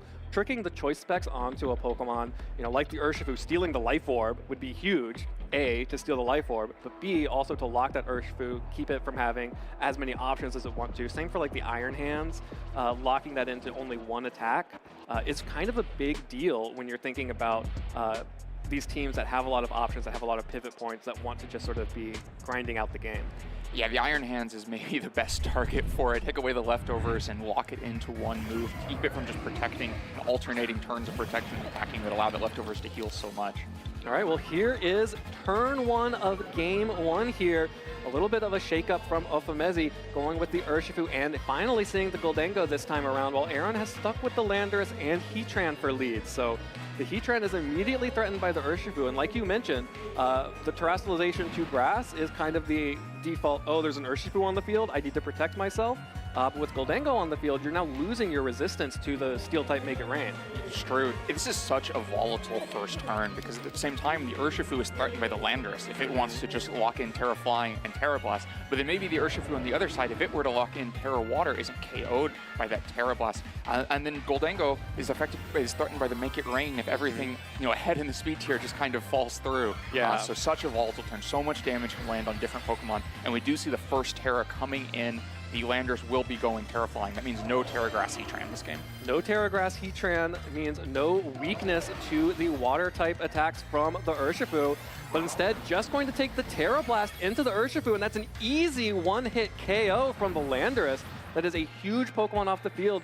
Urshifu has gone down. Gholdengo goes for the Make It Rain. This is choice specs boosted, but doesn't pick up the KO on Landorus. Needs the Terastallization to actually pick up that KO, and Heatran just gets a free Heat Wave right back. Single target, 2 huge KOs. And I thought, look, Aaron's is supposed to be the slower balance team, but those are 2 huge KOs. Absolutely massive KOs, using his one bit of speed advantage, which is the Choice Scarf on Landorus, to kind of move ahead in the priority here. Takes the first KO, which then saves Heatran so that it can take another KO. Aaron's saying, you know, I don't need to use Terra Grass to save my Heatran. I can use Terra Flying, Terra Blast to save my Heatran. And then that Make It Rain, I thought it might be a trade, that if Aaron went for this Terra Blast, that he was opening up that either the Urshifu just switches or protects and he doesn't get that damage, and then also the Landorus would go down to this Choice Specs Make It Rain. But this Landorus, so well trained, able to pick up that KO, outspeed the Urshifu, and on top of that, survive this Make It Rain, stay on the field, now threatening both of these Pokemon as well. The Landorus is threatening so much offensive pressure. The Heatran, the Assault Vest Heatran, this is exactly the 2 Pokemon that Assault Vest Heatran is made for. Exactly. These are the 2 Pokemon it's made for, and it's still the type that wants to be against them. Once it goes Grass type, it's more vulnerable to Fairy moves from the Fluttermane. But right now, both of these Pokemon would have to use their kind of secondary types they don't prefer attacking with, Ghost or Dark, to try to get through this Heatran. And that's only if they think they can afford to not just be focused on the Landorus, which is threatening so much damage. Yeah, the Landorus with that Terra Flying and Terra Blast is just so threatening against both of these Pokemon. You can see it's the fastest thing on the field without Tailwind. Going to target down the Chi-Yu here. Big damage, picks up another KO. Aaron has fired off 3 attacks this game and picked up 3 KOs. And I have a feeling there's one more about to come. We've seen the Heavy Slam on Heatran. This Terra Fairy Fluttermane stands no chance against Assault Vest Heatran with Heavy Slam. Yeah, finally picks up the KO on the Landorus with that Dazzling Gleam, but that is only chip damage onto Heatran. Big Heavy Slam onto Fluttermane. 4 attacks, 4 KOs. That's game 1 for Aaron Traylor. So decisive, so quick. You know, we talk about Ofamezi's team being fast-paced, being the aggressor, and Aaron wanting to slow it down. But the flip side to being the aggressor yourself is that the cost to training all of your Pokemon, giving all the items that let them be the aggressor, is they're extremely vulnerable. Your opponent doesn't have to have really offensive Pokemon to be able to pick up important KOs against you if you don't have the momentum, right? Playing with all of those attackers requires that you keep the momentum, that you be the one pressing the attack. And as soon as that isn't happening, all those Pokemon are so vulnerable. That Goldengo is not bulky enough to take a single target Heat Wave. That Chi-Yu is not bulky enough to take a Terra Blast from Landorus. And so it just looks so easy for Aaron after one mistake. Yeah, and we're actually watching the entire the entire game right back here on the replay. Landorus picking up the Urshifu KO, Heat Wave connecting with the Goldengo. That Make It Rain not being a KO was really big that turn one. Yeah, so important because it just opened up the second KO, right? Landorus is still the fastest thing on the field. We talked about that first decision from Mezzi. He opted out of the Tornadus, which meant Landorus was always going to be the fastest thing on the field, and so it gets not one but 2 KOs once it survives.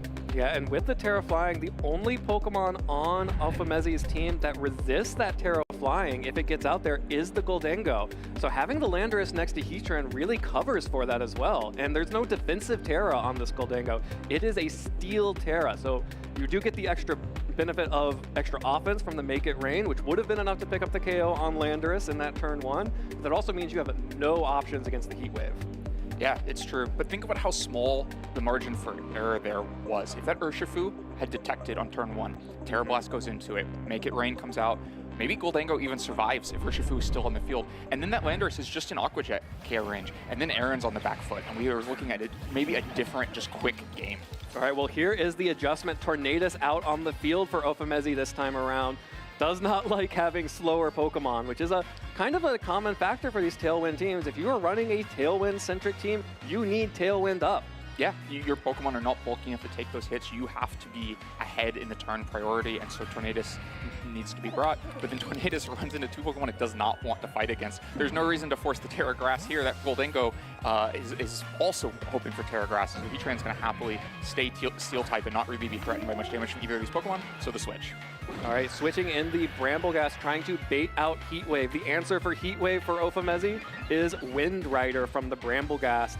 The Tornadus actually gets off that Tailwind, but calling that, goes for the Earth Power, the much safer attack into the Brambleghast, gets a critical hit, drops the special defense of Brambleghast. That could actually be extremely relevant. And there's the Thunder Punch picking up a KO there from Aaron's Iron Hands as well. So got the Tailwind up and the Tornadus went down. So we have 3 turns now where Ophamezi's Pokemon are going to be faster, but we saw the Goldengo, and this Brambleghast previously wasn't able to do a whole lot, but it's just out on the field. This Urshifu could do a whole lot. Yeah, we've talked about this gambit of whether or not to KO the Tornadus a few times over the course of the weekend. Aaron opting to just KO it here. Of course, that makes like the Terra Grass on this turn much safer, right? That's now in a situation against Urshifu where you'd like it and you don't have to worry about weak windstorms coming in. But it does mean that during these 3 turns of Tailwind, he will be fighting both the Urshifu and now the boosted Brambleghast. But crucially, there is no Terastallization on Aaron's side just yet, so Heatran does still have the opportunity to go Grass, knowing all of the Pokemon on Ophamezi's team. Makes you a little bit weaker to the Goldengo, because you're no longer resisting the Make It Rain, but with the Assault Vest, still feeling pretty comfortable. So preserving that Heatran, knowing that that's going to be really important. But switching into Landorus, this is what we saw a lot in some of those early rounds against James, just playing really fast and loose with this Landorus, trying to get it in, trying to control the attack of the Brambleghast especially, but Ophamezi not going on the offensive, just going for a Detect here, and Brambleghast going to heal back up with the Strength Sap. Yeah, it works out this time. Aaron, again, making a very exposed switch in for this Landorus that could have so easily been a Surging Strikes into that slot to threaten the Heatran. They would have just picked up the KO against the Landorus that can be so important in this match, but it's not. Ophamezi has lost the Urshifu too easily once already in this match and doesn't want to happen again, so Landorus comes on the field. But of course, Landorus doesn't love this spot. It's still going to be slower because of the Tailwind on Ophamezi's side of the field, and so it's threatened by these Urshifu. It may just have to leave again, and you have to wonder what switch-in options Aaron has for it. Yeah, I mean, the only options really, because you didn't Terra the Heatran, at least you now have the ability to Terra Flying again and get rid of your weakness to the Surging Strikes. But if Ophamezi decides to double up on that target, you have to imagine that, you know, this Brambleghast is now at even because of the Tailwind. The Intimidate just bringing it back to even, so even being able to fire back with a Terra Blast or a Power Whip into that slot could be really important. But Aaron's just going to go ahead and retreat it, keeps that Pokemon alive, and brings in the Urshifu of his own to threaten both of these Pokemon. Here comes the Terastallization out of Ophamezi. That is going to be the Ghost Terra onto the Brambleghast, which gives Ophimezy more options to do things than we have previously seen with the Bramblegast. This Ghost Terra is actually pretty powerful if you don't get it under control. But that means that Urshifu is going to be a little bit weaker here. Just goes for the close combat onto Iron Hands, not the Surging Strikes. Didn't go for the boost on the Terra Water for that Urshifu as well. So going to have to hope that this double up, the Bramblegast, Terra Blast, and the close combat can pick up this KO here. I don't think it's enough. Oh, No, not even close. Iron Hands just sort of sitting there, but went for the Swords Dance. Hopes to maybe get the some targeting onto the Urshifu switch in, but this Iron Hands is now boosted. You have to deal with this Iron Hands now, and it probably has to be that Urshifu. I don't think another Terra Blast gets there. Yeah, I don't think so, but the Urshifu on Aaron's side is not in a really comfortable position, doesn't want to take a Power Whip. You know, a Thunder Punch there into the Urshifu, then at -1 defense could have been really impactful. Might have opened up something like an Aqua Jet to be enough to finish it off if the Thunder Punch on its own wasn't because of the Strength Sap. All right, well, Aaron has to retreat the Urshifu in fear of that Power Whip. Gets the Landorus back out, so another Intimidate down onto the Bramblegast. And crucially, an Intimidate onto the Urshifu that has shown a willingness to not click Surging Strikes. Will click it this time around, picks up the Iron Hands here. Of course, you have to take care of that Pokemon once it shows Swords Dance. Otherwise, you give the Swords Dance boosted Iron Hands a chance, and it will just heal right back up and start rolling through your team. Yeah, but there wasn't much reason for Ophimezy to not just take care of it there, right? Was able to also be threatening the Power Whip in the other slot to force the Landorus to come in, still take a ton of damage from that Power Whip. And so Aaron kind of missing an opportunity with Landorus there, but crucially, that's the last turn of Tailwind. Did enough distraction that Tailwind is gone. Landorus is on the field as the fastest thing. Once again, Terra not spent. It can go Terra Flying, Terra Blast into either of these Pokemon, can combine that with an Aqua Jet from Urshifu to make sure Bramblegast goes down, or just have Urshifu use something like a really powerful close combat with a Life Orb into this defense-dropped Urshifu on Ophimezy's side. We saw in a similar matchup earlier that Aaron's Urshifu was actually faster than the Urshifu on the Tailwind team. If that's a true again here, then there's a lot of speed advantage currently on Aaron's side of the field with some vulnerable Pokemon. Ophimezy does have the opportunity to play around with the speed, though, has both Shadow Sneak and Aqua Jet as options.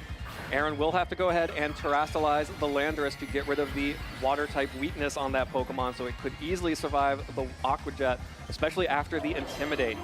Getting that Intimidate down onto Urshifu, showing up big here. Aqua Jet deals just a little bit of damage. Shadow Sneak most likely not going to be enough anyway, even though Ophimezy doesn't go for it. Instead, Landorus fires back with the Terra Blast, connects with the Urshifu, picks up that KO as we knew it would from game one. And it's just going to be the Urshifu Surging Strikes. Bramblegast has the Focus Sash, but Surging Strikes hits 3 times and Focus Sash can't do a thing. And it's just Gholdengo up against Urshifu, the Landorus, and crucially, that Heatran in the back. Yeah, Aaron avoided the just playing with the grass Heatran and trying to fight from there, preserved it, used the Terra elsewhere, and now it's just in a really decisive position against Gholdengo. We saw in game one, there was no Tailwind. Aaron had the speed advantage and just kind of easily moved through Ophimezy's team. So the adjustment was to bring the Tornadus, to click Tailwind on turn 1 and start trying to do damage. But Aaron just withstood the assault for those few turns and then was immediately back in the offensive position. The first turn without Tailwind was once again back to 2 attacks, 2 KOs, and moving on through the top 8. Yeah, and there it is, the 3rd strike of Surging Strikes after the Terra Blast picks up the KO on Gholdengo, and Aaron Traylor has learned from playing this Bramblegast team a few times over the course of the tournament and takes a clean 2-0 in that top 8 match. Yeah, and it felt so clean. Of course, that game 1 maybe looked more clean than it was because of a right read, but then the game 2 was just so well played to get through Tailwind and not just have Tailwind expire, right? That's one thing, to have those 3 turns expire and then not be out of the game yet. But when Tailwind expired, Aaron had precisely the right 2 Pokemon on the field to win from there, right? That's a completely secondary skill on top of just being able to withstand those Tailwinds, is to have positioned everything so that when it happens, the game is nearly over already. Yeah, and it absolutely was over as soon as Tailwind dropped and the Landorus was out there, had the Urshifu as well, which were the 2 fastest Pokemon left. and had stacked enough Intimidates during that Tailwind that I don't think the Aqua Jet plus Shadow Sneak play was actually available. Both those Pokemon had their attack lowered enough that they would have just missed the KO and the same thing would have happened. Yeah, and here we see game 2 here. Aaron forced targeting onto this Iron Hands as well by going for that Sword Stance, which meant that Ofamezi had to focus it down with the Urshifu because of the Intimidates from Landorus, which allowed Landorus to get in position right as the Tailwind ended, picked up the KO with that Terra Blast from the Flying Terra, and then again, the Surging Strikes coming out from Aaron's Urshifu. That Life Orb Urshifu is doing a lot of damage and a lot of work for Aaron right here, getting that extra boost on top of what, more commonly we see the Mystic Water, which Ofamezi was running. Yeah. When you say that Aaron forced the targeting onto Iron Hands, what that means is that because of the Sword Stance boost, Iron Hands was now threatening a Thunder Punch into Urshifu. So if we take maybe a different route to this game, where Ofamezi Surging Strikes the Landorus on the switch. Maybe that looks really good on the surface because that's the Pokemon that's so threatening and you can just catch it on the switch in, but that would be a trade. The Iron Hands would have just Thunder Punched the Urshifu, and you're in a different end game where you have an intimidated Bramblegast and the Goldango against a Heatran that's still comfortably Steel Fire type and ready to just play against those Pokemon. Aaron had set it up so that as that Tailwind is expiring, Landorus could switch in, and sure, you can call it, that's not a game-winning play, and if you don't call it, Aaron's positively ahead. Yeah, extremely well played there from Aaron. The experience of playing this Bramblegast team definitely coming through there. And like, I can't remember the last time I saw a game 1 that looked like the one that we saw in this set. 4 attacks, 4 KOs. 4 attacks, 4 KOs. Really incredible. Aaron just like, as you mentioned when we were discussing this sort of in the run-up, this is about momentum. These offensive teams, Tailwind teams especially, need to have momentum. And it was just kind of a read there, that first turn, picking up the KOs, and then there was nothing Ofamezi could do because he was too far behind. Yeah, it was a read, but we, yesterday talking about these Tailwind teams, we talked about the margin for error, like the ability, how much room you have for mistakes. Maybe in that last match that we cast between James and Joe with all the Gastron and so many turns, you can make mistakes in there. They won't really, you need to make several for them to mount up against you. But when you're playing a very vulnerable, aggressive team like Ofamezi's, one, maybe all it takes. Yeah. And that one mistake in turn 1, game 1, was just letting that Terra Blast go into Urshifu, and that was it. Like you say, it was too far behind from there. Yeah, it was 2 major damage threats that were picked up immediately. And you could see how Aaron used that information in game 2. When we saw the Goldango back out on the field, it was afraid of the Heat Wave. Aaron showed he was willing to click Heat Wave into a Bramblegast team. Instead, in game 2, instead of just clicking the Heat Wave, Ofamezi switched in the Bramblegast, hoping to get the Tailwind Wind Rider boost and a Heat Wave Wind Rider boost. Took an Earth Power instead, which meant that it only got the 1 boost, which meant that it could be contained by the Landorus Intimidates. Yeah, also I think got a special defense drop. It also got a special defense drop. That would have made it end game against that Heatran even more difficult, since it had to just stay on the field after that to keep the Wind Rider boost. Yeah, because what else could Bramblegast do? What could switch in safely against any of those Pokemon? Right, precisely. I mean, that's what we talked about also in the previous match, was Aaron saw that Bramblegast just kind of sitting on the field. Yeah, it got some strength saps. It was mitigating what damage Iron Hands could do, but it wasn't really taking advantage of the Tailwind turns to push the advantage. And the same thing happened here. The Bramblegast was on the field. It spent one of those Tailwind turns strength sapping, spent another, I think, Terra Blasting the Iron Hands for really not that much damage. Got one really nice Power Whip in against Landorus, but then Tailwind was over, and it was just went down on the next turn. Yeah, an extremely well played, extremely methodical win there from Aaron. And I just love seeing, like we sort of previewed this as a defensive team, but these Pokemon that have emerged in Regulation D, Pokemon like Heatran, like Landorus Therian form, they are just extremely powerful. Like this Terra Blast Flying Terra Landorus has been a major threat in the meta. Sort of previewed this before, talking about the Bleakwind Storm, but like flying type coverage is extremely good right now. And if you get the flying boost plus the Terra boost, you can do so much damage with this Pokemon. Yeah, I mean, so much damage. There are very few Pokemon that can hold a Choice Scarf and then just with a neutral hit pick up the 1-hit KO against Chi-Yu. Chi-Yu's not the most bulky Pokemon, but it's a neutral hit. You don't expect that to just be a game-deciding extra KO. That's what Chi-Yu does. Yeah. That's not what Landorus does. Yeah, precisely. But here it was, and it made that game 1 look so easy. Absolutely. Well, we are going to be right back after a quick break. And when we return, we will hear from Aaron Traylor about his win in Top 8 and advancement to the Top 4. So stay tuned. We'll be right back.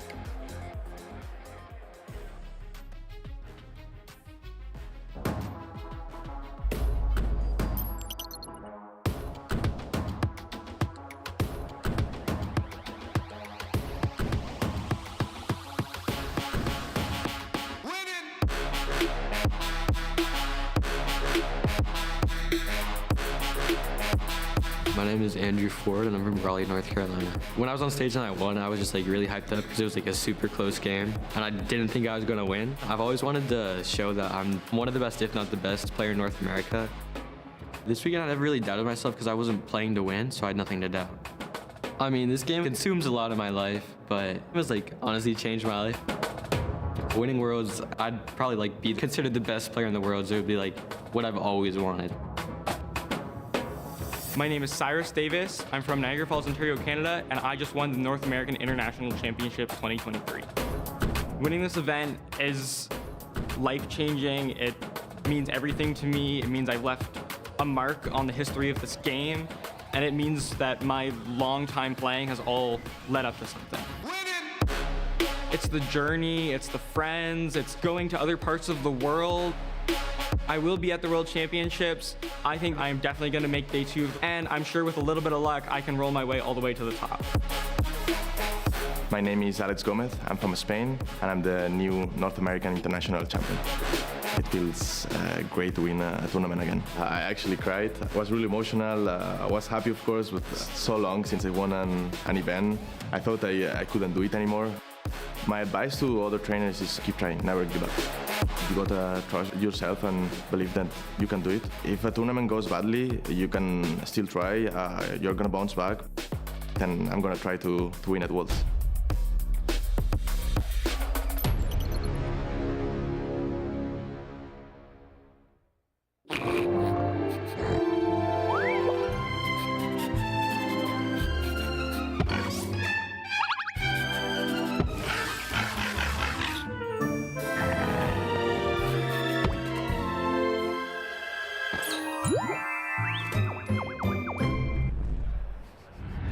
Welcome back, everyone, to the Pittsburgh Pokemon Regional Championships, where we got to watch our first top 8 match of the day, which was Aerotrailer taking a nice 2-0 to secure his spot in top 4. What a match. How are you feeling?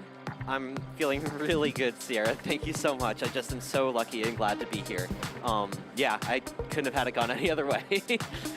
Well, last time we chatted, we didn't get too much time to talk, but with the quick 2-0, we got actually a little time to talk now, especially too after that game 1. Yep. That was 2 turns, 4 KOs. I can say you're pretty comfortable against Brambleghast now at this point. Yeah, so I'll give you the whole story because we got an abbreviated version last time. I started playing in these before Worlds. So Worlds, again, didn't do so great. I started playing in these online tournaments called Best of 3 Night in Japanese, so Bosa Naito.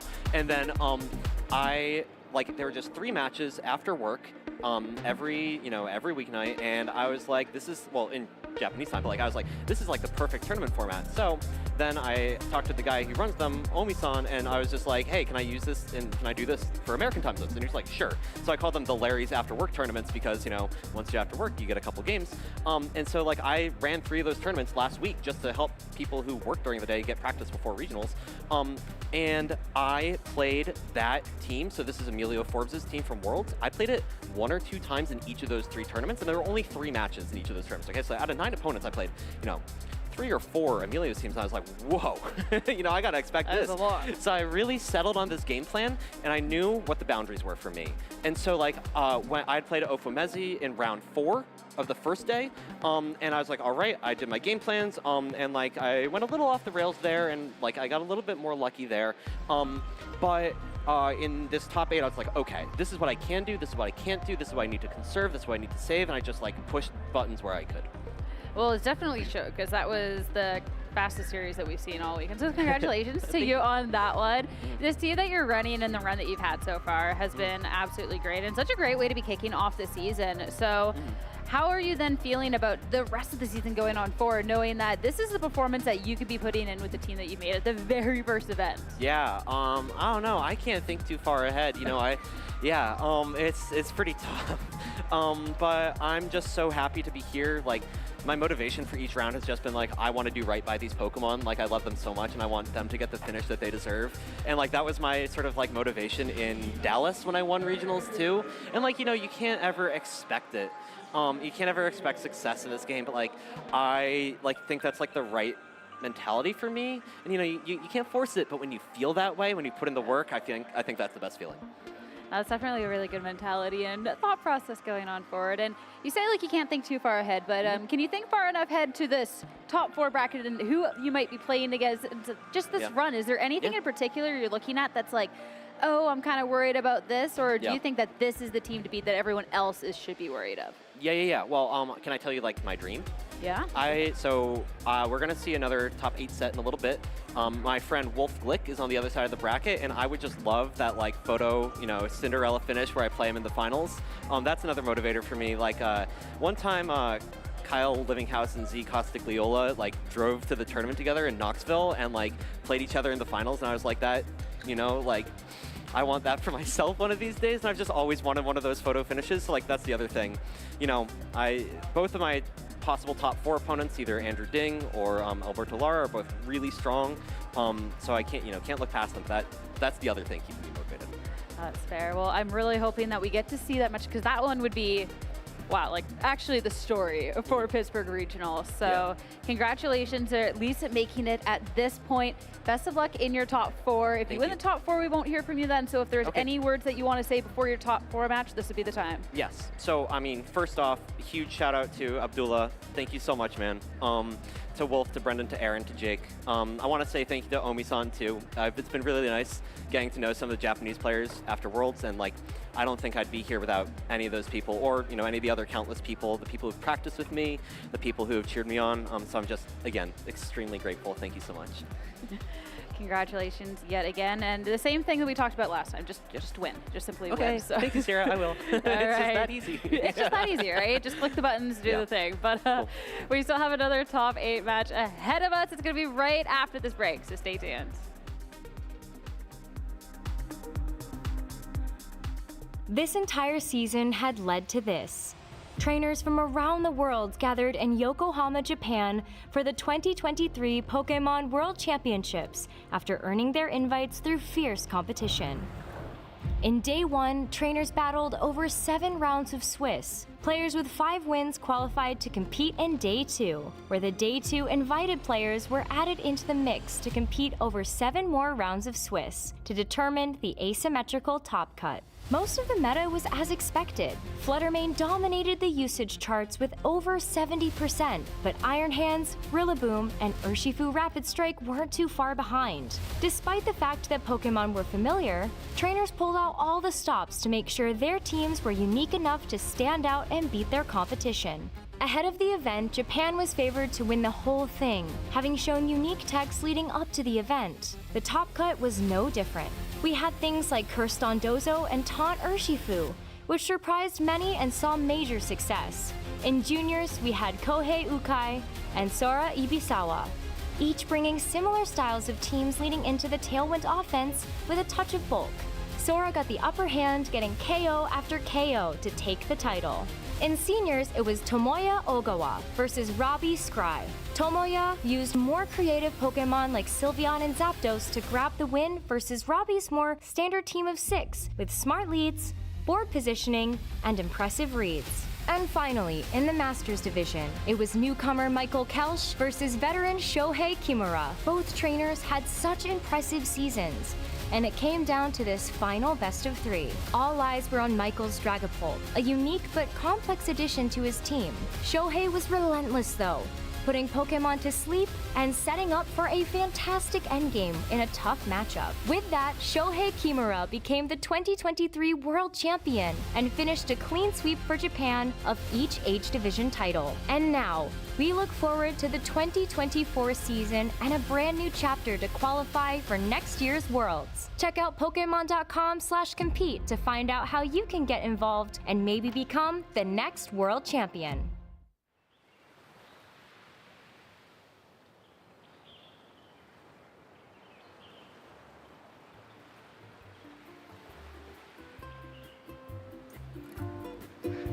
He leo kono keia, ia oko e hele mai I Hawaii, I Honolulu I ka makahiki, I Wakalua kumaha. We want to invite you to Honolulu, Hawaii in 2024. We look forward to seeing you here. Ahui ho'aku no.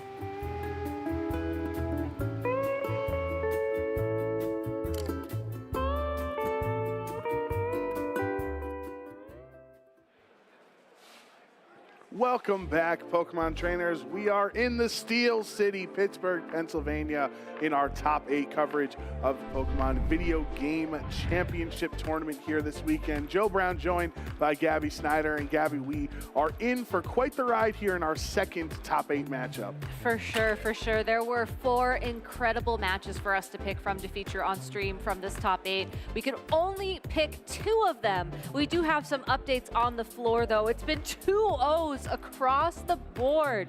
Wolf Glick beating out Rajan Ball 2-0. Riley Factura beating out Jody Azzarelli 2-0. And of course, we just saw Aaron and Ofemezi play, Aaron winning 2-0. This has been an incredible top 8.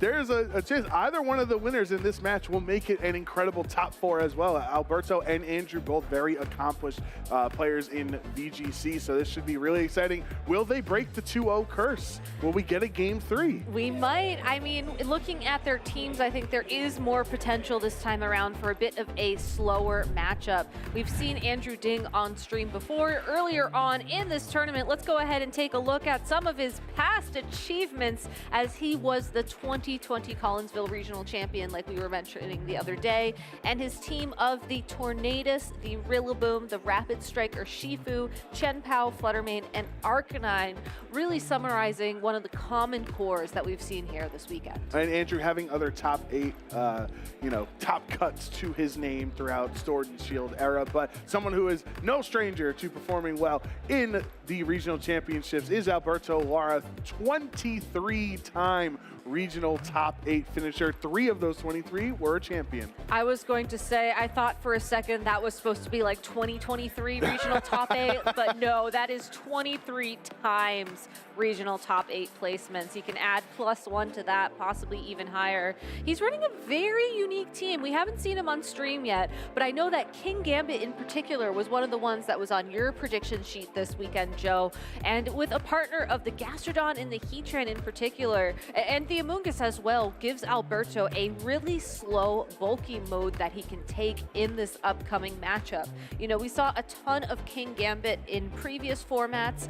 It has the Defiant ability, which means if it were to have one of its stats dropped, and interestingly enough, this can be by an Intimidate, this could be by a Bleak Wind Storm activation, could possibly even be a Moonblast special attack drop. Its attack will then be boosted 2 stages, and we've seen a ton of players in last year's format just use that to their advantage and really let King Gambit set up with those boosts and then go for big damage. Yeah, and even with the Intimidate, it raises its attack by 2 stats, which is really only 1 attack raise because it got lowered first. The real Defiant value is off of Icy Wind or Moonblast drops or Speed drops, because you get full use out of both of those stages of increase in the attack stat. So definitely Andrew is going to have to be prepared for that throughout this set, but for now it will not be on the field to start turn 1, as you have Fluttermane and Rillaboom on Andrew's end versus Fluttermane and Landers for Alberto.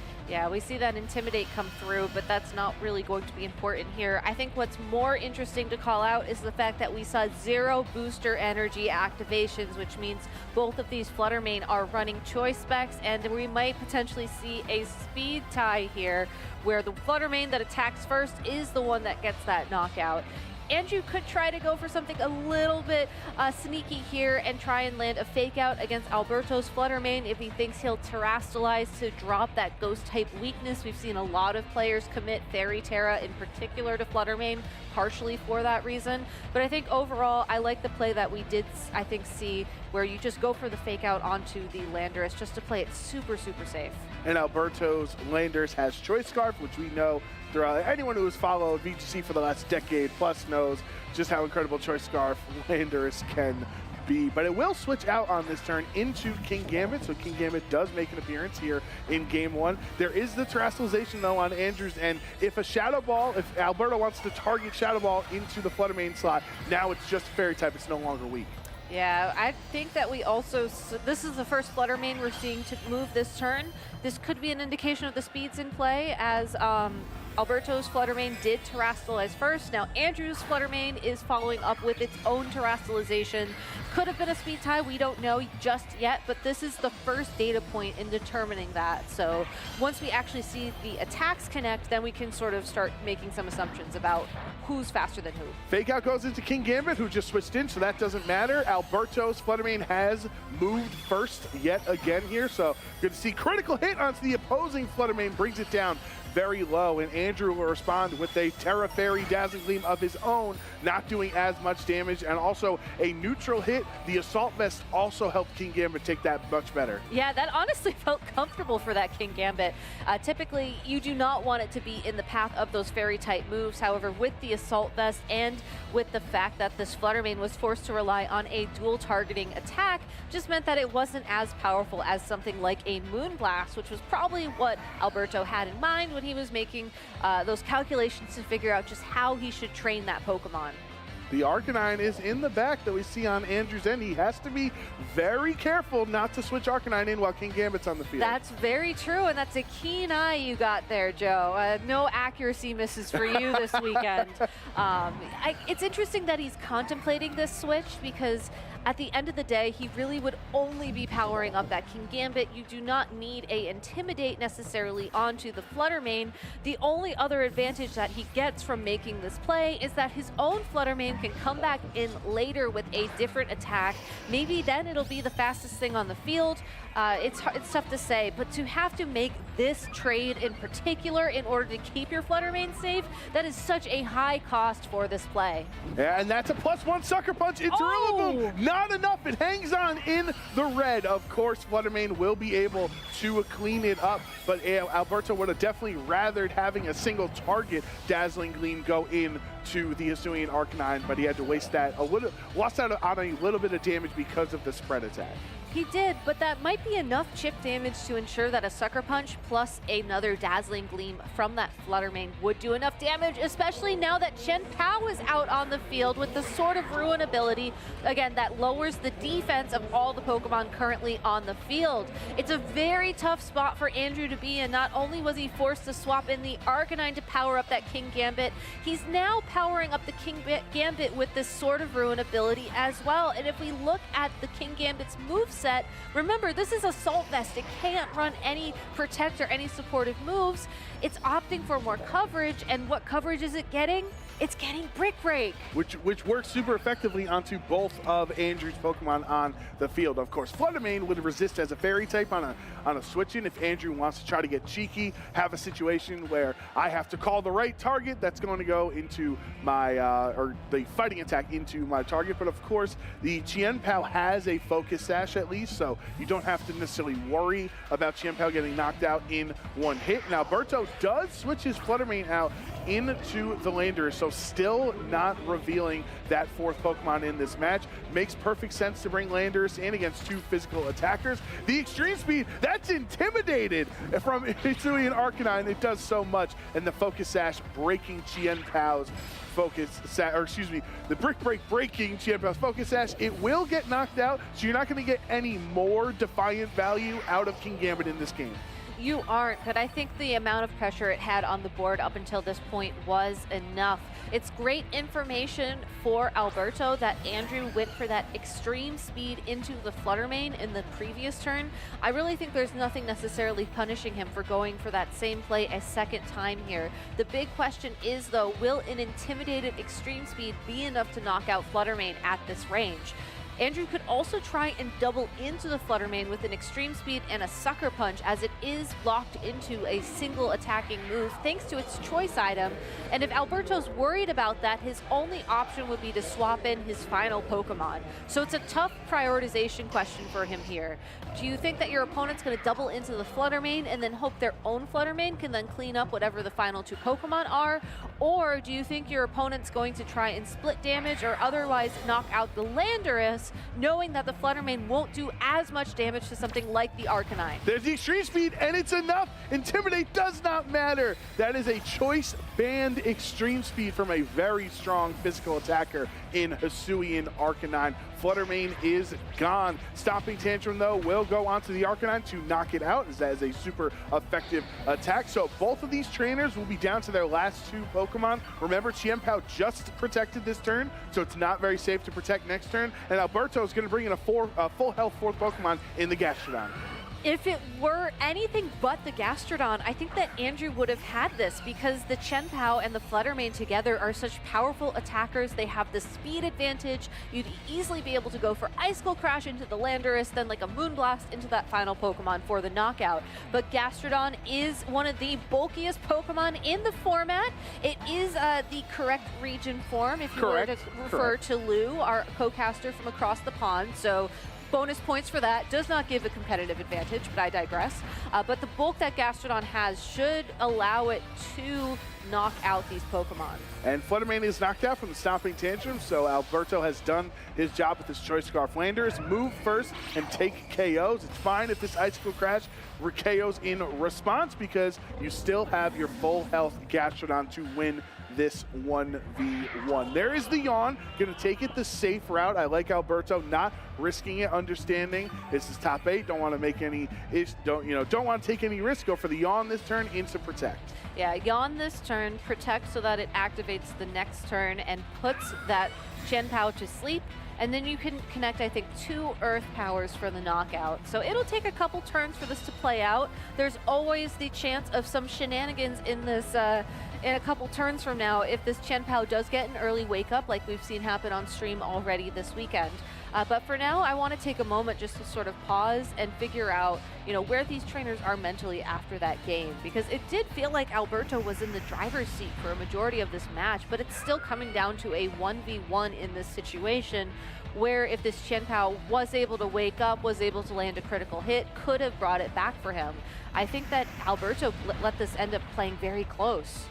I think, and that's what stings for Andrew here, is you don't even get to see if you had the chance at a critical hit, Icicle Crash knocking out. It is a neutral hit, so it's most likely not going to. Like you would assume it would not, but it still would be nice to know how much damage, since many Gastrodons are trained differently. It's a different defense or physical or special defense, I should say. It would have been nice information for Andrew to know just how much the Icicle Crash would do to Gastrodon. Yeah, it really did feel like Andrew was on the back foot for a majority of that match, but he was able to still bring it very, very close. He had to make that tough choice of swapping in his Arcanine for the Fluttermane.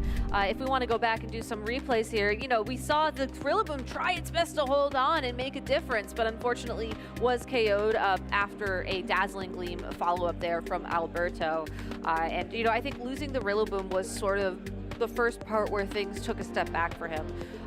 Now, Chien-Pao did take some damage here, was able to still secure the knockout on the King Gambit, but that King Gambit was a huge trouble point for Andrew. Yeah, for sure. It's definitely something he's going to need to make an adjustment because he consciously gave King Gambit a Defiance boost because Hisuian Arcanine was in the back. And what are you supposed to do in a position like this where, yes, Hisuian Arcanine has a tough job because it boosts King Gambit, but it has a good type chart into it as a fire type into a steel type, and also that Choice Band Extreme Speed does massive amounts of damage. Your best option in that point of view would be to try and get your opponent in a situation where they're not going to swap in the King Gambit, and then use that opportunity to swap in the Arcanine.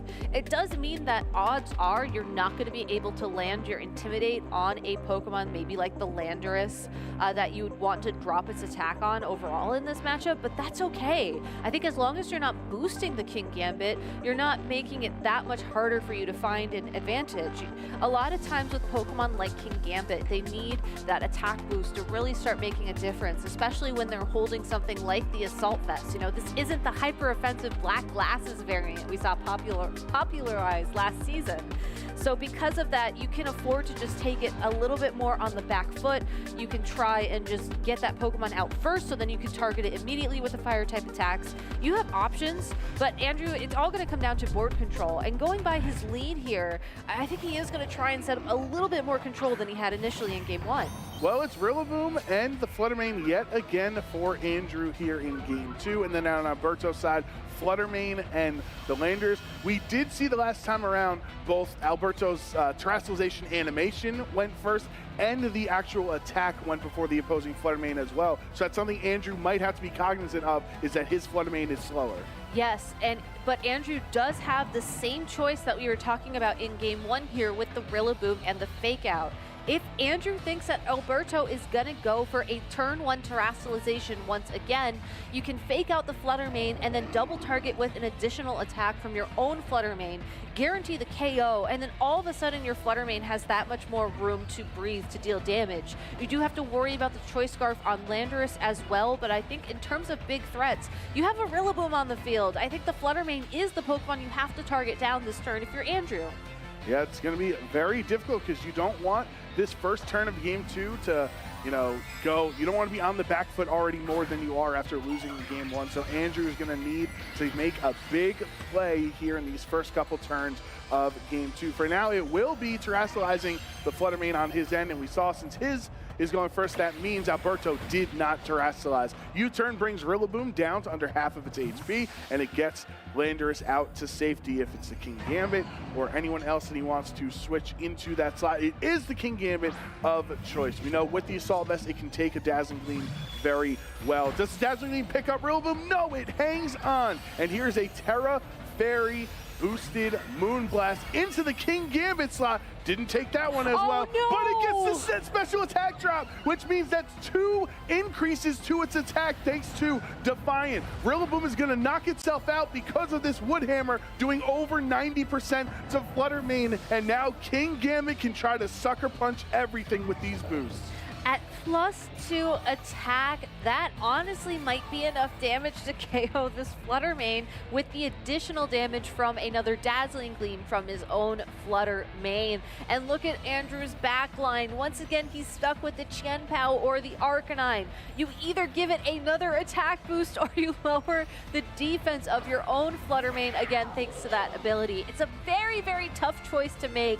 I gotta respect going for the Chien-Pao just because you can protect it this turn. You don't have to pick an attack with your choice item and lock into that for the remainder of the match, as it is possible that Andrew could at least knock out one of Alberto's Pokemon this turn with a Sucker Punch, or by maybe this Flutter Mane finally speeding up. I don't think it's faster than Alberto's Flutter Mane. I think we can sort of conclude that at this point in time, but you never know. Yeah, I think the other thing that's interesting, King Gambit's already at half health, but if you do want to take a a Moonblast, much better. King Gambit's terrestrialization type is fire, and you would then resist that that Moonblast from Flutter Mane. So it's really interesting. It does not opt for it. Instead, the Sucker Punch into King Gambit is ineffective, but can it be enough to take it down? That Sucker Punch, Flutter Mane is down. Trust me, everybody, that was a resisted attack. It doesn't look like it because of the Defiant boost, but Flutter Mane goes down, and now you have the Dazzling Gleam that will bring Chien-Pao down to its focus set. And now we also have an interesting potential interaction of the Sucker Punches in this upcoming turn. So something to keep in mind as we wait for the final reveal of Andrew's Pokemon. Unfortunately, we already know where this is going. This King Gambit is just going to be charged up. +3 attack, plus the Sword of Ruin ability, plus it has access to priority if it decides to go for it this turn. This is such an incredibly powerful Pokemon, really the standout Pokemon on Alberto's team, and you can see why. If you can catch these Intimidate users, if you can catch Chien-Pao, who's one of the most used Pokemon in this tournament, you can just force your opponent to concede. And the battle is canceled. Alberto Lara will be moving on to the top 4 of the Pittsburgh Regional Championship and joining quite the company in the other 3 trainers remaining here in Pennsylvania. Yeah, I believe it is Wolf Glick, Riley Factura, and Aaron Traylor are the final 3 standing alongside Alberto to fight for the title of your first 2024 season regional champion, and every single one of them brought their A game this weekend. Yeah, for sure, and we can't give enough credit to that King Gambit in this fight, in that battle. It's a Pokemon that forces your opponent to make suboptimal decisions, like you saw in Game 1. I need to switch Hisui and Arcanine in on this turn, or I'm in trouble.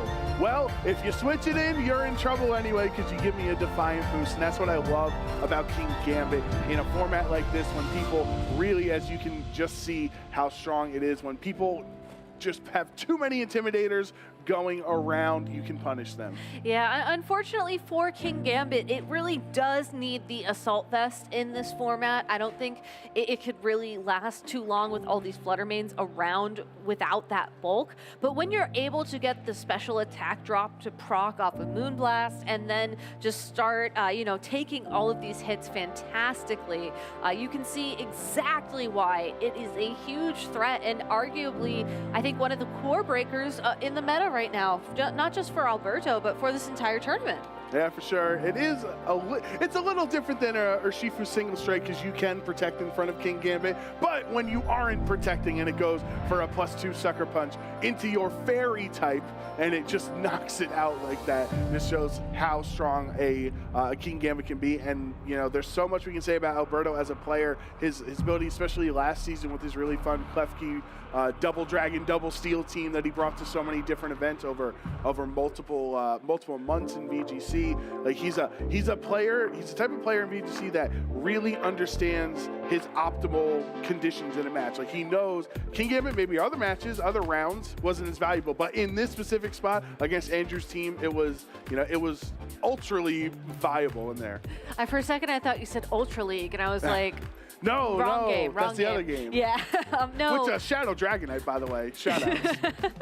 No, the other thing I want to bring up along those lines is that I think not only is he able to recognize, when it is time to bring those Pokemon, I think that he also has this knack of just remembering Pokemon from previous years, previous formats that have really gelled with him. We saw him use Klefki last year at the Oceania International Championships and a few regionals after that to great success. Now here's King Gambit. Similar to Klefki, nobody had really seen it in a little bit. Yes, people were aware of it. It is one of the more popular light screen and reflect users in the format. Probably Grimmsnarl is the other one that would jump out at people. But he was able to remember that and realize my team is, needs this support. My opponents won't be prepared for this kind of support, and therefore I use that Pokemon. And I think that's exactly what we saw from King Gambit in this matchup and probably for throughout the tournament.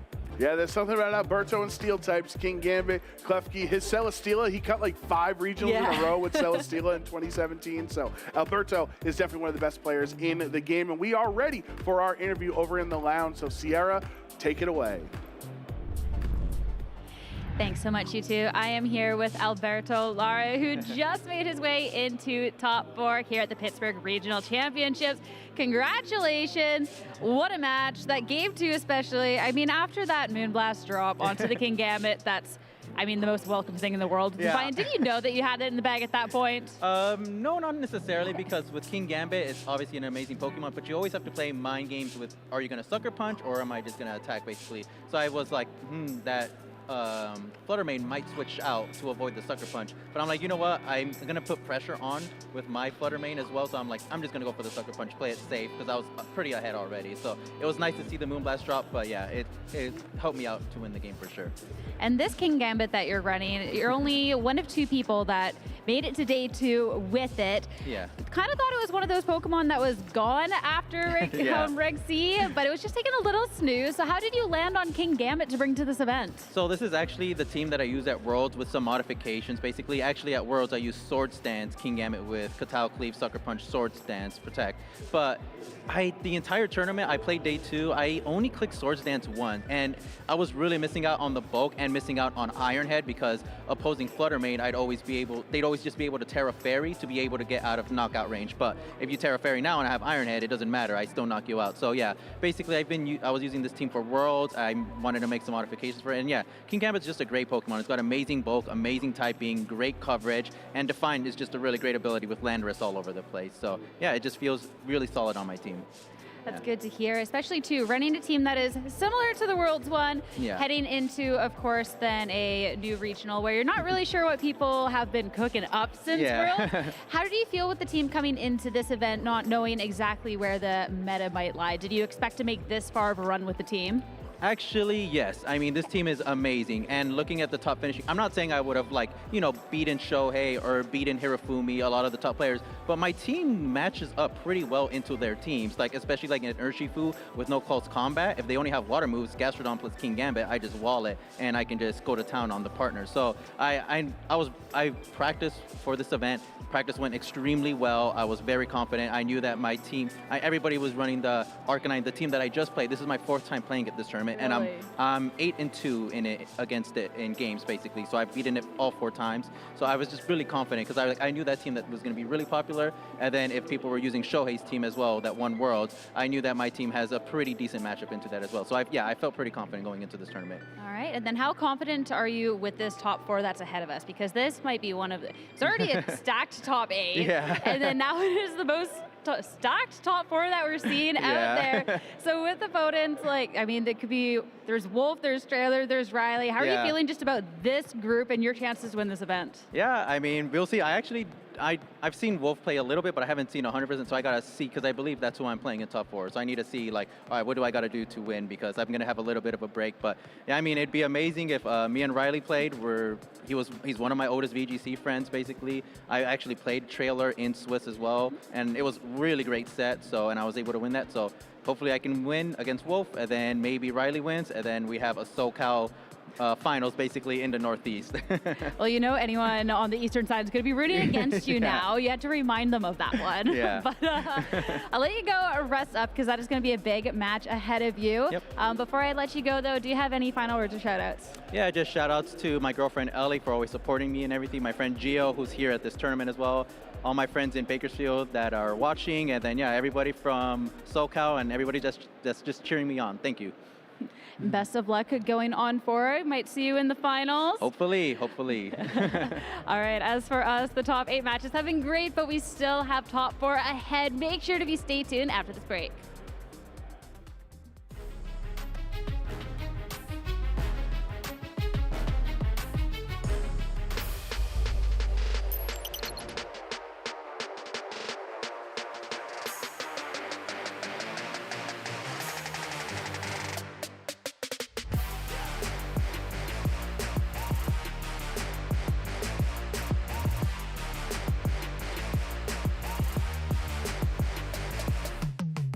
My name is Jacob. I'm from here in Melbourne. Like, honestly, no words to describe it. Like, this experience has just been absolutely amazing. I wasn't even expecting to get anywhere near this far. I had so much support along the way, and they just kept pushing me to go. So I'm just gonna do what I do and try and win. Winning Worlds, I honestly I would have no words. It would be such a great experience. My name is Azul Garcia Griego, and I'm from California. This win just kind of reassures me that me and my team were on track for everything we put into the game. You know, we're getting out what we want to get, which is tournament wins.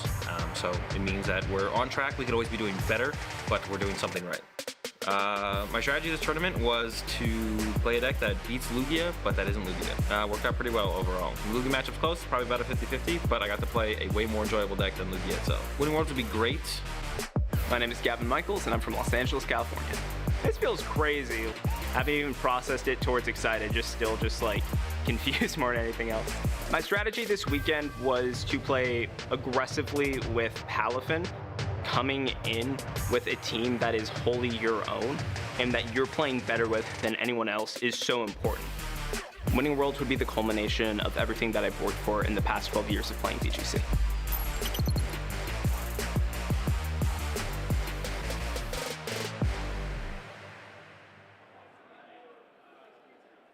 Welcome back, Pokemon trainers, for the top 4 coverage of the Pittsburgh Regional Championships. And what a 4 trainers we have remaining here today. As I saw the statistics, people added it up. We have 12 regional championships compiled between these 4 trainers. And a really interesting tidbit, 2015 was a great year, not just because Worlds was in Boston, which was a lot of fun, but because all 4 of these trainers won a title in 2015, and now one of them is going to be the first to qualify for our Honolulu World Championship. Yeah, just don't think about how long 2015 was ago when you're thinking about the 2024 season.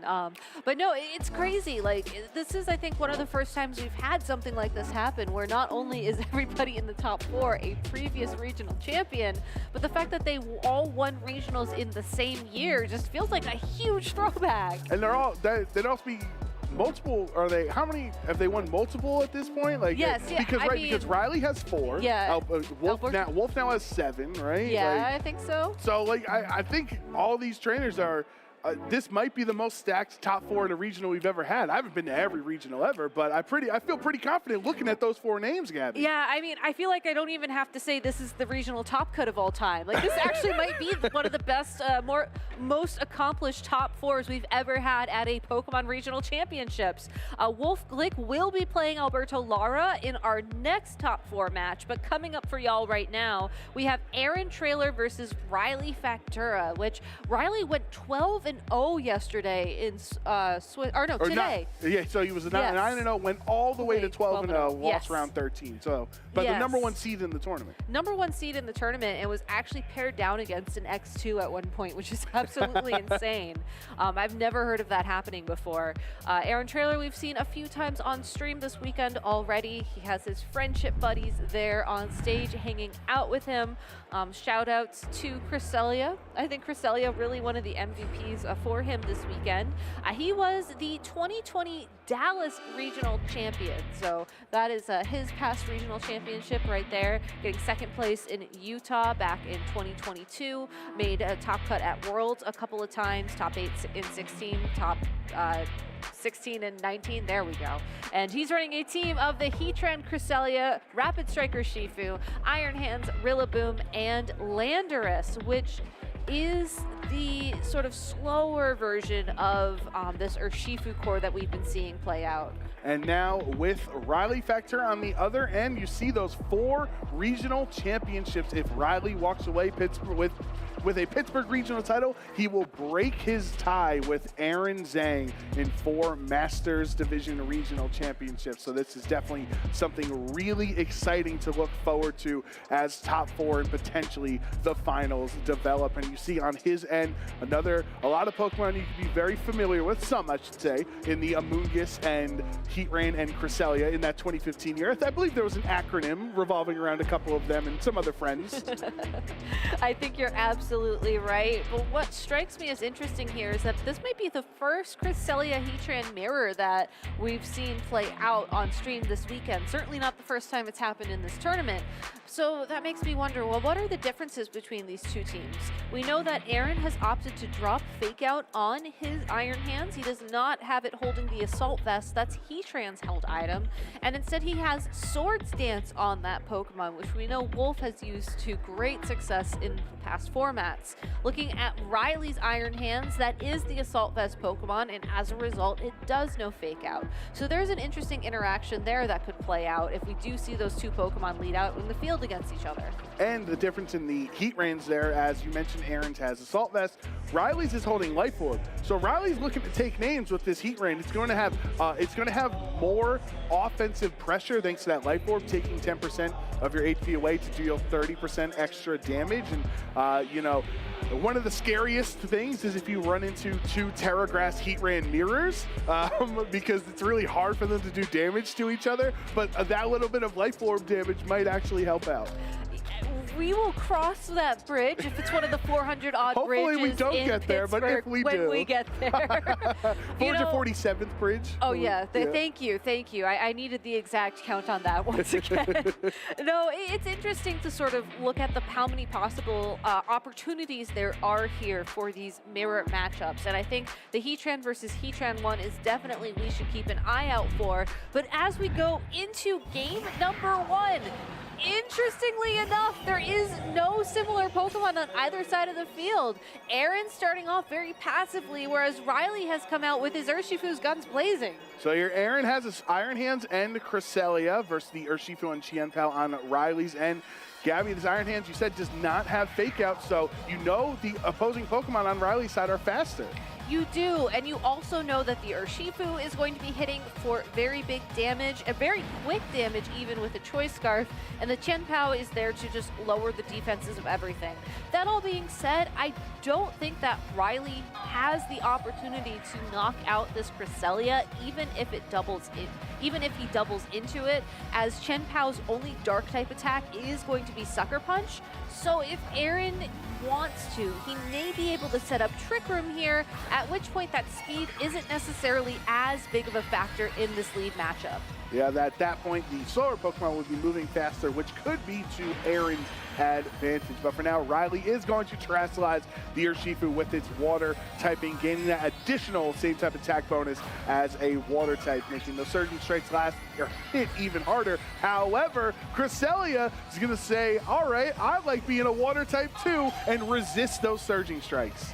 This Cresselia now, and even pairing it with the detect on the Iron Hands, Aaron is going all in on this turn 1 Trick Room play, and you can see— No, you can't protect it, or you can't protect or detect in front of Iron Hands. This critical hit will go through. Aaron was just trying to play it safe in case the Urshifu targeted down Cresselia. I respect the play. You gotta have the Ice Spinner, and that time, unfortunately, Chen Pao also doesn't break through Protect, so Iron Hands gets to stick around, and Trick Room is set up. You can see how much of a difference, though, that terrestrialization on the Urshifu did in terms of damage to the Iron Hands. I mean, it's down in the red. Iron Hands is holding leftovers, so eventually it could get some of its health back, but now I think it's going to struggle overall in order to deal, or in order to stick around for much longer. It could go for a Drain Punch into the Chen Pao and bring it down to its Focus Sash, but I don't think that'll heal up enough health to stop that Urshifu from picking up the KO this turn. Aaron could try and utilize his Cresselia to heal up that Iron Hands as well with a Lunar Blessing, but again, I feel like at that point in time, you're just taking a huge risk on trying to save this Pokemon, when the better play might be to just let it get KO'd, get some, break the Focus Sash on the Chen Pao this turn, and then send in a Pokemon that's in a bit better position following up. So Iron Hands will switch out at this point. We have to remember Aaron's Pokemon is very low health on the Iron Hands in the back. It will be the Landorus switching into that spot and intimidating both of Riley's Pokemon, not really mattering on Urshifu, plus it switches out anyway. So Riley's gonna get a little bit of pivoting, in his way with Amoonguss switching into that Urshifu slot. But they're both weak to Psychic, well, when he was a fighting type. So this was a safe Psychic regardless from the Cresselia. And there's the Landorus eating an Ice attack on the switch in. That was such a great call there from Riley. I think if you had doubled into that Iron Hands, the Ice Spinner would have picked up the knockout at that point in time, and then the Urshifu's attack would have been auto-retargeted into the Cresselia. If the Urshifu were to swap out and then you were able to land the Ice Spinner against the Iron Hands, again, that's still good damage, probably would have been enough for a KO there. So Riley just playing it very safe that turn, getting the Amoonguss out on the field, and now this Amoonguss is in a fantastic opportunity to capitalize on the Trick Room and threaten a Spore down onto this Iron Hands. Amoonguss will be the slowest Pokemon on the field right now, so it's going to underspeed anything. However, as we saw the last time around, thankfully there's no Urshifu to crit through or Spore through Protect or anything like that. So once Iron Hands actually clicks Detect this time around, it will stay safe, and Cresselia went for the Lunar Blessing. That's a passive way to recover some of your HP there, because you're going to recover 25% and you protect yourself from being put to sleep. And not only that, it looks like this Cresselia won't be taking much damage as a result of this play. Amoonguss, even if it does opt for an attack here. Oh, it goes for the Grass Knot, but instead into the Iron Hand slot instead of the water type Cresselia right now. And there is that Lunar Blessing, the new move that Cresselia gained access to in Legends Arceus, and it's just such an effective move, healing both you and your partner, your teammate Pokemon, for 25% of your HP. Yeah, I find it very interesting that Riley swapped in his own Cresselia that turn as well. I think recognizing just how much of a passive position he was in at that point in time. He had the opportunity to get it out on the field, and now he has the opportunity to end the Trick Room sooner if he decides that's the path he wants to go. Instead, though, I think you do want to take this opportunity to put the Iron Hands to sleep at least. Cresselia is holding safety goggles, so you can't necessarily do much in that spot this turn, but next turn you could start going for Grass Knots like we saw it try the previous turn. It is asleep and it's going to have to eat a super effective Psychic. It is not able to, thanks to a critical hit. Iron Hands is knocked out and Riley is in a 4-2 Pokemon advantage. How much damage can this Psychic do to the opposing Amoonguss? It is not enough for a KO. It's just going to barely hang on and munch on its Citrus Berry. Aaron is down to his final 2 Pokemon here. His last Pokemon is Rillaboom, which means that Amoonguss is not as critical as it was moving forwards in this win condition, as Rillaboom will not be deterred by the Rage Powders and doesn't have to worry about being put to sleep. But Riley at the same time doesn't have to switch here to remain on the offense. His Amoonguss can go for a Grass Knot into the Cresselia. He can go for a Pollen Puff into the Rillaboom. It's really up to him to determine which Pokemon is the bigger threat long term, and I agree with his double target into the Rillaboom here. This Wood Hammer has the most damage potential from Aaron in the turn. And now its Citrus Berry has been eaten, so there is less recovery available to Rillaboom thanks to this. But Wood Hammer is not enough for a KO into the Amoonguss. You see there, hardly taking any damage from that resisted attack. But can the Icy Wind follow up, knock it out? Yes, it does. It will also lower Cresselia's on Riley's end, but the speed between the two Cresselias aren't really that important right now. Looks like once the Trick Room expires as well, Riley can take advantage of it right now with either the Urshifu or Qianpao outspeeding. Yeah, I think you send in the Urshifu and maybe lock yourself either into a U-turn to deal big damage against that Rillaboom, or you just start whittling down the Cresselia's health. Knowing that you are Terra Water from turn 1 of this game, you don't have to worry about the Cresselia hitting you super effectively with Psychic, and Cresselia alone is not going to be able to do enough damage to find Aaron a win condition here. Aaron's win condition is being able to connect a very powerful grass type attack onto that Urshifu, then connect an attack against the Qianpao before it's able to pick up a knockout with Ice Spinner. So it's a very tough win spot for him here. He has to catch Riley off guard this turn.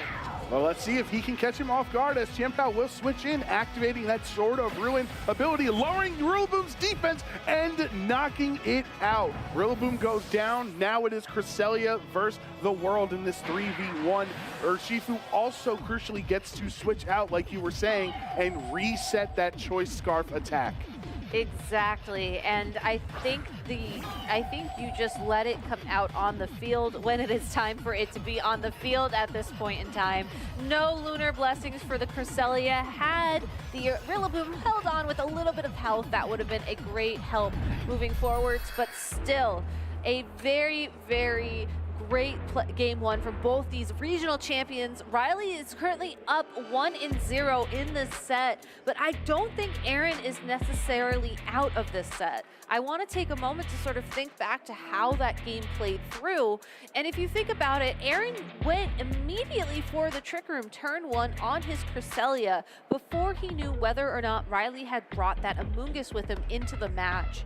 And the biggest issue about setting up Trick Room when you do not have Amoonguss on your own team to sort of help slower things down and sort of threaten the opponent with the same kind of pressure they would have with an Amoonguss, is you have to know, is the Amoonguss in play? Is that something I have to worry about? And unfortunately for Aaron, in terms of how the positioning played out throughout this match, he just did not have his anti-Spore, anti-Amoonguss Pokemon on the field in a position where it made much of a difference once Trick Room was up.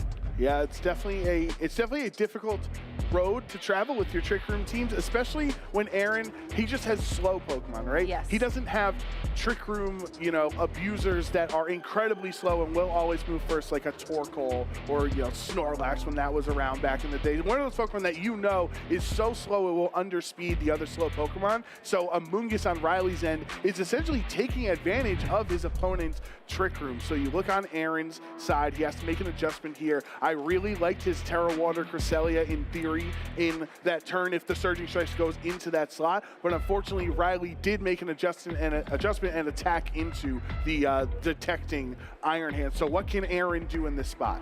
I think you terrestrialize the Iron Hands, honestly. Like, I think even if that Raging Strikes had connected with the Cresselia without the water typing, Cresselia should be able to hold on. I mean, yes. That's what most Cresselias are trained to take. It's the most important attack for them to take in the meta. Exactly, and it's not a choice band or Shifu, it's only a choice scarf. And even though the Swords of Ruin ability was in play, I think you take that risk. You give the grass type terrestrialization to your Iron Hands, then all of a sudden you resist those Raging Strike attacks from your Shifu, and you also do not have to worry about the Amoonguss. And then you can Sword Stance, you can Thunder Punch, you can really give the Iron Hands the opportunity to be the Trick Room sweeper that it wants to be.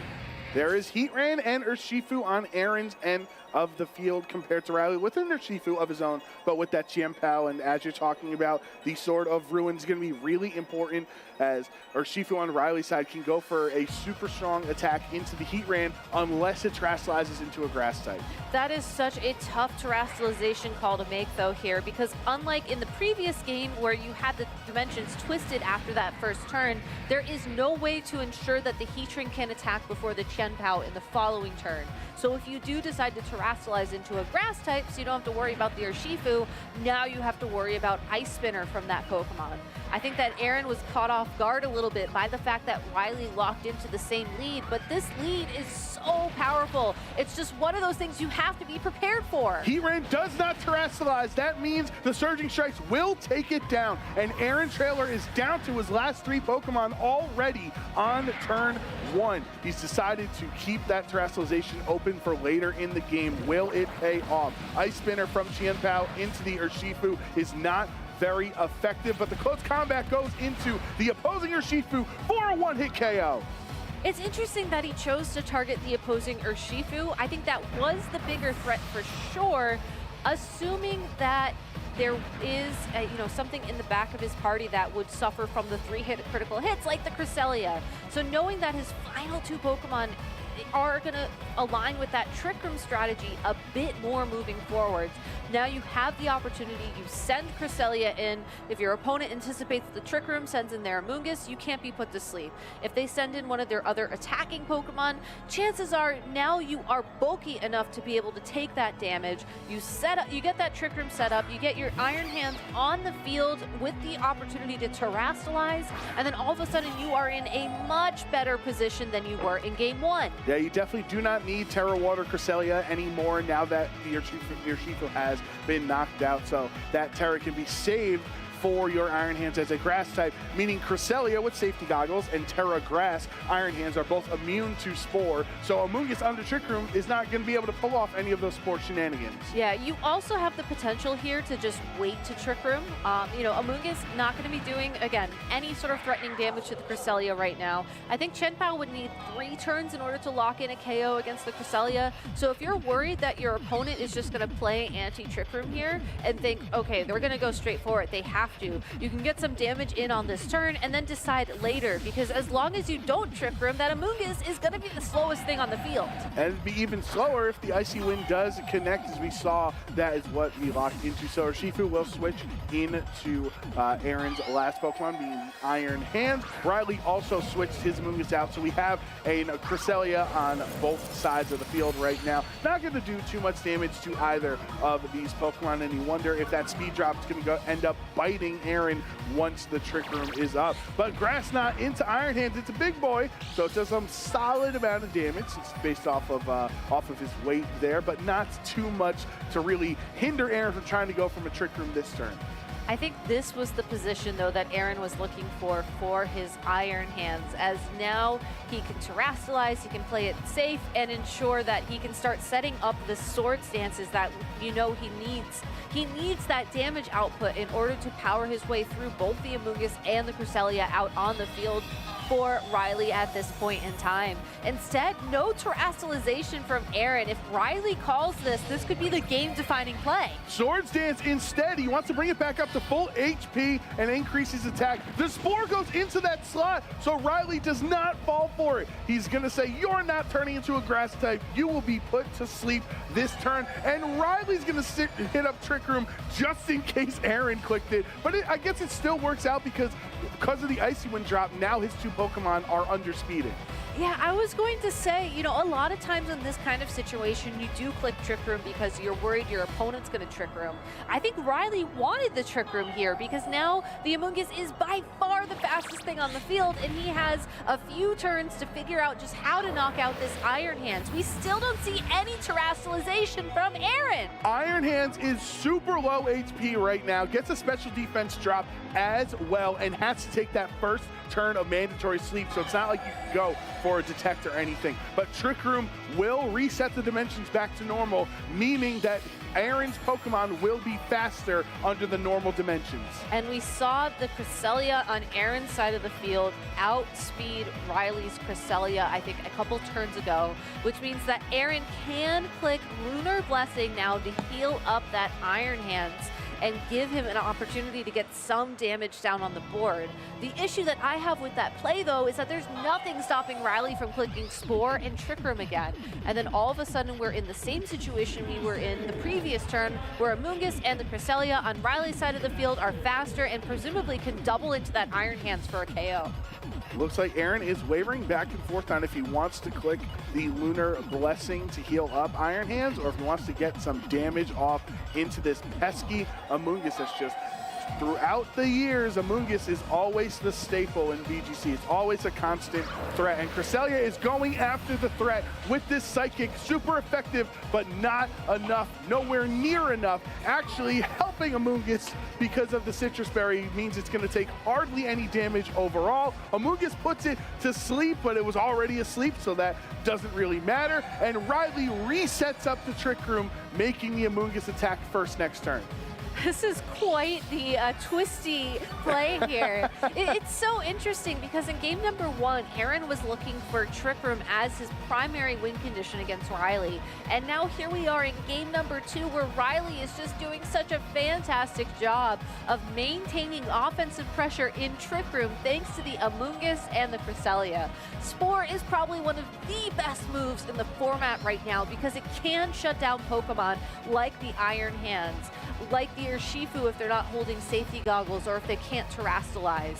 There is just so much opportunity for Amoonguss in this moment in time, and it keeps adding up as this Iron Hands is unable to wake up and go for the detect.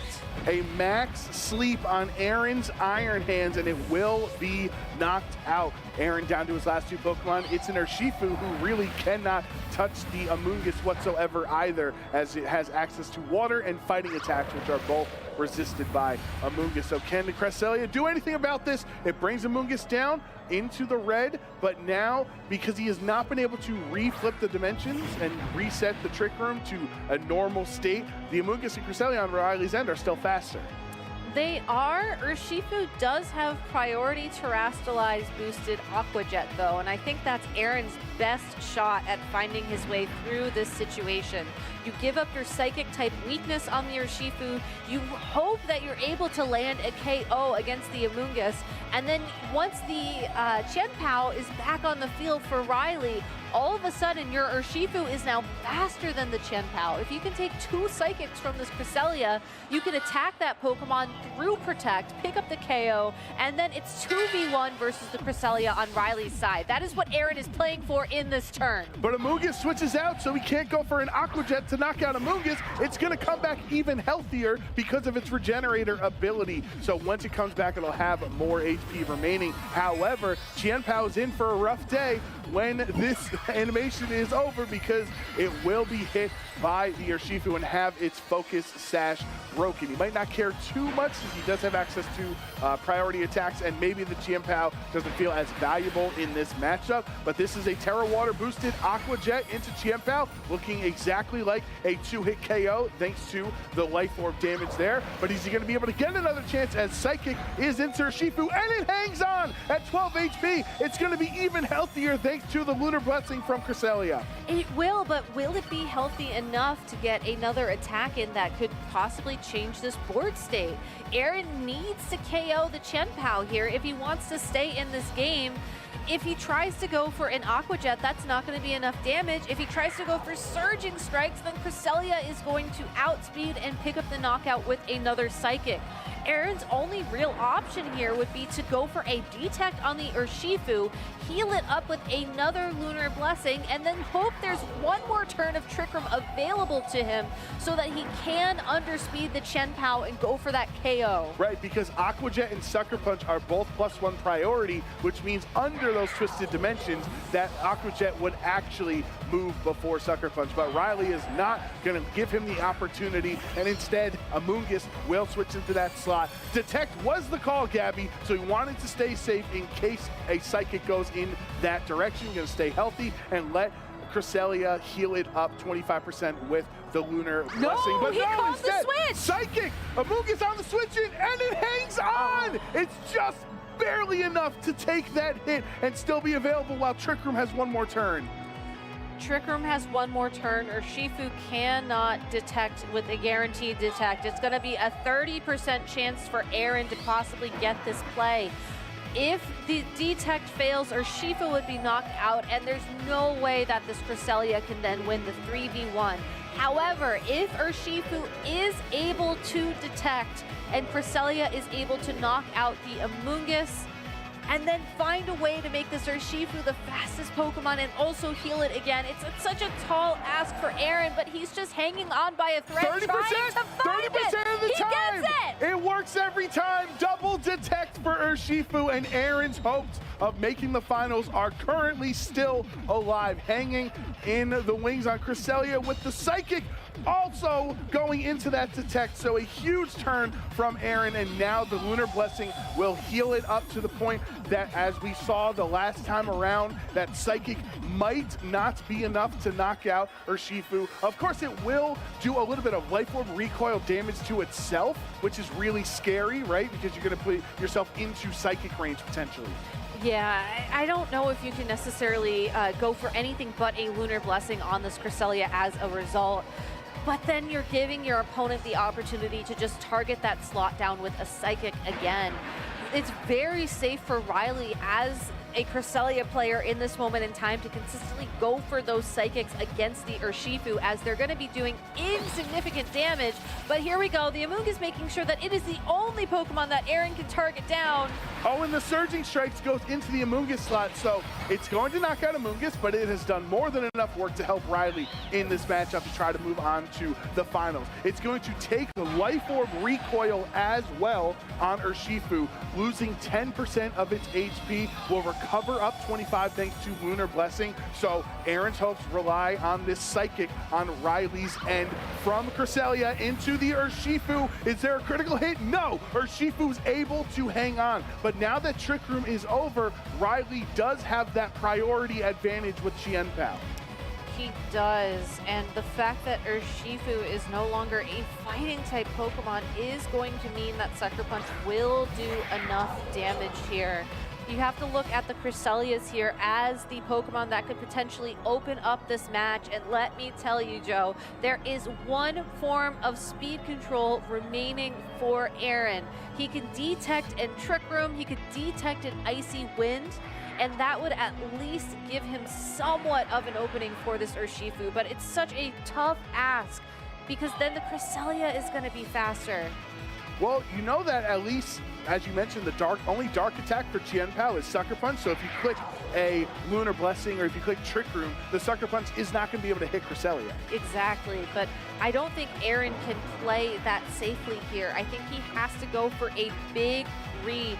He has to try and find a way to keep this Urshifu in the game. Chen Pao protects, meaning it's not going to go for any attacks this turn. Urshifu will detect as well, effectively the same thing. Going to keep themselves safe. It all comes down to these two Cresselias. Riley's Psychic goes into that detect there, and this does set up Trick Room for Aaron to underspeed and go for Aqua Jet, which beats Sucker Punch. It does, but will it do enough damage? We saw Chen Pao, it's sitting at 50% from that attack previously in the game. I think this has to be a damage roll. It's all coming down to this one turn. Will Riley move on to the finals? Will Aaron keep his game and his tournament dreams alive? It all comes down to this Aqua Jet. It takes it out. Chen Pao is down. It's been knocked out, and it's just Cresselia left for Riley. But look how low of the HP Urshifu is at. Obviously, Cresselia is going to be able to knock it out in response. So we were worried about a Heatran mirror. We ended up with the Cresselia mirror, where all they can do is Ice Beam and Icy Wind each other at this point. But Aaron's gonna go for that Psychic into the slot. Look how little damage it does. You might have to fish for some like special defense drops or something like that, or an Ice Beam freeze. Let's see if we get a freeze here. This might take a while, Gabby. I know. I was just going to say it might be a nice time to review the tiebreaker rules if we hadn't done that already on stream earlier today. So the interesting thing about being in this position right now is that because there is one Pokemon remaining each, that does make it very easy to figure out, if we do hit time in this matchup, which Pokemon would most likely win the game, because it's all going to come down to percent of health remaining. And you can see that Riley is fishing for a freeze, because if you can't attack, then you're... There's the spin F drop!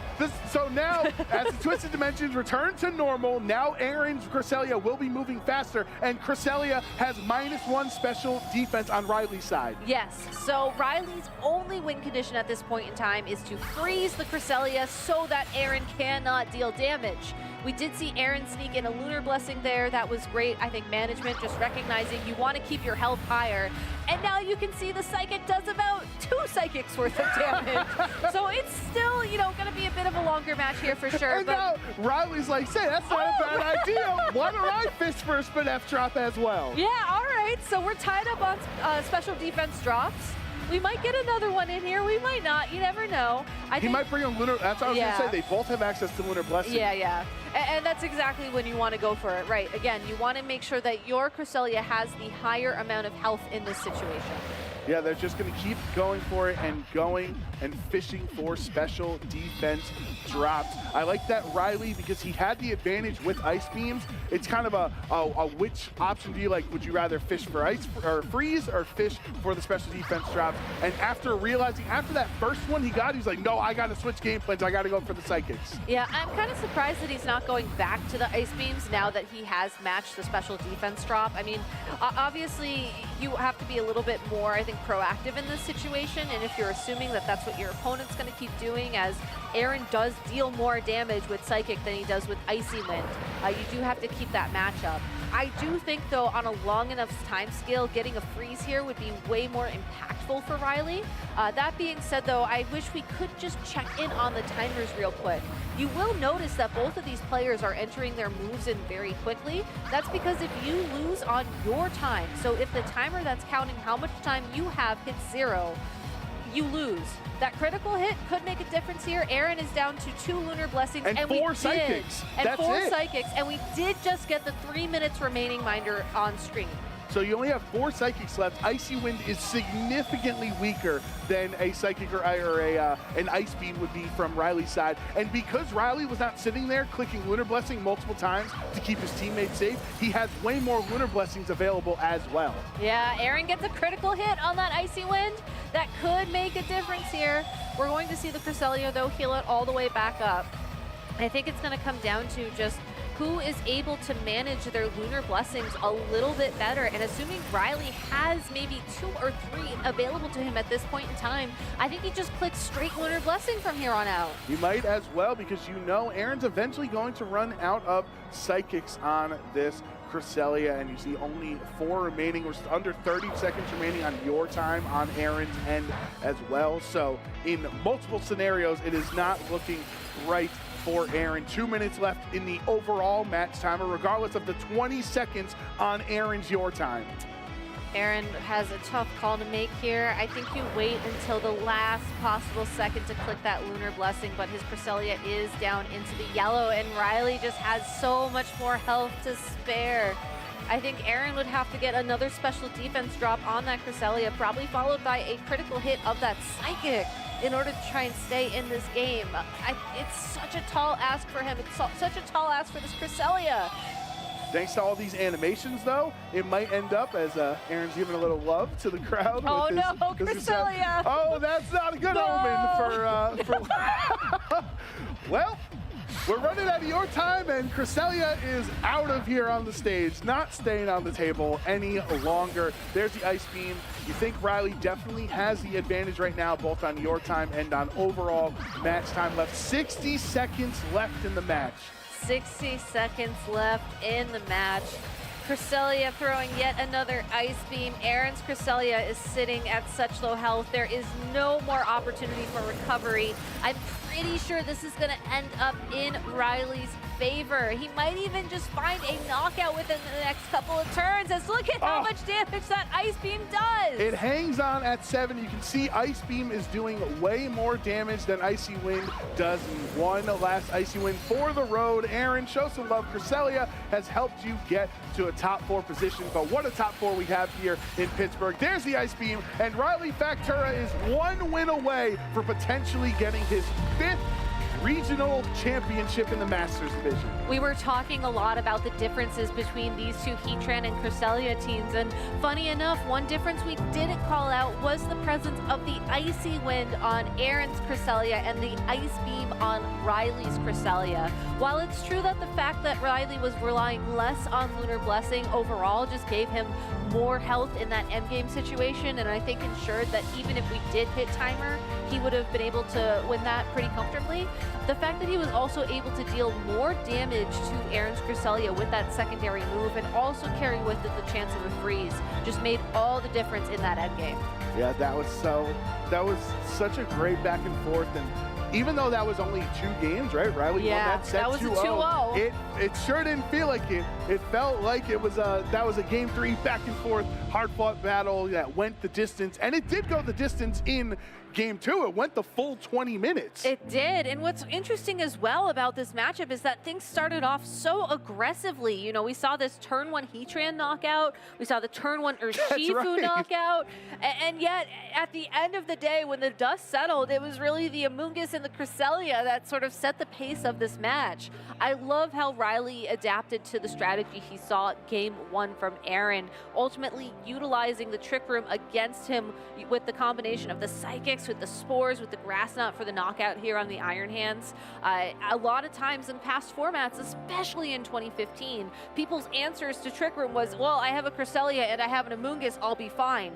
This is why these two together can just slow the game down so much. And now with Lunar Blessing as well, Cresselia is such a intense Pokemon in the format that you have to be prepared for.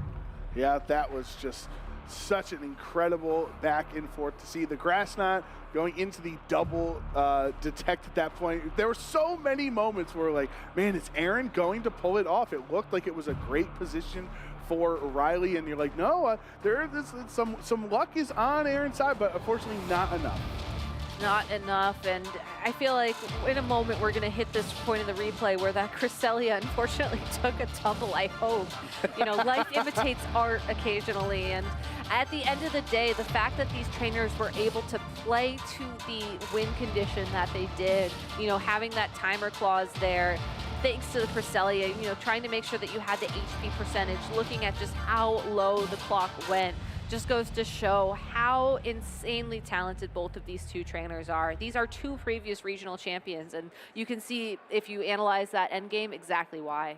Yeah, it's got to give all the credit to Aaron as a fantastic player, but at this point, the day, the weekend, everything is about Riley Factura and his chance at winning his 5th regional. At that point, do a little numbers. It's a little fun for us back here, Gabby. You like numbers, you like stats. And things. Yeah, no. So Riley has 4 championships. Our other matchup, Alberto and Wolf, right? Yep. Wolf has the most championships in Masters Division history for VGC. Yep. You have Paul Chua closely behind on Wolf.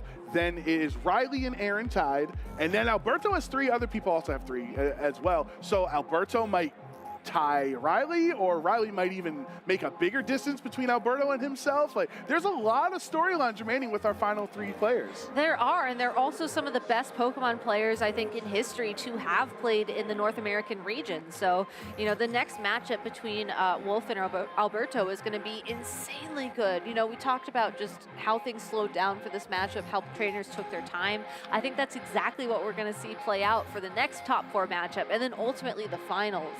Like, I'm so excited to see how this next top 4 match is going to play, just knowing how insanely good that previous match was.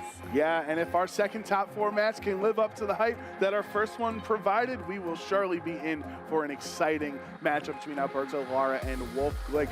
So that's the match to see, everybody. So you do not want to go anywhere. When we come back, we'll have that matchup for you in top 4 of the Pittsburgh Regional Championship.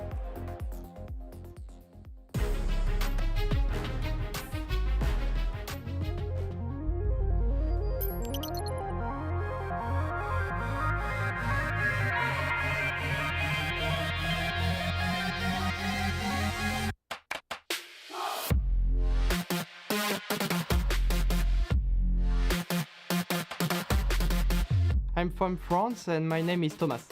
This win means a lot for me, for representing France into international, because until now there is 0 French player qualified for Worlds, so it means a lot for my community.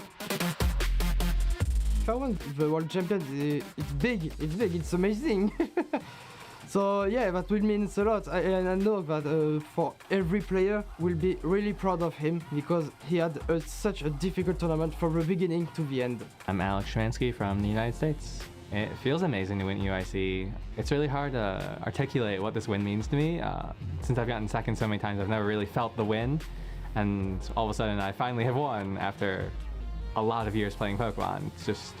It's surreal. I never really doubted my strategy this weekend. I just expected things to happen that happened, and it worked out for me. Winning Worlds would be incredible. I spent a lot of time playing Pokemon, and for that to pay off at a World Championship would be amazing. My name is Paul Chua, and I'm from the United States. Winning EUIC feels pretty good. It means a lot. I haven't been able to win an international ever. Like, the last time I ever made finals was in 2017, and I got second. So being able to finally get past second place feels pretty good. Winning Worlds would mean a lot. I'd be really happy. It's a dream I've been having since I ever started playing VGC. So if I ever became world champion, that would mean the world to me.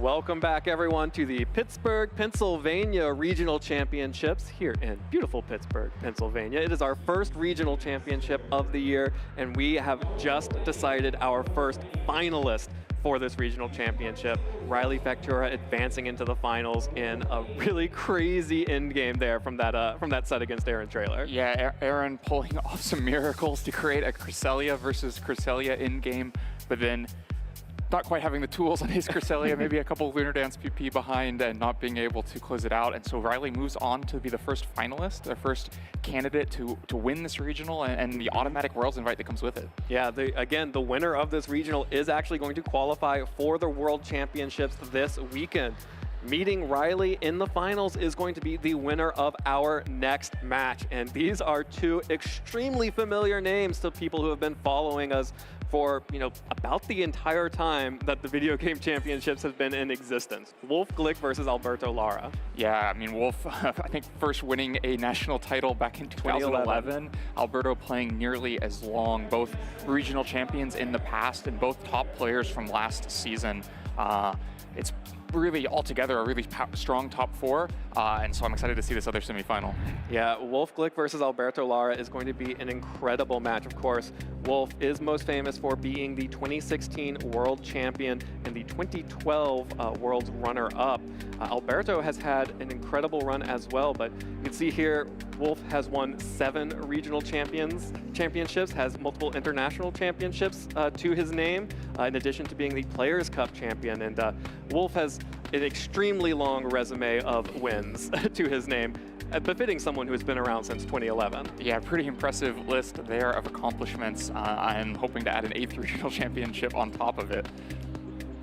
He will be bringing his team of Iron Hands, Landorus, Urshifu, Rapid Strike, Amoonguss, Chi-Yu, and Fluttermane to this top 4 match in hopes of defeating this man, Alberto Lara, who is no slouch in the achievements region either. 23 times Alberto has made it to a top cut at our regional championships. Yeah, I'm not sure if that's already counting today or if that's ticked up to 24 times, but just a stunning number of regional top cuts. A player who was in the North American top 8 last season and made day 2 of the World Championships because of it, and 3-time regional champion as well. Yeah, but crucially, top achievement in sort of the next level up has been finalist. Finalist in 2018 Latin American International Championship and finalist in the 2023 Oceania International Championships. Still looking for that international championship or the World Championships to add to that resume. Yeah, missing some of those really top level finishes that Wolf already has. But he is going to be trying to add another regional championship to his name here by running a team of Fluttermane, Amoonguss, Landorus, Therian Form, King Gambit, Gastrodon, and Heatran. And I think this is an extremely interesting matchup here. This King Gambit is a Pokemon that has had success the entire season since we've been in the Paldea region, always because Intimidate remains a top threat. Once you get an Intimidate on that King Gambit, the Defiant boost kicks in, and it suddenly becomes an extremely potent offensive threat. And that Dark and Steel typing is actually really good into a lot of Pokemon that have been in the meta. But not quite as good into a lot of the Pokemon on Wolf's side of the field. 4 of them have super effective same type boosted moves into that King Gambit, which may force a Terra, but at that point, a couple of them can still hit it with super effective same type boosted moves. So King Gambit might find a difficult role in this game, which could open it up for Wolf to still bring that Landorus, not worry too much about the Defiant. That's going to be a kind of critical decision on Wolf's side of the field. We also have kind of 2 slower-paced teams. A lot of the tournaments in the story has been a clash of fast-paced teams versus slow-paced teams. Here, both players able to slow it down a little bit. Wolf can, of course, play very aggressively with a Choice Specs Chi-Yu that can just put out massive damage, but can also slow it down when needed. And Alberto with the Amoonguss and Heatran and Gastrodon is definitely able to slow it down. Absolutely. Yeah, these are, it's not quite as slow as some of the Trick Room teams or some of the other Cresselia-focused teams. We don't see Cresselia on either of these teams, but definitely not trying to go for the explosive pace that we see from some of the Tailwind teams. Instead, it's going to be Alberto leading out with the Fluttermane and the Landorus. So those are actually 2 pretty potent offensive threats on the field for Alberto, and crucially gets that Intimidate down onto the Iron Hands and Amoonguss that Wolf has brought. So the Iron Hands taking that Intimidate, but having the Amoonguss out here feels pretty good about the Fluttermane, but that Landorus continues, as we've seen over and over again, these Choice Scarf Landorus and those Terra Blast flying Pokemon able to really threaten Amoonguss, which is normally feels pretty good about being in front of these Pokemon. Yeah, this Landorus looks to be in an okay position, but of course has to worry about Intimidate if Wolf's Landorus is in the back, does not have the clear amulet like Wolf has. But Intimidate, like you mentioned, is going to be pretty valuable in Iron Hands. This is a heavy slam Iron Hand, so it is instantly threatening quite a bit of offense against this Fluttermane, but depending on how the 2 of them are trained, 1 Intimidate might be enough to buy some time for this Fluttermane. Okay, well, Wolf is going to retreat the Iron Hands to get the Intimidate reset, brings in his own Landorus, so getting the Intimidate off onto Alberto's Landorus. Again, because that is a Choice Scarf Landorus, we'll be locking into an attack here. That's the Stomping Tantrum. Locks into Stomping Tantrum, does not affect the Landorus that came in on Wolf's side, but instead, it's the Choice Specs Moonblast that's just dealing so much damage onto that Landorus on the switch-in. But Wolf does come out a little bit ahead here, gets the Spore onto Fluttermane. That Pokemon is now asleep, and now Wolf's Landorus is maybe feeling pretty safe here. Yeah, Wolf's Landorus feeling more safe, but yeah, I think a really nice first turn of offense from Alberto, identifying that with Amoonguss sitting there in the other spot, the Assault Vest Iron Hands unable to protect. That was a pretty vulnerable spot. Looking around Wolf's team sheet, nothing wanted to take that combination of Stomping Tantrum plus Moonblast. Landorus is probably the thing that could take it best and still lost nearly 80% of its health. So gives up a sleep to do it, but gets a pretty valuable safe turn of offense. That was something that was going to deliver damage for Alberto. And when you're looking at these two more balanced teams, just finding chances to put down damage that will land and start to put holes in the team. The next time that Wolf needs Landorus for an Intimidate, it's going to be a lot more vulnerable because it's already so low. Absolutely. Alberto switching out the Fluttermane does have the King Gambit in the back, so going to make those Intimidates even riskier for Wolf going forward. Even just knowing that King Gambit is an option for Alberto can make you think twice about switching into Landorus willy-nilly. Going to go ahead and get the Terrassalization here, so Terra flying on the Landorus on Wolf's side, going to be able to fire back a big Terra Blast, but it's going to be the Stomping Tantrum. Took the Intimidate, but of course, because it attacked the flying type Landorus, doubled the power. But that Intimidate allows Amoonguss to shrug that one off, eat the Citrus Berry. Landorus gets to fire off a Terra Blast, and this Amoonguss is also going to be able to have potentially a very high impact play here. Flying type Terra Blast into the King Gambit deals a little bit of damage, and then the Spore falling on the Landorus. So Alberto has some big heavy hitters out here, but also has two Pokemon asleep, neither of which have taken their first turn of sleep. Yeah, exactly. Half of Alberto's team is asleep and needs a sleep turn. The decision to lock into the Stomping Tantrum on the first turn, that means that Amoonguss has not been as threatened. It only took 50% there. That's a lot less than a couple of flying type Terra Blasts might have. And that was a double power one. Right. And it does mean the Terra is still available for Alberto, but so far Alberto's team is looking so sleepy. Yeah, it's been a long weekend for sure, and I can understand Alberto having come from the West Coast, maybe feeling the effects of that jet lag here, sleeping it off. But Landorus is going to stay in and get the first turn of sleep off here, while Kowtow Cleave connects with Amoonguss without any Defiant boost, not able to do a whole lot of damage here, and that's another Spore. Wolf is spreading this sleep status. King Gambit now asleep. But Landorus, of course, now does have the ability to wake up. It does have the ability to wake up. Of course, it could be a Landorus coming in the Amoonguss slot to intimidate again that Landorus. That comes with a risk that you're giving the Defiant boost to King Gambit. But unless Alberto's ready to right now spin Terra on a 0 sleep turn, King Gambit, it's just going to have to switch out to avoid taking a Drain Punch from his Iron Hands. Well, the other safe switch for a Drain Punch instead of a Terra-ing is going to be switching out for the Fluttermane. So Wolf is actually going to switch out the Amoonguss, activate that Regenerator, get a little bit more HP back on that Pokemon. And here is another Intimidate coming through from that flying Landorus. Connects onto Alberto's Choice Scarf Landorus that now has taken 2 Intimidates and now a second turn of sleep. A second turn of sleep. Like you mentioned, Fluttermane, totally safe switch into this Drain Punch here, but because it has not slept for a turn yet, it really has no presence on the field. It's threatened by both the Landorus and the Iron Hands. Either one can safely win a KO it. There's no Intimidate option for Alberto, so it's just a sitting duck out there. It has to spin to turn sleeping and then go down if that's what Wolf wants to do. And of course, Alberto's Landorus still locked into Stomping Tantrum, still can't threaten the Landorus on the other side, and now at -2 attack, can't threaten the Iron Hands much either. Yeah, just gonna have to switch back in the King Gambit, which is going to be able to tank up a future Terra Blast from the Landorus. But here comes the Heatran from Alberto's side, revealing the 4th and final Pokemon on his team. Happy to tank a Heavy Slam coming in for the Fluttermane. Here's just a little bit more damage on that King Gambit with the Terra Blast. And those are resisted hits, but they are starting to add up with no way to recover health on Alberto's side. Of course, Heatran happy to shrug off that Heavy Slam as it comes through. Yeah, happy to shrug it off, but unlike Alberto's Landorus, Wolf's is not locked into that move. It can just switch gears and go into a Stomping Tantrum on this Heatran. Of course, Alberto, being very precious with the Terra, still has it available, can at any moment make a more decisive play by tearing one of these Pokemon defensively and look for some offense. But otherwise, he's just having to kind of switch around and pivot where there's a little less payoff possible on the next turn afterwards, because all those Pokemon are just asleep. Fluttermane switches in, well, it's still asleep. It can't actually do anything on the field, so it has to switch back out. King Gambit switches in, but it's still asleep. And still threatened here on the field. It's such a difficult situation for Alberto that Amoonguss got so many chances early in the game because of the decision to lock into Stomping Tantrum and not prioritize going after it, not having the Heatran on the field earlier to prioritize going after it, and it's making this game very difficult for Alberto. That Amoonguss has put 3 Pokemon to sleep, and all 3 of them are still asleep, and only one of them has even taken the first sleep turn yet. So both the Fluttermane and the King Gambit are still very much asleep.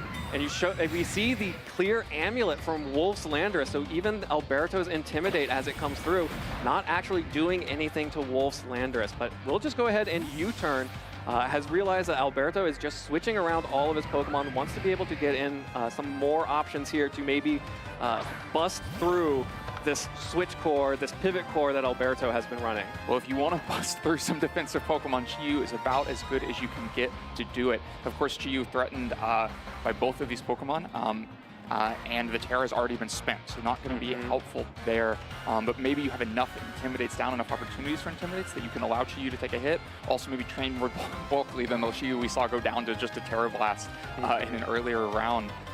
Might be able to withstand a hit from this Landorus.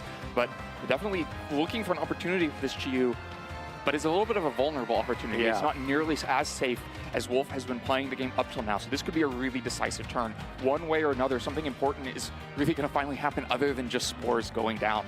Yeah, and this Landorus, again, 3 Pokemon have been put to sleep. 1 has taken a turn of sleep, and that is the Landorus. So Landorus is able to actually act if it wakes up for this turn. If it wakes up. The other thing to mention is that the Heatran already being on the field means Chi-Yu is definitely going to find an overheat target if that's what it clicks.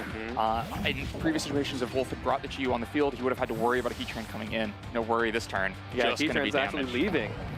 And instead going to be Fluttermane alongside the King Gambit. So King Gambit switching in for the Landorus, and it really is a revolving door of Pokemon here as Iron Hand switches back out for the Landorus. So King Gambit finally gets in on an Intimidate, but it's also getting in on an Intimidate in front of Chi-Yu that is able to act now. Yeah, in front of Chi-Yu that still hasn't actually used its move for the turn, and that looks like an overheat headed towards King Gambit. Yeah, not too defiant in the face of an overheat from Specs Chi-Yu. Yeah, I don't think the Assault Vest is going to matter too much in that situation. That is way more than enough damage.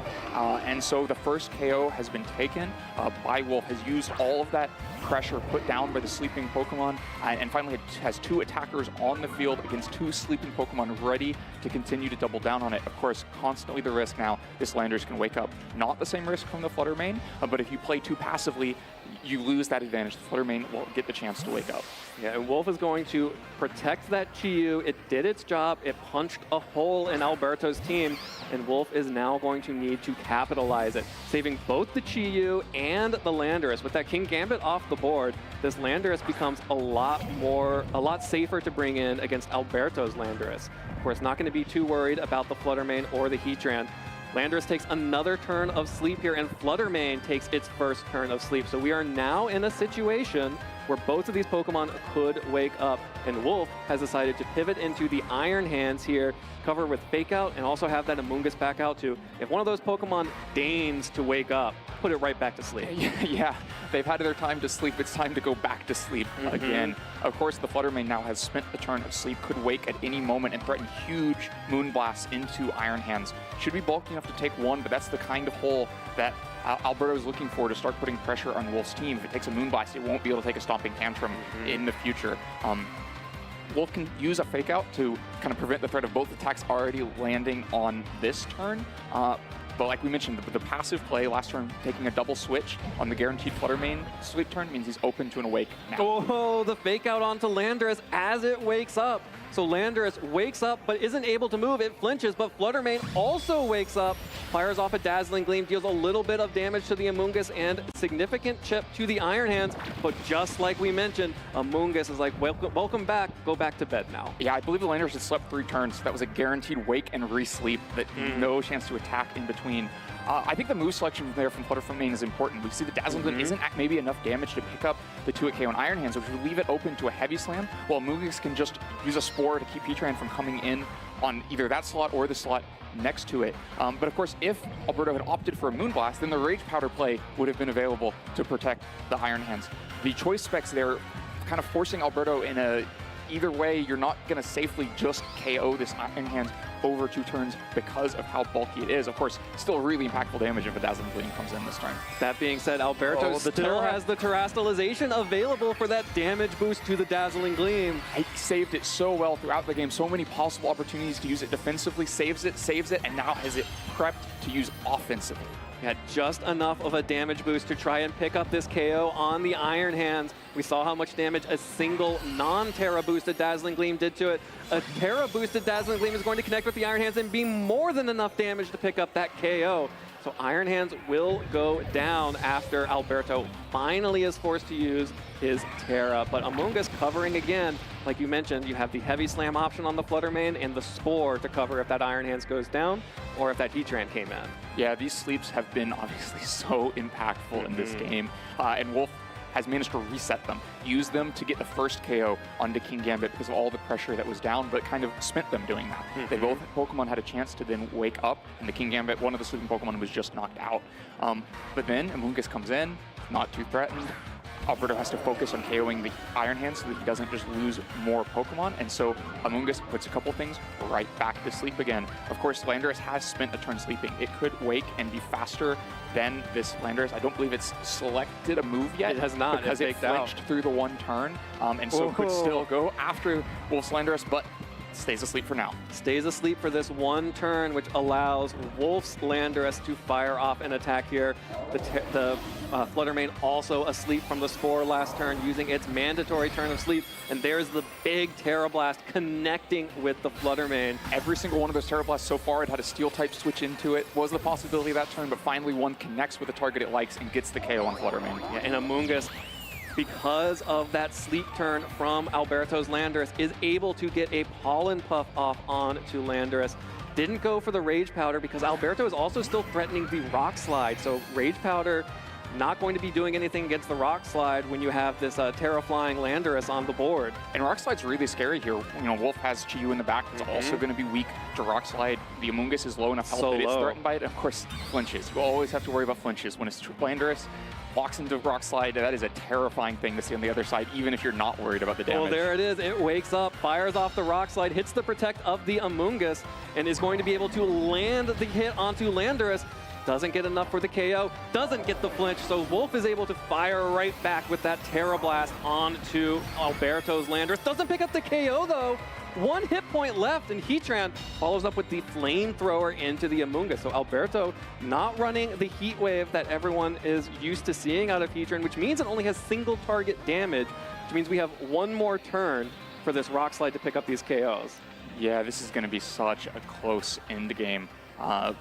All the Pokemon on Wolf's side are under a lot of threat here. He's got to find room for a couple of hits, but may not have the speed advantage. Actually, just Landorus going for the Protect here. Going to defend against this Rock Slide, has to be locked into because of the Choice Scarf.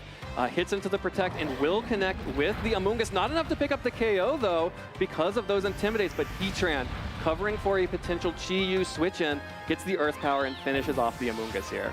Yeah, I like the play from Wolf there. I think he wants both attackers on the field to try to put as much pressure on Alberto as possible.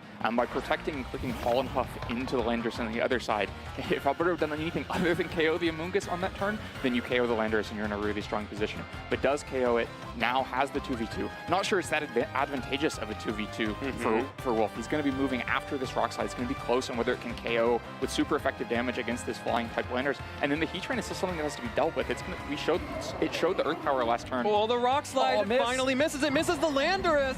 Landorus survives the Rock Slide by dodging. Chi-Yu survives by bulk. Fires off a Snarl, drops the special attack of Heatran.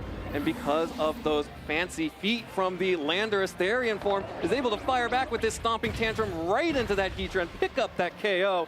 And this took a while, but Wolf took game one. Yeah, took it in kind of close fashion. It is terrifying to be up against that Choice Scarf Landorus, but this time the luck went a little bit in Wolf's way. We got a Rock Slide miss before we got a Rock Slide flinch.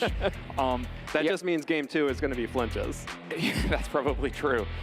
Just an excellently played game by Wolf to use the pressure from Amoonguss to play this balanced, mostly defensive game, but then use sleeping Pokemon to bring Chi-Yu on the field, take a huge KO, and get Chi-Yu back off the field. That opened things up. It meant that there wasn't a great Terra Blast switch in later because you didn't want to risk Heatran and just not as bulky of a Pokemon as King Gambit, not as expendable maybe of a Pokemon as King Gambit, because then the defense against Chi-Yu becomes so poor. Yeah, and here's the big overheat that finally poked a hole in Alberto's team. He had been switching back and forth all these sleeping Pokemon, but the overheat picks up the King Gambit and then is able to just keep cycling these Spores. Again, that was the guaranteed wake-up turn from the Landorus, but Flutter Mane not guaranteed to wake up, but is able to fire off a big Dazzling Gleam. The it deals just enough damage to put that Iron Hands into 2-hit KO territory when the Terastallization has been burned. And that was actually really big because now in the end game, there were no mind games over whether or not this Heatran was going to go grass or not. Yeah, the Terra really did have to be used there. If Iron Hands had managed to land a Heavy Slam into Flutter Mane, there was no game really to be played afterwards. But I think Alberto saved it for the right moment, got an important KO with it, and brought us to a close end game. Yeah, and these rock slides just doing a little bit of damage to Amoonguss. And this Chi-Yu that Wolf brought in the back, the Intimidate's helping a little bit, but that Chi-Yu able to shrug off that rock slide.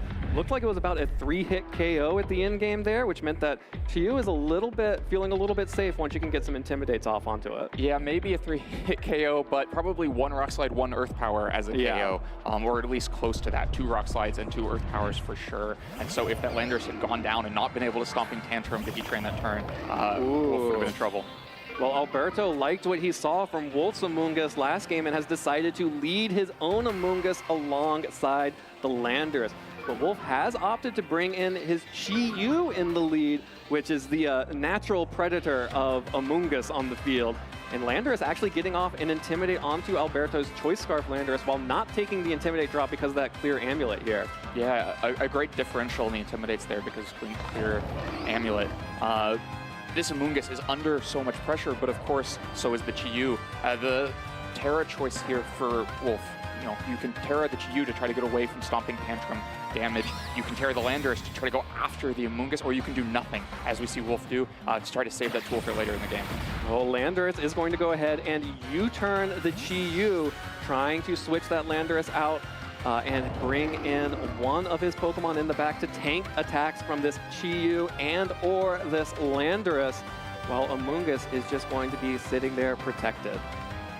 Yeah, Amoonguss safe for now as Alberto chooses what to bring in. Of course, Heatran would love to come into a fire move. It's so scary to switch into both of these Pokemon at once, though. It is terrifying. These are Pokemon that are both big hitters and actually have really great synergy together. Very few Pokemon want to deal with both the ground, flying, and fire moves. Well, that's the Heatran switching in, which loves to eat up this Heat Wave coming out from the Chi-Yu. The Flash Fire activates, boosts the power of Heatran's Fire-type moves moving forward, but Wolf covered for that switch-in with a Stomping Tantrum into the Landorus Therian that is now a Heatran 1-hit KO. Not even close. Yeah, it makes so much sense to cover with a Stomping Tantrum, but a Stomping Tantrum, not an Earthquake. You have to pick which spot to Stomping Tantrum in. So the first step is, okay, I think Heatran might come in. I'm going to click Stomping Tantrum somewhere, but then aims it into the Landorus, not the Amoonguss, which can just protect itself and finds the Heatran switching in, immediately puts Alberto at a huge deficit in this game. Yeah, that is an extremely big piece of the puzzle off the field for Alberto. And this last Pokemon being the Flutter Mane once again means there's no King Gambit in the back for Alberto, which means that this Landorus could freely switch in and out as it pleases, but it may just want to go on the offensive here against this Amoonguss and the Flutter Mane. Yeah, it's pretty well positioned, right? Landorus, it's not the fastest Pokemon in the field, but Flutter Mane is the only thing that'll move before it and cannot likely KO this Landorus in one hit, which gives room for the Landorus to go for a big hit. And if that is that Terra-flying Terra Blast, neither the Amoonguss or the Flutter Mane want to see that coming in. And even the Landorus can't just switch in and intimidate that because of the clear amulet. Meanwhile, Chi-Yu probably going to do its usual routine, has been on the field to threaten and get one KO, and then can just run away and come back when it's needed again. Yeah, it is swimming upstream back into Wolf's pouch. And Amoonguss, the switch in here, a great choice to switch into an enemy Amoonguss and a Flutter Mane.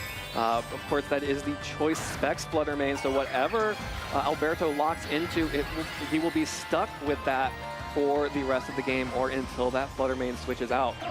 Wolf goes for that Terastallization. Again, this is so common that we see with this Landorus, just going for the immediate Terastallization, and the Moonblast coming out from Alberto hits the Amoonguss on the switch-in, which means that Landorus is just free to fire off a Terra Blast here. Yeah, and takes another huge KO. The dominoes are falling for Alberto. It's the situation where once you're behind, you have to take a risk. You've got to take a stab and just say, maybe the Landorus will protect, maybe it'll be the Landorus that switches. At least I can put the Landorus to sleep with Spore, but gives up another gigantic KO in the meantime. Now all of the offense has to come from a Scarf Landorus that has to to pick a move on the next turn, and it will use that move for the rest of this game. Will not have the opportunity to switch again. You know, it can maybe heal with Pollen Puffs, it can get some Spore support, but whichever move it uses, and it may have to be the Rock Slide, is the only thing it'll have going for it. But of course, if it's Rock Slide, something like the Iron Hands or the Urshifu in the back for Wolf will never mind that Rock Slide. Yeah, we'll be extremely happy to do so. And of course, you also have the Amoonguss on the field, where if you just let that Amoonguss stick around, it can just Spore your Landorus, and then you know, Wolf has the Intimidate support in the back, so just keep swapping in between and making sure that Alberto's Landorus isn't able to do any damage whatsoever. Which is what we see here as Wolf is switching out to get the to preserve the Intimidate, while Alberto goes for the Terastallization. That flying type Terra Blast was so strong for Wolf. Alberto wants a piece of it as well, but that's just going to go into the Protect of the Amoonguss. Yeah, any other move selection just doesn't have the damage against every target you need. Of course, you can never lock into Stomping Tantrum because you've got to deal with a Landorus at some point. You can't lock into Rock Slide because you're going to have to deal with an Iron Hands at some point. So Terra Blast is really the only option there, but it can just be intimidated down. And now the Flying type Landorus more vulnerable to this Iron Hands if it ever wakes up. Alberto's only avenue back into this is exactly how he lost Game 1. It's how many Pokemon are currently sleeping and they're going to need some time to wake up. That's time bought for Landorus to fire off as many of these terrifying Terra Blasts as possible. Yeah, but also as many chances for Wolf to get Intimidates off onto Alberto's Landorus, because even if Wolf's Landorus is asleep, it can still use its Intimidate ability on switch in to drop the attack, and you can already see that paying dividends. With the Terastallization of the Landorus as well, Alberto's Amoonguss is now trapped as a Grass type with that Chi-Yu in the back as well. Yeah, Chi-Yu and Terraflying Terra Blast available. It's not looking like the bulkiest Pokemon. Amoonguss trying to do its part, says, okay, it's going to take a lot of Terra Blast to deal with this Iron Hands. Maybe we can ship in a few Pollen Puffs. But that's, of course, because it can't Spore these two Pokemon. They're both asleep already. Wolf kind of content to play a pretty slow game where you get enough Intimidates down to win, maybe. All right, well, Wolf is bringing back in his own Amoonguss, which has been protecting itself and healing up with that Regenerator. Another Terra Blast connects with Wolf's Landorus, almost picks up the KO there, but with 9 hit points, Landorus is still up on the field. Takes another turn of sleep, but here comes the Pollen Puff. Does enough damage that 9 hit points. Amoonguss on Alberto's side takes the Intimidate off the board for the rest of the game. Yeah, I actually think that's pretty important. Wolf may be expecting he could take one Terra Blast there and maybe safely maneuver in a way that nothing could ever be spored, because he could switch the Iron Hands back in for the Landorus and reset Intimidate. Maybe just one thought going through the head, but because that Pollen Puff also lands alongside the Terra Blast, it picks up the KO. And now this Landorus you know, is stuck using Terra Blast for the rest of the game. It is a -1 Terra Blast, but at least will have that the rest of the game. The problem is the Chi-Yu. It's on the field. It is fairly, you know, more bulky than some of the Chi-Yu that we've seen, and is a huge threat to both of these Pokemon. If it can live one Terra Blast and just overheat, this Landorus that is Choice Scarf Lock cannot protect itself to try to buy time for a Spore. That would be game deciding. Yeah, it needs to protect, it needs to take this overheat from the Chi-Yu if it's going to be possible, but the Chi-Yu doesn't even need to survive a Terra Blast. Amoonguss can do that for it. Here comes the Terra Blast. It is at -1 thanks to the Intimidate, connects with the Amoonguss thanks to the Rage Powder, is not able to pick up the KO, and Amoonguss is able now to eat its Citrus Berry and recover off. Now, Chi-Yu needs to land this overheat, and it does. The overheat connects onto Landorus. Big damage, no special attack drops. Choice Specs boosted, Beads of Ruin, Chi-Yu. 1-hit KO on that Landorus. Yeah, Wolf doing an excellent job to position this Chi-Yu back on the field next to an Amoonguss that had enough health to, well, really didn't need any health, but enough health that even if that first overheat had missed, there was going to be another opportunity on the next turn. Just there's the forfeit. Really well played by Wolf. Yeah, the forfeit comes in and pushes Wolf into the finals of the Pittsburgh Regional Championship because Amoonguss had no damage left to add. Just so well played by Wolf. Yeah, what an incredibly well played game there. It all really hinged on that turn 1, where Wolf was able to cover for the Landorus switch to the Heatran, put so much pressure down by covering for both using the Heat Wave and using the Stomping Tantrum, picks up that initial KO right here from turn 1, which put Alberto at a disadvantage and lost a crucial piece of his pivoting puzzle. Yeah, I was immediately down a Pokemon with a team that really needed all 4 Pokemon to play defensively the way it wanted. The other reason that Alberto couldn't play defensively that he wanted is this clear amulet. It had a huge impact on the match. These 2 Landorses were led against each other, but the one on Wolf's side still had the full attack to go after that Heatran. And then the option to bring Landorus right back in and intimidate a second time would have been so valuable if there wasn't a clear amulet. But because there was, the Fluttermane came in, tried to play some offense, and was still fighting a full attack Landorus that picked up the KO against it. Yeah, and just nothing that Alberto could do in that situation. The Overheat connects, picks up the KO on that Landorus, and Wolf Glick advances to the finals of the Pittsburgh, Pennsylvania Regional Championship, where he'll be facing off against Riley Factura. Yeah, we didn't get our SoCal v SoCal finals, but Wolf moving on to another regional final, looking for that 8th championship. Such an impressive tournament by him, especially starting the day 7-2, I believe, and having to fight through. Yeah.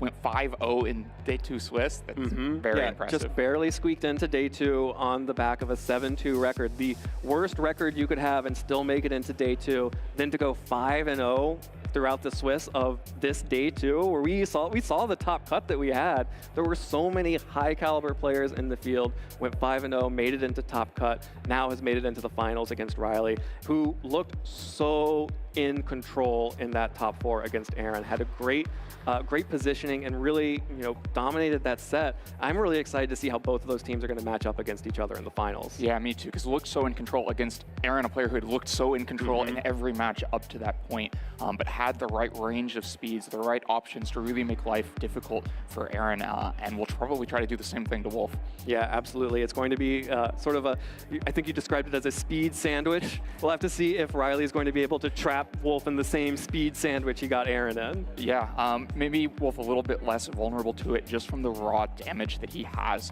Things like Chiyu and Urshifu are going to be pumping out so much damage. The safety goggles on Urshifu will keep it from falling vulnerable to some of the Spore shenanigans that both players were having difficulty with in that game, and that was really valuable for Riley in that last match. Yeah, but of course the safety goggles are good for Urshifu to dodge the Spores, but we also saw that Riley's Amoonguss is not playing around. Like, it can deal the damage with that Grass Knot. It can deal huge damage. Even against Iron Hands was dealing big damage. Has those Grass Knots to deal consistent damage compared to some of the other offensive moves that we've seen on Amoonguss, and definitely more damage than the Pollen Puffs that we've seen them use occasionally. Yeah, Pollen Puff, unfortunately, not the greatest offensive pressure for Amoonguss, but it really will be interesting to see if those 2 Amoonguss face off against each other in the finals. The way Wolf played his Amoonguss in these games, making sure that Alberto could not act with his Pokemon, spreading those spores, had as many as 3 Pokemon asleep at any given time. We used it really differently between the 2 games, right? In the first game, it was all about the Spores. Got all those Pokemon asleep and used that to control the position by limiting what actual offensive options were available to Alberto. A lot of times, one of the better ways to play defense is to play your own offense, to force trades or to outspeed and KO, but if everything is asleep, you can't do that. But then in game 2, didn't find the opportunities for the Spores, but found the position to land Amoonguss in for a really critical Rage Powder. These aren't the kind of Rage Powders that are just diffusing all damage for a long time. It was a terrifying Terra Blast. It was a big chunk of damage into that Amoonguss, but it was the one turn bot for Chiyu that was necessary, because Wolf does have that range of damage, can become so explosive so quickly with the Choice Specs Chiyu that just one turn is all he needs. Yeah, it was all he needed, and all he needed to advance into the finals. So now we're going to kick it down to the lounge, where Sierra is going to talk with the man himself, Wolf Glick, about how he feels heading into these finals. Thanks, Evan. Thanks, Lynn. I am here with our second finalist here at the Pittsburgh Regional Championships, Wolf Glick. Congratulations. Incredible run so far. You're in the finals. How are you feeling? I feel a little overwhelmed, to be honest. That was a very stressful set. I was very nervous. I felt like there was a lot of things that I was juggling, and yeah, I definitely feel a little like out of breath, like I just did a big run or something.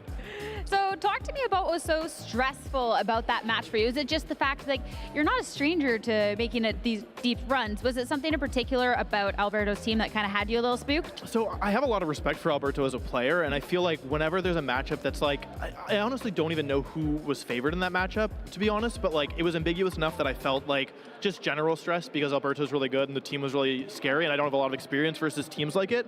But I think the real thing is that for me, like, I don't love relying on variance to win. And in that set, my Amoongus decided that everybody else was a little bit tired. And so the thing about Amoongus putting things to sleep is it's awesome, but they can wake up at any point. So there's all these things you're constantly juggling. Like, okay, well, this Pokemon's going to sleep for 2 turns, and this Pokemon's going to sleep for 0 turns. So like, what if this one wakes up? And then like, there's just so much to keep track of that I found my way through it, but I thought it was pretty muddy. And yeah, at least in the game 1, I was pretty like not confident. Like I think if sleep turns had gone different, if like moves hadn't missed, like I think things could have been very different. So yeah, like I was able to win, but it didn't feel clean by any means. Yeah, well, it's definitely not going to get easier going on forward, because now going into the finals, you're up against Riley Pectura, who is definitely a player with a lot of accomplishments, especially in the era where, you know, Perselli and Heatran were running things. So with this matchup ahead of you, how are you feeling about this one in particular? So I played Riley in Swiss, and I very narrowly won, like very, very, very narrowly.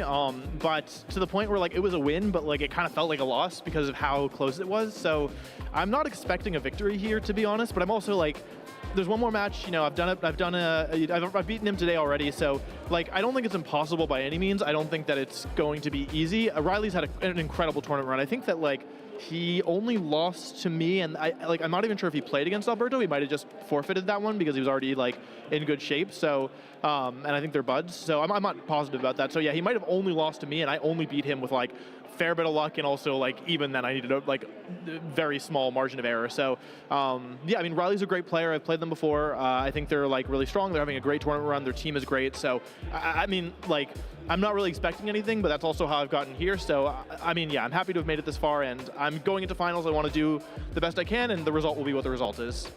Well, best of luck going on forward. Before we get into this finals match, do you have any final words for anyone watching ahead of this? Yeah, thank you so much to all the fans back home cheering me on, to my friends and family, and to Aaron, Brendan, Justin, some of my closest friends who are here. Aaron just also had a great finish this weekend, finished top 4. We were hoping to play in the finals, but you know, it's not to be. And also, if you were at the Steelers game, maybe consider staying there a little longer, because I have to drive home, and I am very worried about the traffic. So yeah, to all my Pittsburgh Steelers fans, please stay. Don't leave. You shouldn't have done so well in the tournament if you're looking to actually get home at a decent time. Yeah, I'm a little concerned, to be honest.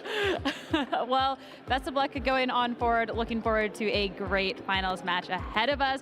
So excited. We are so close to finding out who our Pittsburgh regional champion is going to be and who is going to be getting their Worlds invite. Quick break, and let's get started.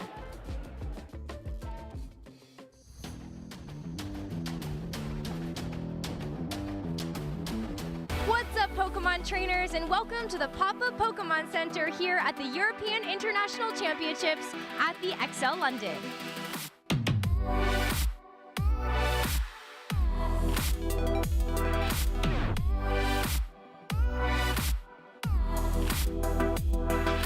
Hey, Amandine, how's it going?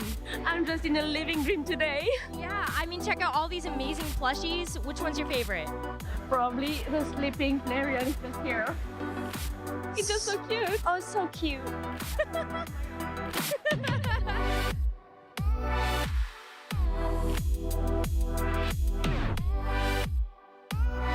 No way. All the Jumbo plush? You've got to be kidding me.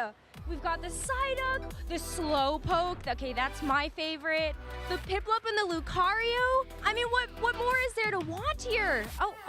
Oh, hey, Rosemary. Didn't see you there. How you doing? I'm good. How are you, Spraggles? I'm doing amazing. I'm just enjoying Arcanine's beautiful hair and its volume. I mean, you definitely know. One day, I'll get there. Oh, hey, Boo, how's it going? Going pretty well. I'm looking at all these beautiful play mats. They are pretty amazing. Yep, all these super exclusive, just for EUIC international play mats. I love that. The play mats are really cool. There's notebooks. There's kind of a lot here.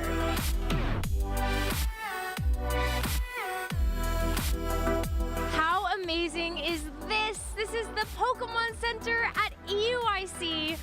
I'm gonna see you guys later because I'm about to go shopping.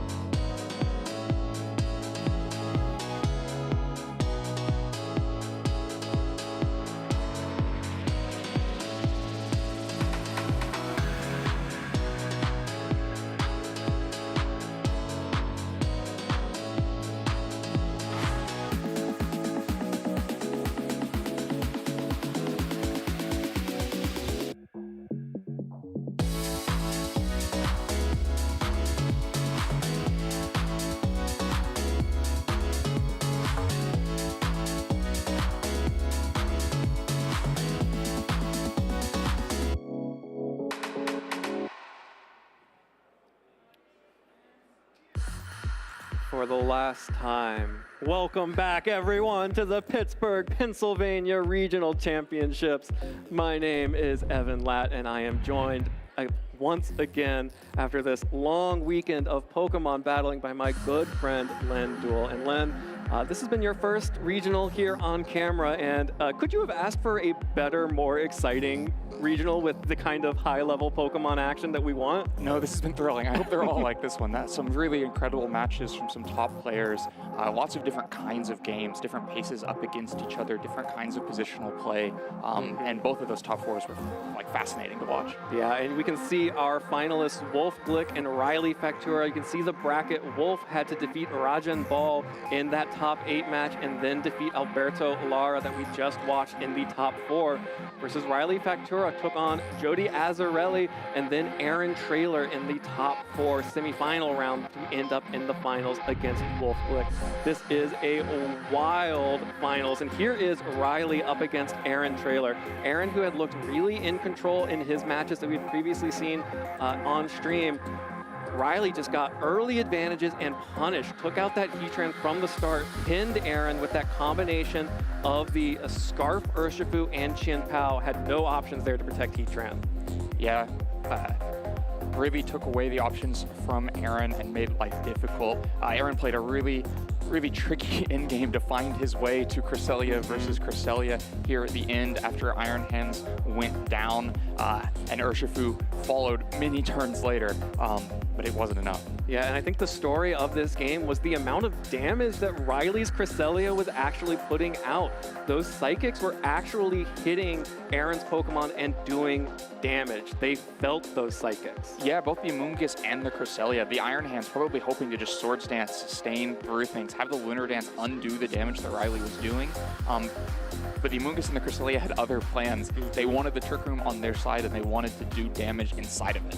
Yeah, and picked up the crucial KO on one of Aaron's Trick Room sweepers. Aaron, like you mentioned, really tried to claw his way back into this endgame to get a Cresselia versus Cresselia one-on-one, but fell behind in the power points for that Lunar Blessing. Was able to pick off this Chien Pao and sacrifice the Urshifu for a trade there, which gave you the endgame of Cresselia versus Cresselia. And Riley's just had a little bit more damage, had the Ice Beam, not just the Icy Wind, and got some crucial drops and had the lead on Lunar Blessings, so that Riley was in a safe position, didn't need time, although it came quite close, picked up the KO and stamped his ticket into the finals. Yeah, had every small advantage there for the Cresselia versus Cresselia and followed through on it. Yeah, absolutely. It's all about those small advantages, taking them and then pushing them as far as they can go, and Riley absolutely did that in his top 4 match. Yeah, both there in the Cresselia final, but all throughout that match, looking for little ways to continue to push the advantage, especially using the speed,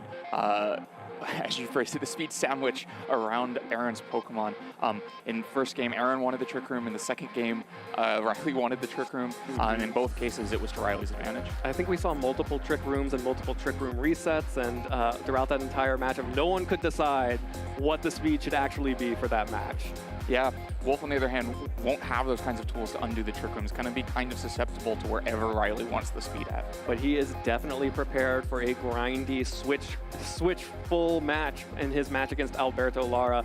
He was able to find really key opportunities to pick off individual Pokemon, starting with this first turn being able to pin the Heatran. That was a Landorus Therian form that Wolf had pinned down with the Heat Wave from the Chi-Yu, plus the Stomping Tantrum to connect with the Heatran on the switch-in, and then was free to start terastallizing into the Flying type and pick up big damage with that Terra Blast. Yeah, Alberto started to land Spores after those 2 KOs and tried to bring it back somewhat, but the damage had been done. 2 massive KOs on two of Alberto's main attackers in the first 2 turns. Really made things impossible. Yeah, a clutch Rage Powder from Wolf's Amoonguss, taking a break from Sporing after that first game. The Rage Powder to distract Alberto's Landorus, tank a Terra Blast from it, and then have Chi-Yu crucially land the Overheat, knock out the Landorus, and now Wolf is on his way to another regional championship if he can get past Riley. If he can get past Riley, those 2 players up against each other to crown the Pittsburgh regional champion, to invite our first player to the Honolulu World Championships next August. It's going to be a pretty tense match. Yeah, I am really excited about this. Both of these players, I think, have been playing as long. Wolf, I know, has been playing almost exactly as long as I have. My first real event, not counting the 2010 Last Chance qualifier for U.S. Nationals, was the 2011 Virginia Regionals. That was also Wolf's first event, and we met in the top cut there.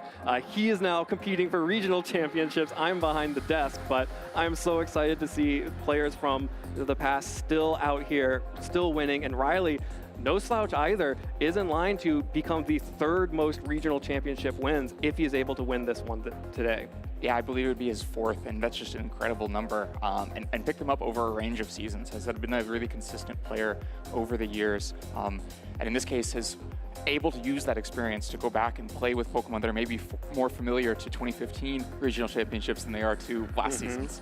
Yeah, absolutely. And both of those players, both Wolf and Riley, winning regionals in the 2015 season. So obviously still feeling comfortable here with these Pokemon. Yeah, Cresselia, Heatran, they've changed a little bit over time. They've gained new tools, they've lost tools, but still very powerful Pokemon.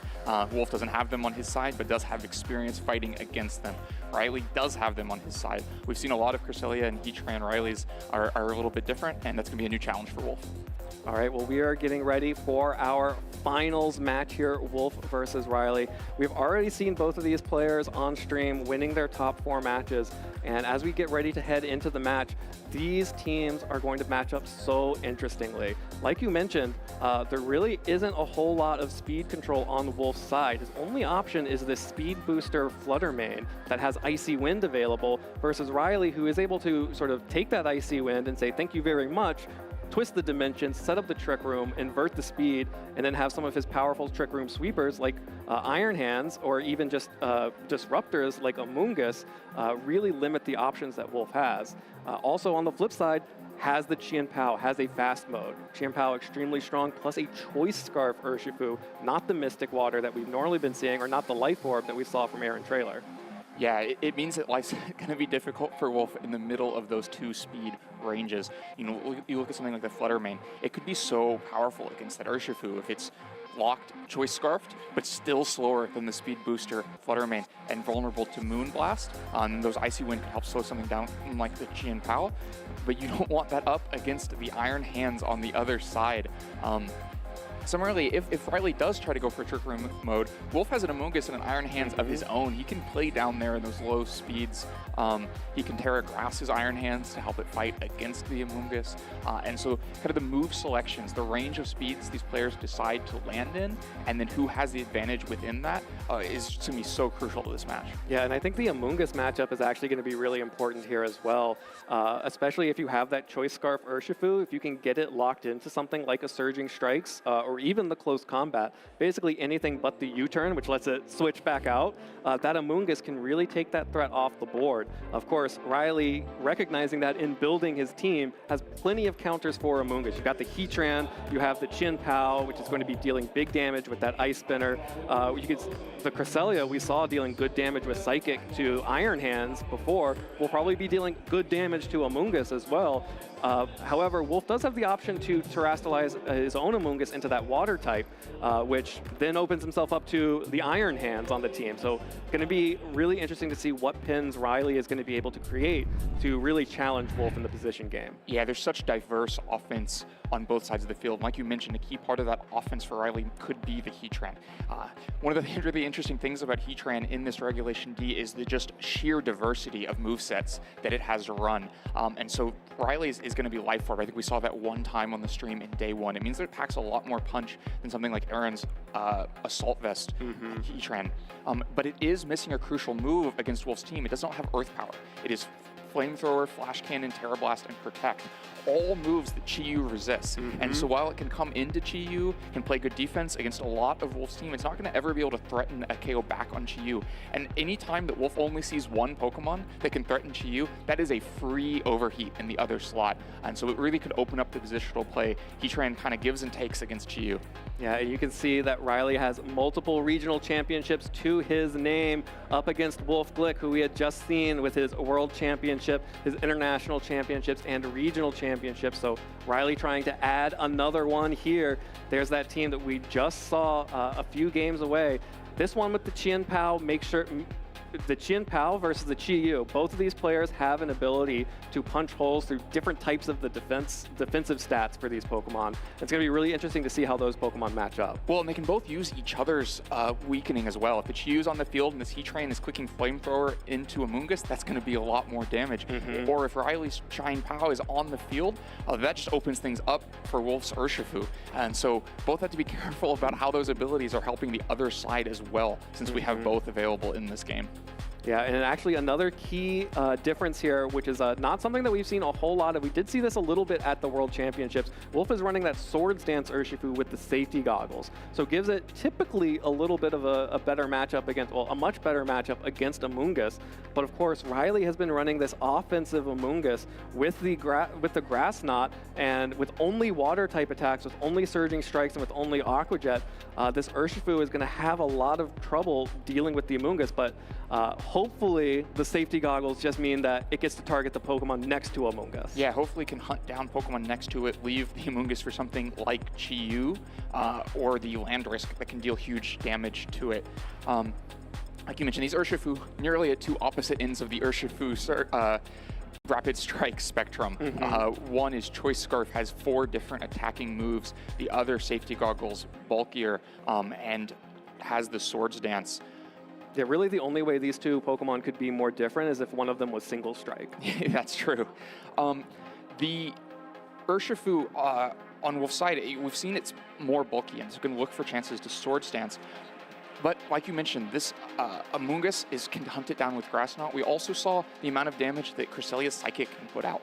You know, Riley already saw a Swords Dance fighting type that tried to play it in a bulky way, and he just clicked Grass Knot and Psychic through it, and that Pokemon wasn't even weak to Grass Knot. So it's going to make it very difficult for Urshifu to find those safe opportunities. You know, if the right Pokemon are brought, those opportunities could still be there. It can still try to take advantage of something like Heatran, but if it goes for a Terra Grass, Terra Blast, Urshifu is also vulnerable to that, so it's going to be really tricky to find any safe position for those boosts. And we've seen from a previous matchup, when Wolf doesn't have time to find those boosts, this Urshifu doesn't really have the same damage presence. And so trying to burst through something like the Cresselia or the Iron Hands without finding a Swords Dance first is going to be nearly impossible. Yeah, and it seems like it might be nearly impossible to find those Swords Dances without using some of the other support options on his team, like Fake Out, and that doesn't necessarily feel that great. No, it just might mean the emphasis is on Chi Yu, which feels like it has a stronger place in this game.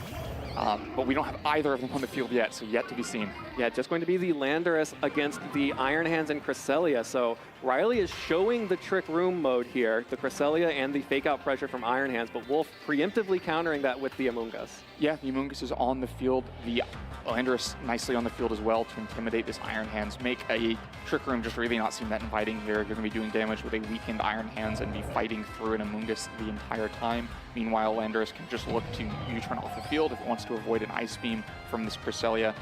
Has to watch out for something like a Fake Out plus Ice Beam play. The Assault Vest doesn't mean that you're safe to just go for a U-turn, but can also just start to look for damage with the Terra here.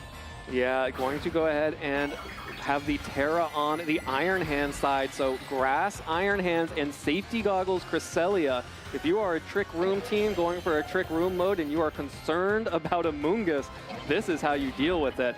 Iron Hands just goes for the Fake Out, gets the flinch on Landorus, so no U-turn here. Amoonguss will connect the Pollen Puff onto Cresselia, which means that Trick Room is coming up for Riley. The dimensions are being twisted once again, and now the Cresselia and the Iron Hands have the advantage against this Landorus.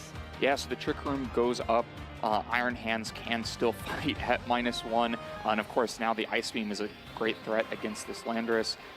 The Grass Terra spent on this first turn takes away some of the other options for Riley later in the game, but it means this Trick Room is pretty comfortable even with an Amoonguss on Wolf's side of the field. Yeah, and having the Fake Out support alongside of the Cresselia against this lead was extremely safe. Those Safety Goggles meaning that there was no threat of Spore, the Grass Terra as well. Means that Wolf has to manually switch out that Landorus that was trying to sneak in some damage with the U-turn. Instead, switches in his own Iron Hands and another Pollen Puff. Wolf's Amoonguss is going on the offensive here as well, as Riley's just going to try and reposition. Use the Volt Switch, go back to its trainer, and figure out what Pokemon can come in against Amoonguss and Iron Hands. Yeah, I think Wolf's taking good advantage of what limited options were available to him in those first couple of turns to chunk actually a pretty healthy amount of Cresselia's health off. We may be seeing how chunky those psychics from Cresselia are, like this one that's about to come in. Oh, that's pretty chunky. That's pretty chunky. Maybe gives an indication of how that Cresselia is trained, that it both is taking damage from Pollen Puff and dealing huge damage to Amoonguss back with Psychic. Riley really all in on the Trick Room mode here, has 3 different slow Pokemon, but really isn't finding the offense outside of Cresselia yet. But you may not need that much more offense outside of Cresselia. Both these Pokemon weak to Psychic and aren't really threatening the Cresselia outside of more Pollen Puffs, more fake out pressure to buy time for more Pollen Puffs. We'll have to see. Yeah, and these Pollen Puffs are dealing decent damage to the Cresselia, but at any moment, Cresselia could decide to start Lunar Blessing and shrugging off some of that damage. Well, and a Pollen Puff from Riley's Amoonguss is going to heal more from that Cresselia than a Pollen Puff from Wolf's Amoonguss is going to do to it. It doesn't mean that you're moving quickly through the game, but with all of these bulky Pokemon, just picking up consistent damage may be all you need. Yeah, and Wolf has to block Riley from getting a Pollen Puff out with that fake out. Crucially, Wolf's Amoonguss is going before that Amoonguss, or actually I may have just missed the flinch there, but the Psychic not enough to pick up the KO on Amoonguss, but there is the other Pollen Puff. It is still probably 2 Pollen Puffs away, definitely after Amoonguss gets its own Pollen Puff off. Yeah, it's probably 2 Pollen Puffs away, which maybe takes away the option of just Pollen Puffing to KO before the other Pollen Puff could land. Meanwhile, those Psychics continue to make life difficult for Amoonguss. The Iron Hands on Wolf's side has to be worried about a Spore unless Wolf's ready to commit a Grass Terra as well. Yeah, and what Wolf has done here by using those Pollen Puffs is threatening to knock out this Cresselia, potentially, which means that Amoonguss can't do both Pollen Puff and Spore in the same turn, so Riley has to pick one. Has to pick one, but if you end up just having those Pollen Puffs healed off of Cresselia, that's more healing than the Regenerator, than Amoonguss is going back. It's not much progress. It's not a huge, substantial change in the state of the game, but it is maybe slow progress for Riley. All right, well, Riley gets the Pollen Puff off onto Cresselia. Wolf did not terrestrialize his Iron Hands just yet, but will go for a Heavy Slam onto the Amoonguss, dealing a little bit of damage, and gets that Landorus back in, taking good damage with a critical hit from that Cresselia. Didn't take an Ice Beam though, so is able to fight for another round here. And it is going to be really tense. There is still Trick Room up, but that is running out. It is running out, and Riley hasn't taken huge advantage of it in a traditional way. It's not like this has been explosive and 2 or 3 KOs have gone down, but he's put important damage in important places, and there's nothing really that Wolf is doing that's going to make a second Trick Room that difficult to get either. The Iron Hands can come back in the field and reset Fake Out and kind of just start this whole rotation again. And as those rotations happen, they're not in Wolf's favor as long as these Psychics are landing and the Pollen Puffs are landing back into Cresselia to heal it up. Yeah, and it really feels like Riley is spending all of these Trick Room turns only using these 3 Pokemon, the Amoonguss, the Iron Hands, and the Cresselia, which is actually going to catch the Amoonguss on a switch in here, was targeting down the Iron Heads and instead hits the Amoonguss and picks up that KO. Yeah, you don't even have to call that a prediction of the Amoonguss switching in because it would have been such valuable damage either way. Just continuing to put out kind of safe, soft damage with Psychic. While Wolf really doesn't make much progress at all. Like I said, the fake out pressure is back again. At least because of the KO, Wolf's able to reset his own Iron Hands onto the field and counter with fake out pressure of his own. But so far, that's 1 KO in Riley's favor and very little progress. A little bit of damage onto Cresselia and a little bit of damage onto Iron Hands from Wolf's side of the field. Yeah, and Wolf's team is getting extremely softened up here. He has also only used 3 of his Pokemon, holding a Pokemon in the back. But you have to imagine, looking at the composition of Riley's team, probably maybe that Choice Scarf Urshifu, and especially now that that Amoonguss is off the field, nothing really that Wolf can do to protect his Pokemon from that Choice Scarf Urshifu if it wants to come in. Yeah, and which those 4th Pokemon are is going to be so crucial this match. You know, Riley is maybe establishing small advantages with the Pokemon that are there, but that can all be washed away with a huge advantage in what that 4th Pokemon is. But at the same time, if it's like Chi-Yu in the back for Wolf and the Choice Scarf Urshifu in the back for Riley, ready to just Surging Strikes through it, that would be a problem. But maybe one indicator is that Wolf has saved Terra, right? We have not seen him use it even in opportunities where Iron Hands might have gone to sleep otherwise, and that Terra could be crucial to trying to find an opportunity for Chiyu to take a hit. It's not a water Terra to you or grass Terra to you that would really be transformative in front of the Surging Strikes, but it would at least give a chance. Oh, that U-turn did big damage onto Cresselia. That's a critical hit. So Landorus finally getting to land a U-turn on the Cresselia. That is going to soften up that Pokemon, and it's going to be the Flutter Mane in the back. So now, with that big U-turn damage, if Wolf is able to stop Trick Room from coming up here, this booster speed Flutter Mane is going to be easily the fastest thing on the field. And for the rest of the game, Wolf's Wild Charge connects with the Cresselia, and thanks to that crit, picks up that KO. Cresselia goes down, no more Trick Room. Iron Hands on the field is all that's left for Riley for this turn, and just going to reposition with the Volt Switch. So basically an extremely free switch in for Flutter Mane there. Yeah, Flutter Mane comes in safely. The Trick Room does not go up, so Flutter Mane with its speed booster will be the fastest thing on the field no matter what Riley has. The Flutter Mane is also, this is not the most offensive Flutter Mane set. It has the Moonblast, does not have Dazzling Gleam, and in order to have that speed booster is not the biggest damage threat. And so again, really pivotal what the fourth Pokemon for Riley is. And he's not even forced to reveal it yet because he's established a Pokemon advantage. He can just bring in two Pokemon we've already seen before here. Yeah, can bring in both the Iron Hands and the Amoonguss if he wants, or can reveal the final Pokemon, which is Heatran. So now, Wolf's decision to preserve that Landorus looking really good here.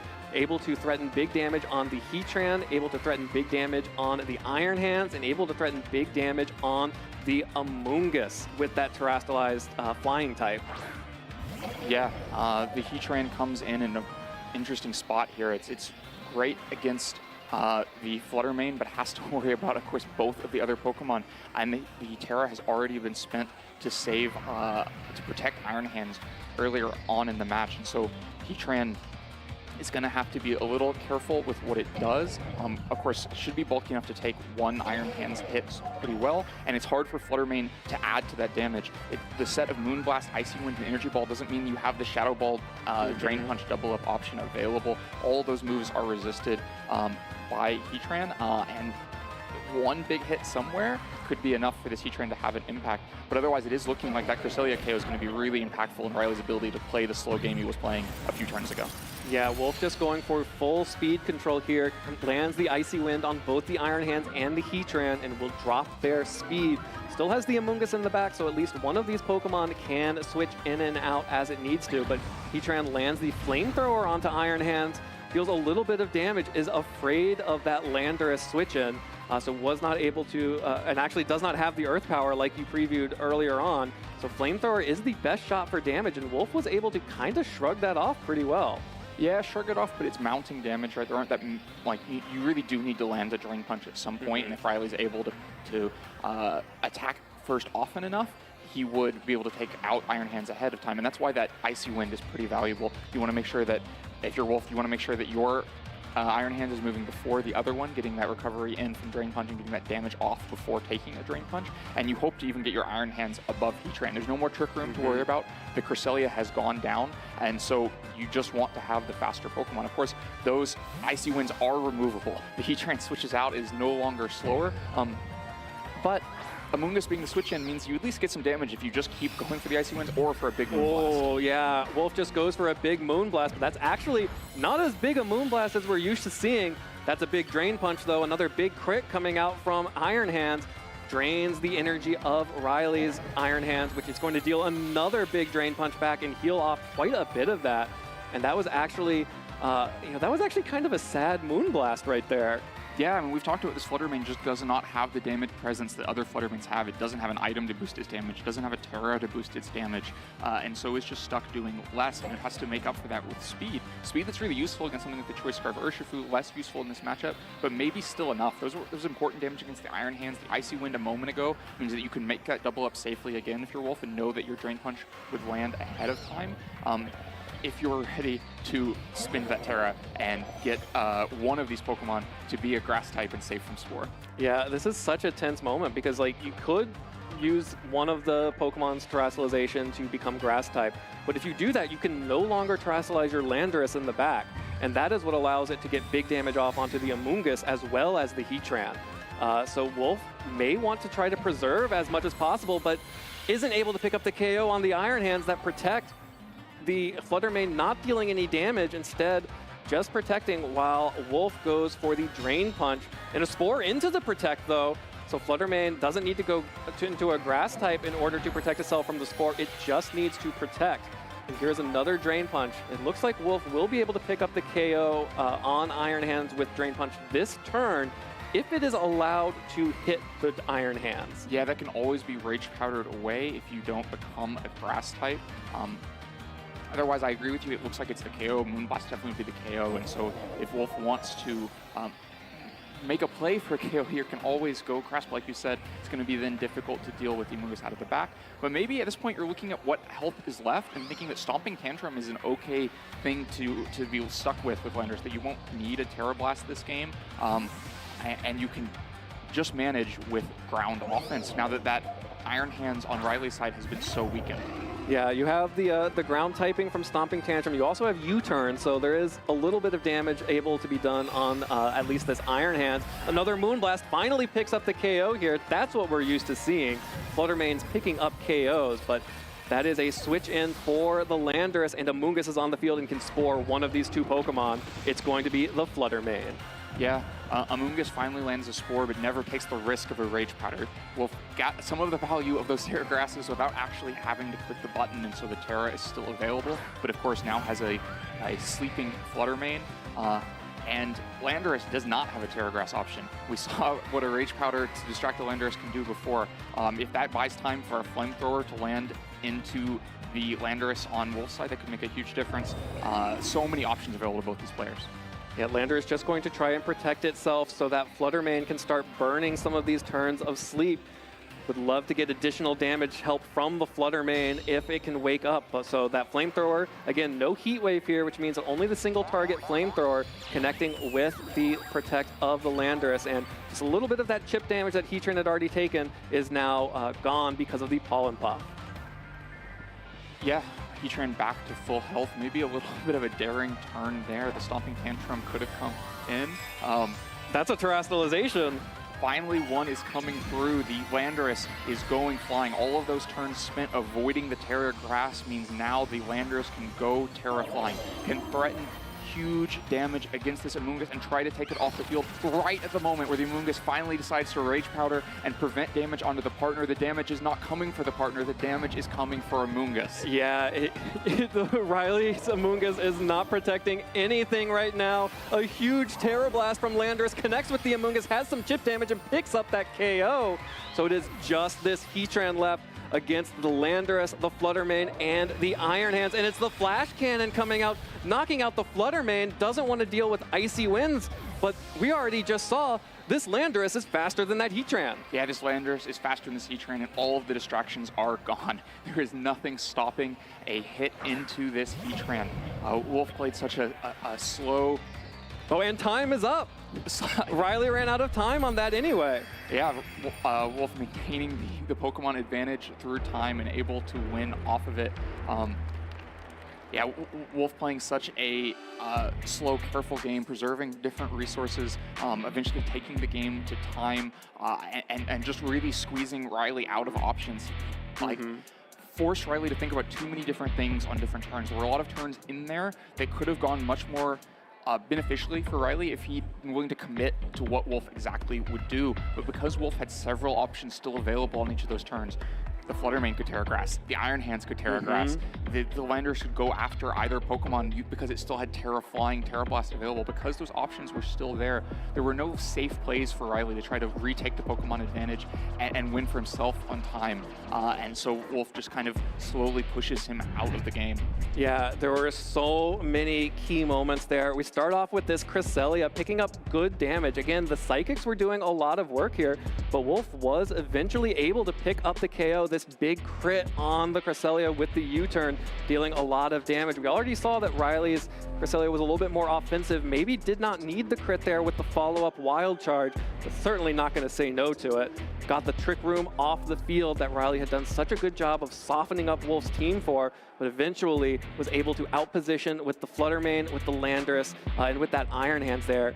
you could tell just how difficult all of these turns were, because at the end, Riley lost on his time. He ran out of time for making his own moves because he had to think through so many different options in this game. And at the end of it, just could not get there at the end. Wolf was able to figure out a way, saved the Terra flying to knock out the Amoonguss, and then outsped the Heatran. Would have still been able to pick up that KO with the Stomping Tantrum. Yeah, Wolf giving Riley so many different options to think about. Just too much. It's a really impressive game because it seemed like Wolf was in such a big hole early. Those Cresselia Psychics were just mounting damage. You know, Riley didn't take the most clear advantage of that first Trick Room, but it did seem like he got enough done, right? The Amoonguss was KO'd on the last turn of Trick Room. The Landorus had been softened up with a Psychic, and Landorus was such an important Pokemon to the match. But then it never took another hit the entire game before taking the last 2 game-winning KOs, and so that, you know, softening is not a KO. Yeah. And it needed some follow-through, and the second Trick Room was denied because of the U-turn play.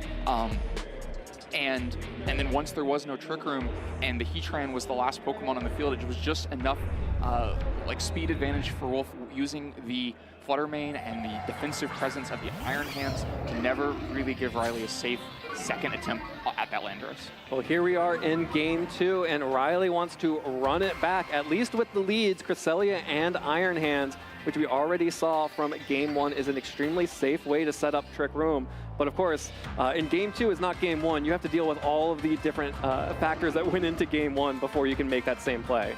Absolutely. You have to consider that all of the options can change.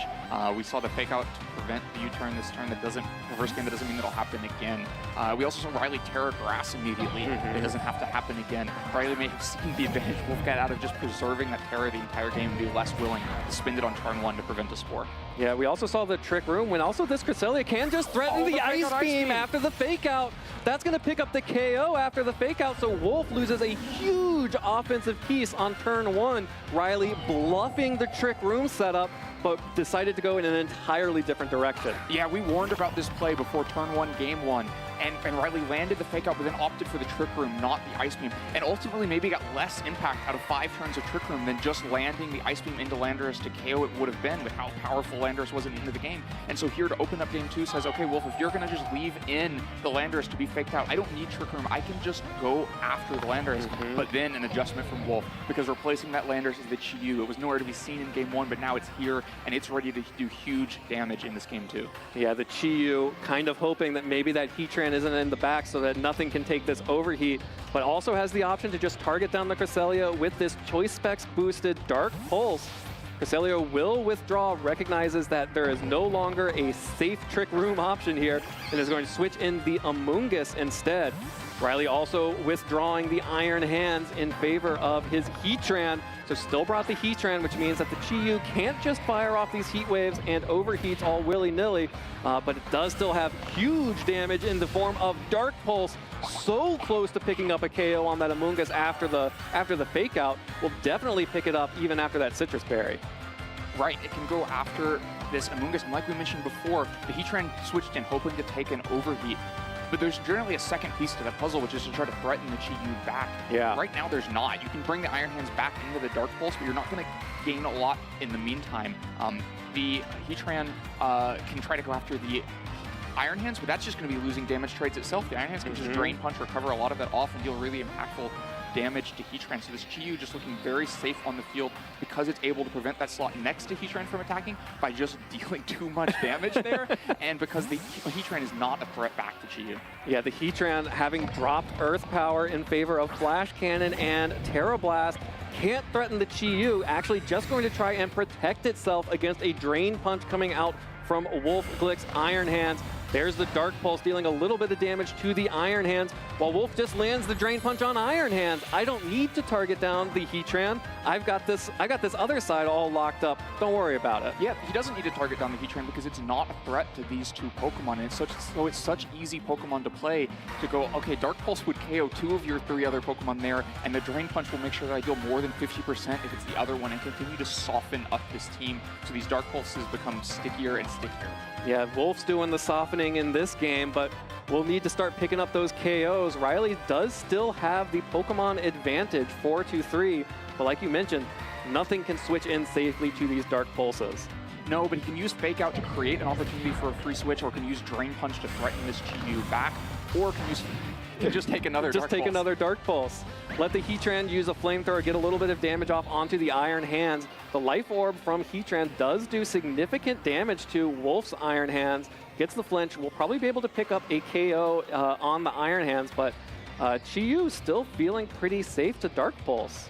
Yeah, it has to watch out, because if the Dark Pulse is not enough to KO the Iron Hands and a Flamethrower is enough to KO an Iron Hands, then the road is cleared for a Drain Punch into the Chi-Yu, which would be disastrous for Wolf.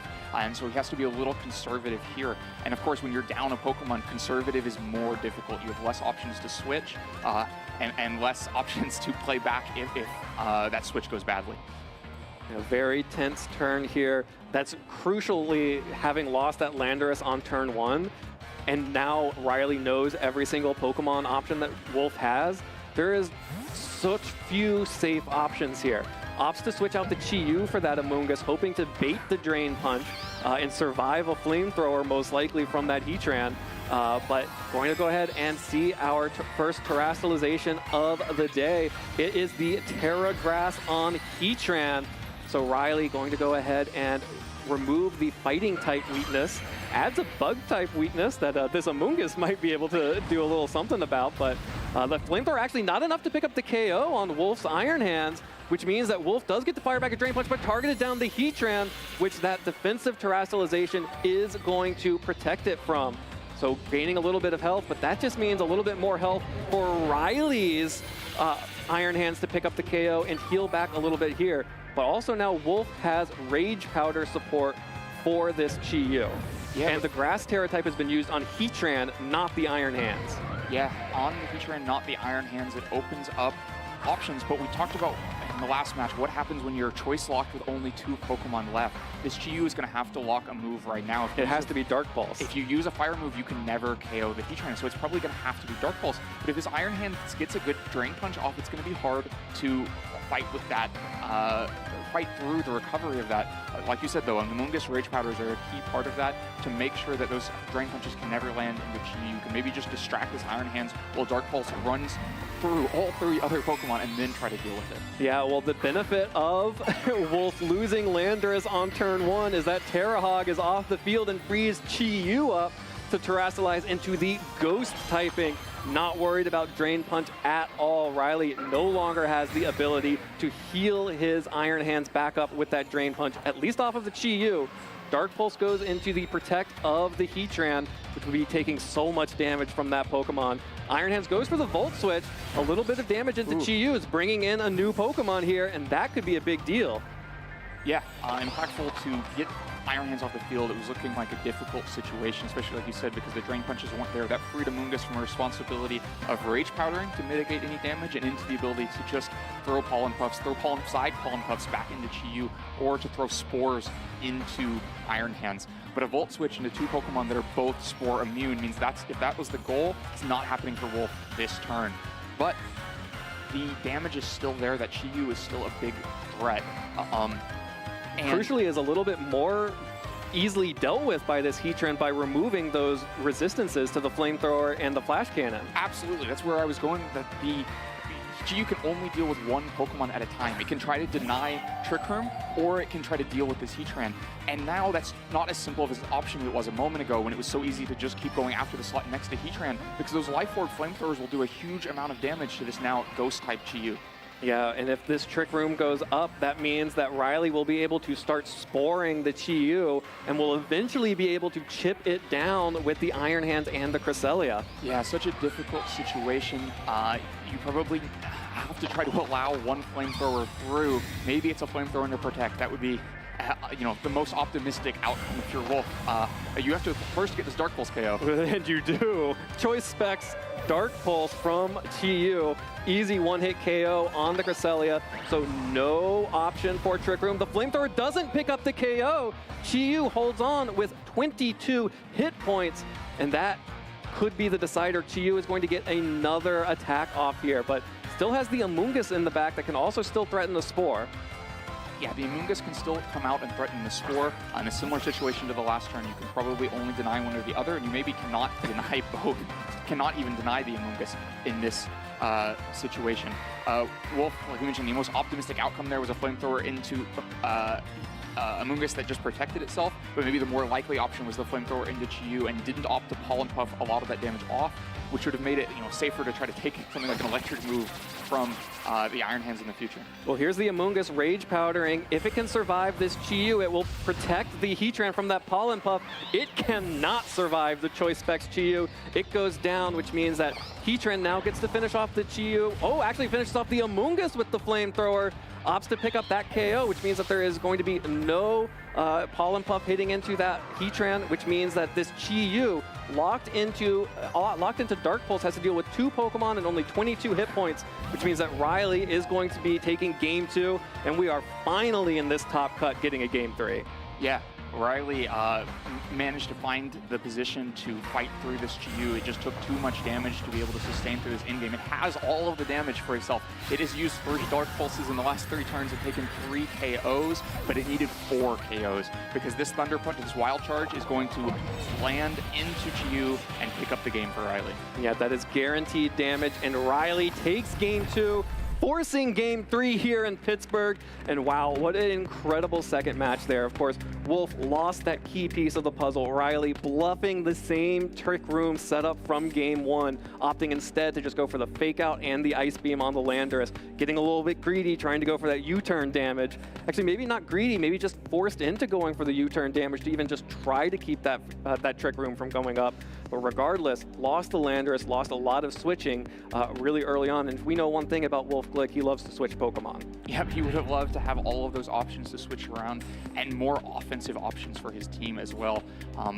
Some of those situations are a lot simpler if you have Chi-Yu next to Landorus that is also able to Terra Blast the Amoonguss so that Chi-Yu can go for a Dark Pulse, or to U-turn to the Heatran and try to pick up a KO that way. Yeah, and here the Amoonguss just barely surviving that Choice Specs Dark Pulse, able to eat the Citrus Berry, go back to Riley and heal off a little bit of that damage with the Regenerator, while Riley is able to keep dealing damage and keep pressuring Wolf's team. Takes out the KO on that Iron Hand, so now it is the Chi-Yu locked into Dark Pulse, has to pick up 4 KOs, picks up the 1, picks up the second one on this Amoonguss while trading his own Amoonguss to the Heatran, and then picks up a third one at the end of this against the Heatran, but needed all 4, not just 3. Yeah, Riley doing a great job of making sure there are always 2 threats against the Chi-Yu. If it had just stayed Iron Hands on the field, there would have only ever really been 1, because Amoonguss could have deferred any threat from the Iron Hands, but quickly identified that, switched in the second threat, and presented 2 options for Wolf to deal with on every turn. The damage of Heatran or the support move, whether it's Spore or Trick Room, that was sitting next to it. Wolf had to opt into denying those support moves, and the damage kept mounting. Flamethrower down to a very low health Chi-Yu, Flamethrower to KO Amoonguss, and eventually Wild Charge Landry for the KO. Yeah, just picking up those final 22 hit points. What an incredible Game 2. And that's kind of what I expected from this matchup. Game 1 was extremely tense and very close. Came down to that Landorus in the back, coming in at the end after Trick Room was over, being the fastest thing. It kind of looked like there might have been a repeat of that with Chi-Yu being the fastest thing out on the field, but really well played by Riley to, like you say, always have 2 threats to that Chi-Yu at any given moment. And here we go into Game 3. Again, Riley is showing the Iron Hands and Cresselia lead up against Wolf's Landorus and Amoonguss. And we saw Game 1 Trick Room, we saw Game 2 Fake Out Ice Beam. It could be either. It could be either. I have to imagine Wolf has seen Landorus get faked out on turn 1 too many times now, does not want to have that happen again. But of course you could preemptively Terra as a defensive measure to make sure that the worst outcomes are not available. But then that Terra is not available for you. And both players have gotten, the games they've won, they've preserved Terra much deeper into them. And so if you're not going to do anything this turn with Landorus, because it needs to switch out, needs to avoid that fake out, then there's really no way to deny the Trick Room. All right, well, Wolf is just going to manually switch out the Landorus, not going for the U-turn, which means that there definitely is not going to be enough damage to stop a Trick Room from going up if Riley wants it to. All Pokemon switching on Wolf's side, bringing the Chi-Yu out right away. Chi-Yu and the Iron Hands up against this Cresselia and Iron Hands from Riley's side. if there is a Trick Room here, as we see the Volt Switch connecting with Chi-Yu. Chi-Yu is a very strong Pokemon, but we already saw that's a pretty speedy little fish, and it does not want to be in Trick Room. It does not. And then Riley playing one of the easy mental games of Pokemon. You've punished with Fake Out 2 games in a row. No need to do it a third time. Wolf will be afraid of it. Instead, he's able to use the Volt Switch to reposition out. Wolf had also already demonstrated switching out the Amoonguss, and so doesn't Terra Grass on turn 1 like game 1 where he lost, but preserves that for later in the game and just gets off the field. Because even if the Amoonguss had tried to spore this Iron Hands, it would have been off the field first. All right, well, Trick Room is going up, and Heatran is going to be the sweeper of choice for Riley. That is a Pokemon that was dealing really good damage to the Iron Hands, but also has the ability to be healed back up on if it does not Terrastalize. Yeah, the Heatran in a better spot against Chi-Yu than it is against Iron Hands. Has to worry about Drain Punch. You'd love to just land a Flamethrower and a Psychic, benefit off of Wolf's Chi-Yu and maybe pick up a 2-hit KO, but there'd be a Drain Punch in between that would deal a lot of damage and some sustain to Iron Hands. That's going to make it really tempting to go for the Terra Grass to mitigate that damage. At least that's how we saw the Terra used from Riley in the last game. It would both mitigate the sustain and the damage back, but it takes away those options. And those options are more this game because the lander's in the back for Wolf, not just gone off the field. And so a Terra Grass means you're susceptible to the Terra Blast. Yeah, and this is exactly what you were worried about with the Chi-Yu before. The Beads of Ruin actually affecting the Iron Hands, but just going for the Terra Blast, dealing a little bit of damage to Chi-Yu, the neutral effect, that is because it has not Terrastalized, that's just a normal type attack. But the Dark Pulse not able to pick up the KO even after the Life Orb recovery. And now here comes Amoonguss, the classic annoying Trick Room Pokemon.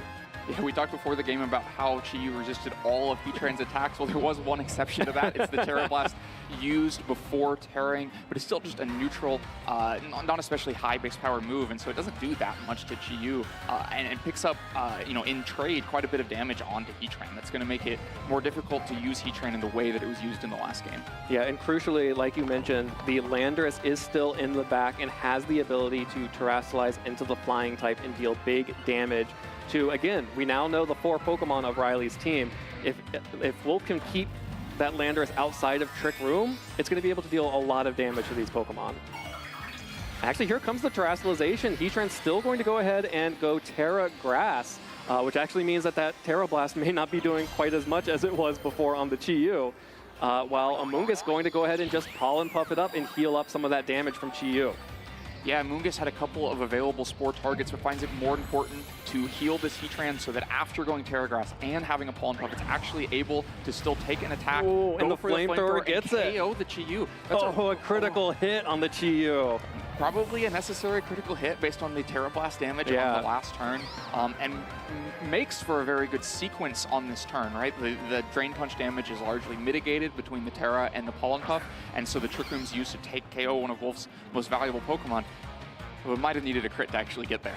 Yeah, might have needed that crit. But we now have Amoonguss out on the field for Wolf, which is able to threaten this Heatran with Pollen Puff and will not be affected by the Rage Powder. So Riley can't really protect the Heatran if Wolf decides that he wants to take that Heatran off the board. Yeah, except by switching. Exactly. You can just switch we saw some damage from Pollen Puff onto Cresselia, but that's still a switch you're willing to take. It's Cresselia that you want on the field. Otherwise, Iron Hands switches in as well. And then the Spore is still available from the Amoonguss onto the Iron Hands on Wolf's side of the field, unless he's ready to commit the Terra to block it. And the Spore landing there just continues to take more options away from Wolf.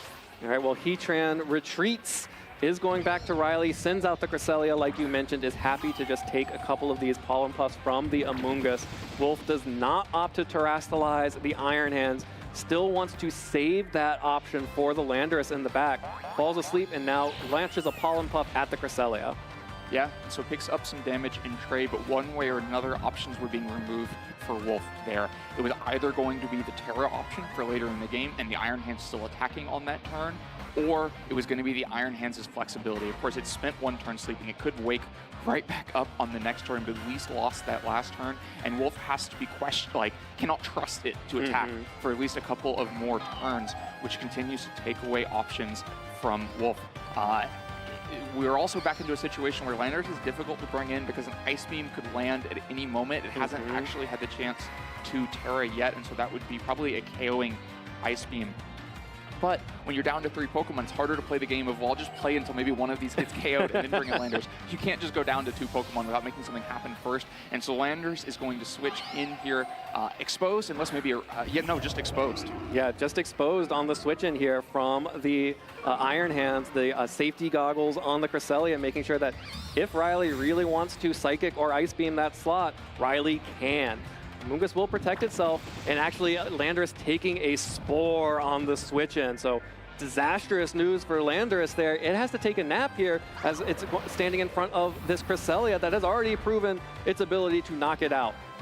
The only benefit being that Trick Room is over, but you don't have any opportunity to take advantage of that right now. Right, no, Trick Room's over at the perfect moment for Riley to just put it back if he wants to. There's absolutely no way to prevent it. Landorus has to spend a turn sleeping. Landorus exposed in more ways than one. It was such a safe play to both Spore and Psychic there. You're mounting damage with Psychic on Iron Hands if Wolf isn't ready to make a switch. It's not KOing damage, but it's, again, softening things up, making progress that takes away options from Wolf. But instead, the Landorus comes in, gets put to sleep, and now the options are extremely limited for Wolf. The damage is going to be so hard to stop from landing into this Landorus. It has to sleep for several turns in front of a Cresselia that just wants to Ice Beam. It's going to have to defensively Terra with no sleep turn spent yet. Yeah, no sleep turn spent and an Iron Hand switching in. So Riley knowing exactly what is going to happen here, now able to threaten that big electric damage on the now pure flying type Landorus. Has to take the turn of sleep after the Spore. Will be able to heal up a little bit with Pollen Puff, but actually no Trick Room going down, just the Ice Beam. So Landorus does survive this turn. Trick Room has not gone up yet, but this Iron Hands being out on the field means that we are still going to be seeing the fake out Trick Room possibility here. It's still a possibility. The defensive Terra there is important because it means the Ice Beams don't necessarily out damage the Pollen Puffs. Amoonguss can kind of spend time trading with Cresselia. That opens up the opportunity for Landorus to wake up. All that's ignoring the 4th Pokemon on the field, though. The Iron Hands can also play a part in this game. You cannot Rage Powder away the attacks from Iron Hands at the same time as you're Pollen Puffing. You can't try to Spore the Iron Hands at the same time that you're Pollen Puffing. And so, once again, Wolf is faced with 2 different threats on the other side, and a lot of difficulty dealing with them both unless Landorus wakes up immediately. That is an immediate wake up and no fake out coming through from Riley. The Stomping Tantrum, it's a one-hit KO, a critical hit. Knocks out the Iron Hands and gets Wolf back into this game. One-hit KO, critical hit, wake up, the Ice Beam, not enough damage to knock out the Landorus, and the Pollen Puff, another critical hit. And a freeze! What an incredible turn, everything happening here. Wolf gets the 1-turn sleep to find a way to get rid of one of those threats on Riley's side of the field by getting the critical hit Stomping Tantrum to take away the Iron Hands so that the Pollen Puff can try to out-heal the Ice Beam coming in.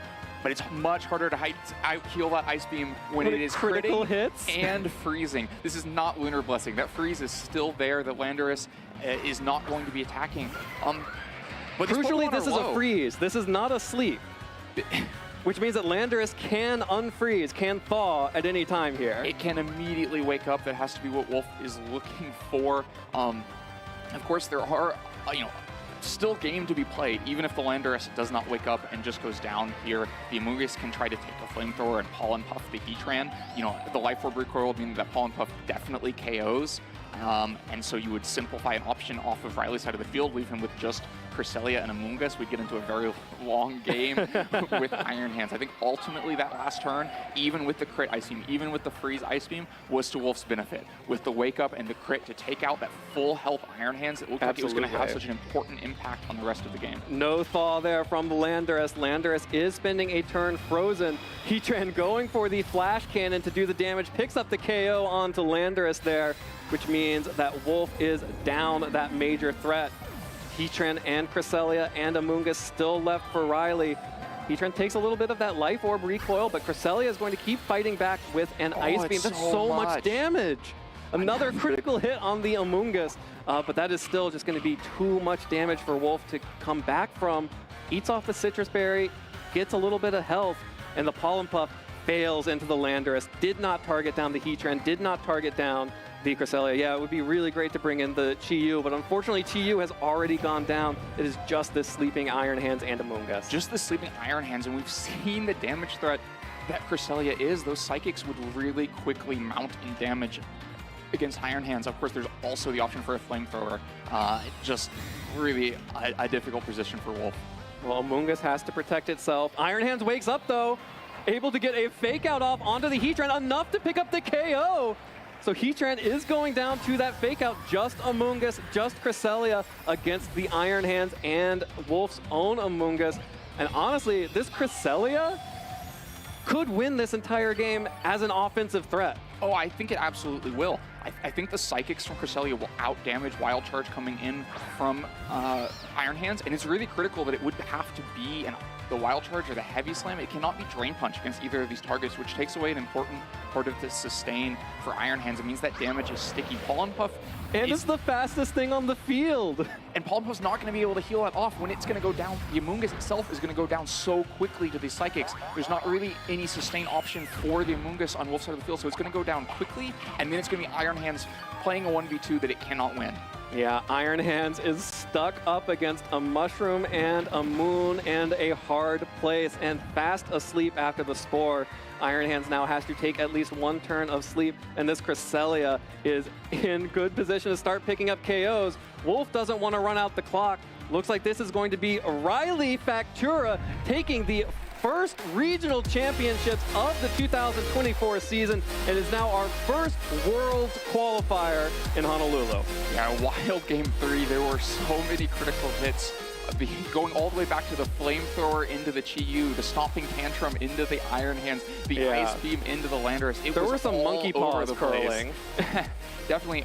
With those critical hits, though, I know the one thing Wolf mentioned early in the tournament is that the team, because it plays slow, was often moving second, just was kind of vulnerable to those critical hits and had to have them happen. And Riley, you know, the most impactful thing over the course of that match was the offense of the Cresselia. Picking up the decisive Ice Beam KO on the first turn of Game 2 to let Riley try to win that game, and then having the damage to close out Game 3, being able to move through that Amoonguss, and so evidently going to move through that Iron Hands that Wolf has to just concede the match. Yeah, this Cresselia was going off that set and in the top 4 match, and you know, I saw this Cresselia at the start when we first saw Riley on stream yesterday, and I was like, oh, Psychic, Ice Beam, what a throwback. Those are the offensive options you used back in 2013, 2014, 2015, because you had Landorus out there, because you had Amoonguss as key defensive pivots, and here it was coming up huge in the finals. Wolf just not able to pick up any of these KOs and getting Flamethrowered back, a critical hit on this Chi-Yu, knocking that Pokemon out, which meant that Wolf lost a huge piece of his offense. Yeah, just very decisive KOs. It was a really interesting damage mixture to take out that Chi-Yu. We talked about how difficult it would be for Heatran to do it. Used a normal Terra Blast. The raw Terra Blast. And then also a Flamethrower on top of it. Yeah, these Ice Beams kept adding up, got good damage onto Landorus. Wolf kept trying to heal it back up with the Pollen Puff, got the wake up on Landorus, got the critical hit on this Iron Hands, and for a brief moment, it looked like Wolf was in a commanding position, back in the driver's seat of this game, but then Cresselia was not having any of it. A critical hit of its own with the Ice Beam, and finally landing a freeze on the Landorus. It fired off, I don't know how many Ice Beams in that in-game against Aaron Trailer, but didn't get a single freeze, and then here, the crit freeze on Landorus, keeping it out of commission, picking up big damage on the Amoonguss with another critical hit that activated the Citrus Berry. But at that point, it really felt like this Cresselia was already in good enough position with the Psychic, with the Ice Beam, to be able to control the Iron Hands and the Amoonguss. Yeah, it was just primed to win. It had the Psychics to deal so much damage to Amoonguss. We saw that in Game 1. We saw it again there in Game 3, how much those could do. And then Iron Hands just does not stand a chance against this offensive Cresselia in a 1v2. Yeah, every time I saw those Psychics hitting into Iron Hands and dealing like real chunks of damage, I flashed back to when Hitmontop was one of the top Pokemon in the meta, and thinking about, oh yeah, I remember when people trained themselves to make sure they got either 2-hit KOs on Hitmontop or using the old Psychic Gem, getting a 1-hit KO onto Hitmontops. And I was like, oh, I'm back. We're so back. Yeah, I'm ready to be back for the days of offensive Cresselia. We'll see an expert belt before too long. Oh, I remember those expert belt Cresselias, and Riley's Cresselia, definitely an expert in this set, picking up so much pressure. It really did put so much pressure down on the board just by being able to threaten those offensive attacks when you're usually used to ignoring the Cresselia, thinking like, oh yeah, it'll Lunar Blessing off some of the damage, but if I can just keep up in the race, I'll do okay. But now Cresselia was a part of the race and picking up big chunks of damage into those Pokemon. Well, and what it did was make Cresselia plus Amoonguss a viable combination, right? Yeah. Cresselia is so good at putting up Trick Room, did it in that match. But you need to have another offensive Pokemon next to it. You need to have Ursaluna or something that then gives you less control options, no Spore, no Rage Powder, no healing with Pollen Puff. But when both Amoonguss being a little more offensive and Cresselia being much more offensive made Amoonguss plus Cresselia like a valid option to have on the board, we saw Riley use that consistently to pretty good outcomes. Yeah, absolutely. I mean, even in game 1, the game that Wolf was able to claw back after Trick Room went down, having the Amoonguss, having the Cresselia in Trick Room, soften up the team, put Riley in really good position to potentially pick up some of those KOs. After game 2, when Wolf switched to Chi-Yu, trying to poke more holes in Riley's team, because obviously in game 1, even though Wolf managed to win, it still felt really out of his control until those very end turns after being able to stop the second Trick Room from going up. Chi-Yu at least had the ability to punch holes in Riley's team, but you lost the speed control from Fluttermane, you lost some of those other abilities to make some of your slower Pokemon like Iron Hands more effective outside of Trick Room, which then started getting Wolf caught in the speed sandwich. Yeah, absolutely. He was caught right in the middle of it. Didn't want to play in Trick Room, didn't always want to play outside of it either. And the Chi-Yu was looking for those holes to punch, but ended up being in Trick Room with Iron Hands punching at it, having to play safe and not able to do it. All right, well, we are going to hear from our very first regional champion of the 2024 season. Riley Factura is in the lounge with Sierra. Take it away. Thanks so much, you two. I am here with our first regional champion of our 2024 season here in Pittsburgh, Riley Factura. Congratulations. What a finals, what an entire run for the tournament for you. You won 12 Swiss rounds in a row. You won in the finals. How are you feeling? I'm feeling really good. I'm proud that I was able to play really well this weekend. I did make some misplays and I got a little bit lucky. Which I do feel bad. I'm hoping they can remove crits from the game one day, but yeah, that's how I'm feeling. I mean, hey, this always takes a little bit of luck going on forward for anyone to be able to claim that title, but I mean, this match too, this was a rematch from earlier on today in Swiss where Wolf narrowly won there. He said it was a stressful match. Having learned from that match, was there anything in particular in this rematch that you went going on forward since you did have that information? Yes, so I was able to see the way Wolf plays, and he's a very good player. He'll always, or most of the time, he'll play safe. And then also I was wondering what Pokemon he would bring against me and my team. He decided to go with the Landorus Amoonguss a lot, and that was very threatening if I didn't bring Cress. And I know during Swiss I did not bring Cress once, I think, so it really helped that matchup in the finals. And then since obviously he has a moment to obviously think about your team and the adjustments, was there anything that he changed up going on to the finals that caught you off guard at all? Yeah, I was a little bit surprised on when he brought Chi-Yu in the finals, because he was bringing Flutter more often during the Swiss rounds. And I was trying to prep for that because I was a little bit more scared of that.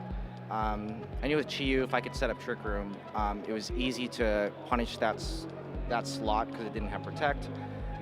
But it was doing a lot of damage.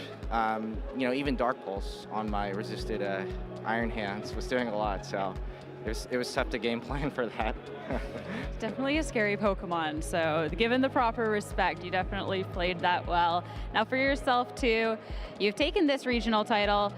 You already had a couple of them under your belt, and we're going on a little bit of throwback too. Obviously, we've gotten these Pokemon that we've gotten to see in the past and have the success, like this Heatran and the Cresselia. Was this then a really easy format for you to pick up, given your past success and just the knowledge of the game? Not at first. Okay. I didn't have the best Worlds performance, and I also didn't really play well the day of because I got a little bit sick, but I still also felt like the team that I brought wasn't as strong, which was a Reggie Drago, Golden Go core. But I wanted to build and use something at least as optimal as possible for this tournament. And then going back from the past, Heatran and Crest, yeah, and Amoongus too, has definitely given me comfortability for this format. I think actually Amoongus has won me this 4 regionals so far. So wow. and I didn't even want to use Amoongus anymore because at Nationals I got knocked out because my opponent had woke up turn 1 3 times in a row. So I was like, oh, I don't really want to play like the lucky side of the sleep turns. But Amoongus has such good typing. It's the best, or one of the best Pokemon of all time since like 2011. Yeah. More than 10 years. It's a crazy little mushroom. It's always really funny too because so many people are like, I didn't want to use Amoongus because it's bad, but it's actually really good and it's the flip-flopping back there. But now with this regional title, you also just earned your Worlds invite with the change. So how is that feeling? What does then the rest of the season look like for you? Because you already accomplished what everyone else is working towards. It feels good. It's kind of weird that it's a new thing that they're doing Worlds invites for regional winners. But I can relax a little bit. I already have my flight booked for Peoria. I don't know how to pronounce it, but Peoria. Peoria. There's so a lot of people there. that don't know how to pronounce. Nobody goes there. It's okay. Cool. But yeah, anyway, other than that, I'll try to go to events if I can. Definitely want to go to LA since it was my hometown, and then Orlando since I live there. The next goal, just getting as many regional titles in one season under your belt. Easy peasy, right? We'll try, yeah. Congratulations once again on the run and becoming our first regional champion of the 2024 season. Before I let you go and celebrate with your friends, anyone you want to be shouting out or final words? Yeah, Alberto, Gio, Chase, Eric, Alex Jimenez, and then especially Ethan, Rob, VGC Corner, and Brady, and Anthony. A lot of people, pretty much like everybody from SoCal. I know I live in Florida now, but everybody from California has been supportive of just throughout the years. Especially my family, my mom and dad. They were super supportive. They even flew me to Nationals in 2014. Aww. So I remember that. That was awesome. My sister too. And then my beautiful girlfriend, who has been helping me, supporting me throughout the entire year. If there's anyone you forget, you just win another regionals and shut them out then, right? So. Yeah. I know there's a lot of people that I forgot, but you know who you are if you helped me out. There's always have to have great people by your side. Congratulations, Riley, once again on the win. As for us, it's been a fantastic weekend. We're going to be right back to recap it all.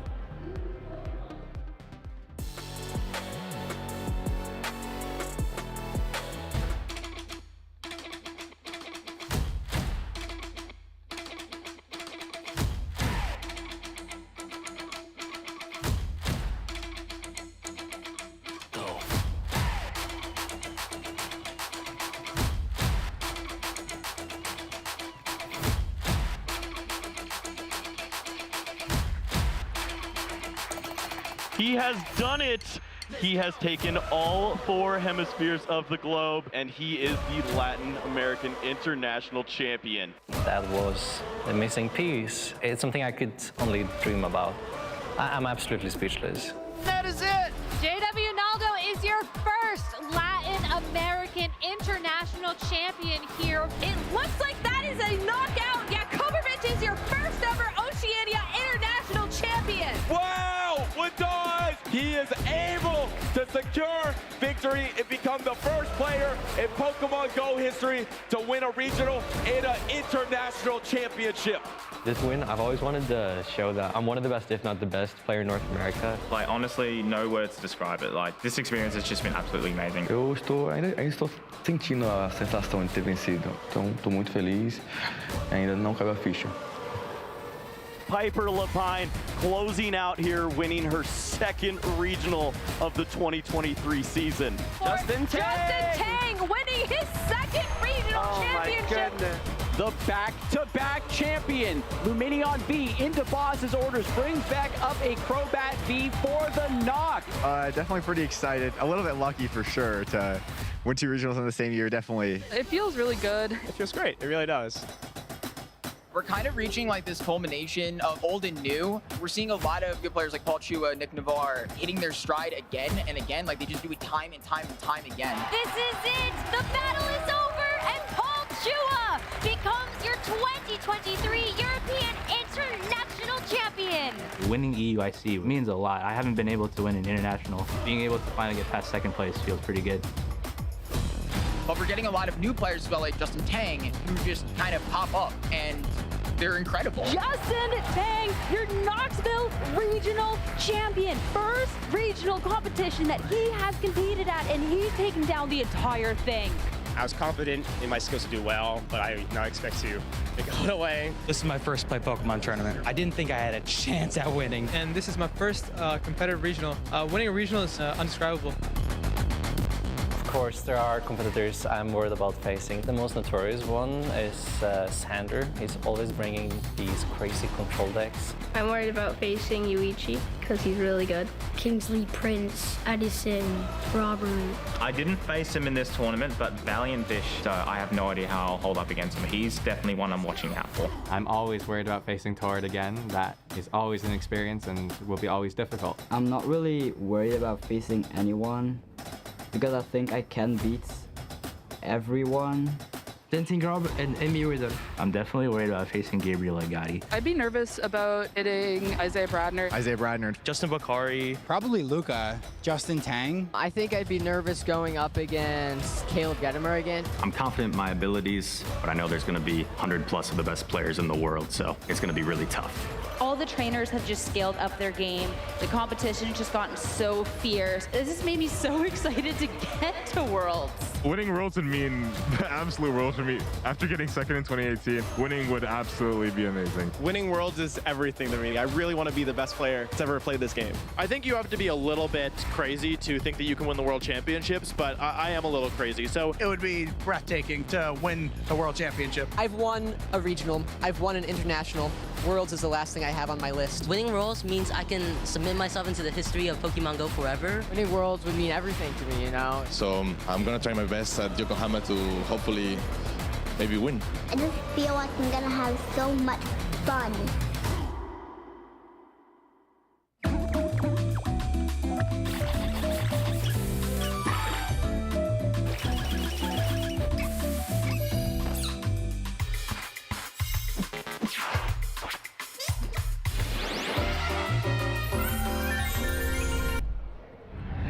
Hello, everyone, and welcome back to Pittsburgh Pokemon Regional Championships for the final time today. What a fantastic event it's been to kick off the season. Honestly, expectations are always high coming into an event, and they still exceeded my expectations somehow. Like, this has been an incredible weekend of Pokemon. It really has. I mean, we started out with probably one of the toughest fields to compete in for Pokemon, and now we ended with 4 regional champions in our top 4, 2 regional champions facing off in the finals in a very, very close set. You know, you couldn't have asked for a better storyline this weekend. Yeah, and it turns out no matter how far away we get from 2015, time is a flat circle because no matter what you do, no matter how much you play, how much Pokemon you play, Cresselia, Heatran, Amoonguss, they'll come for you.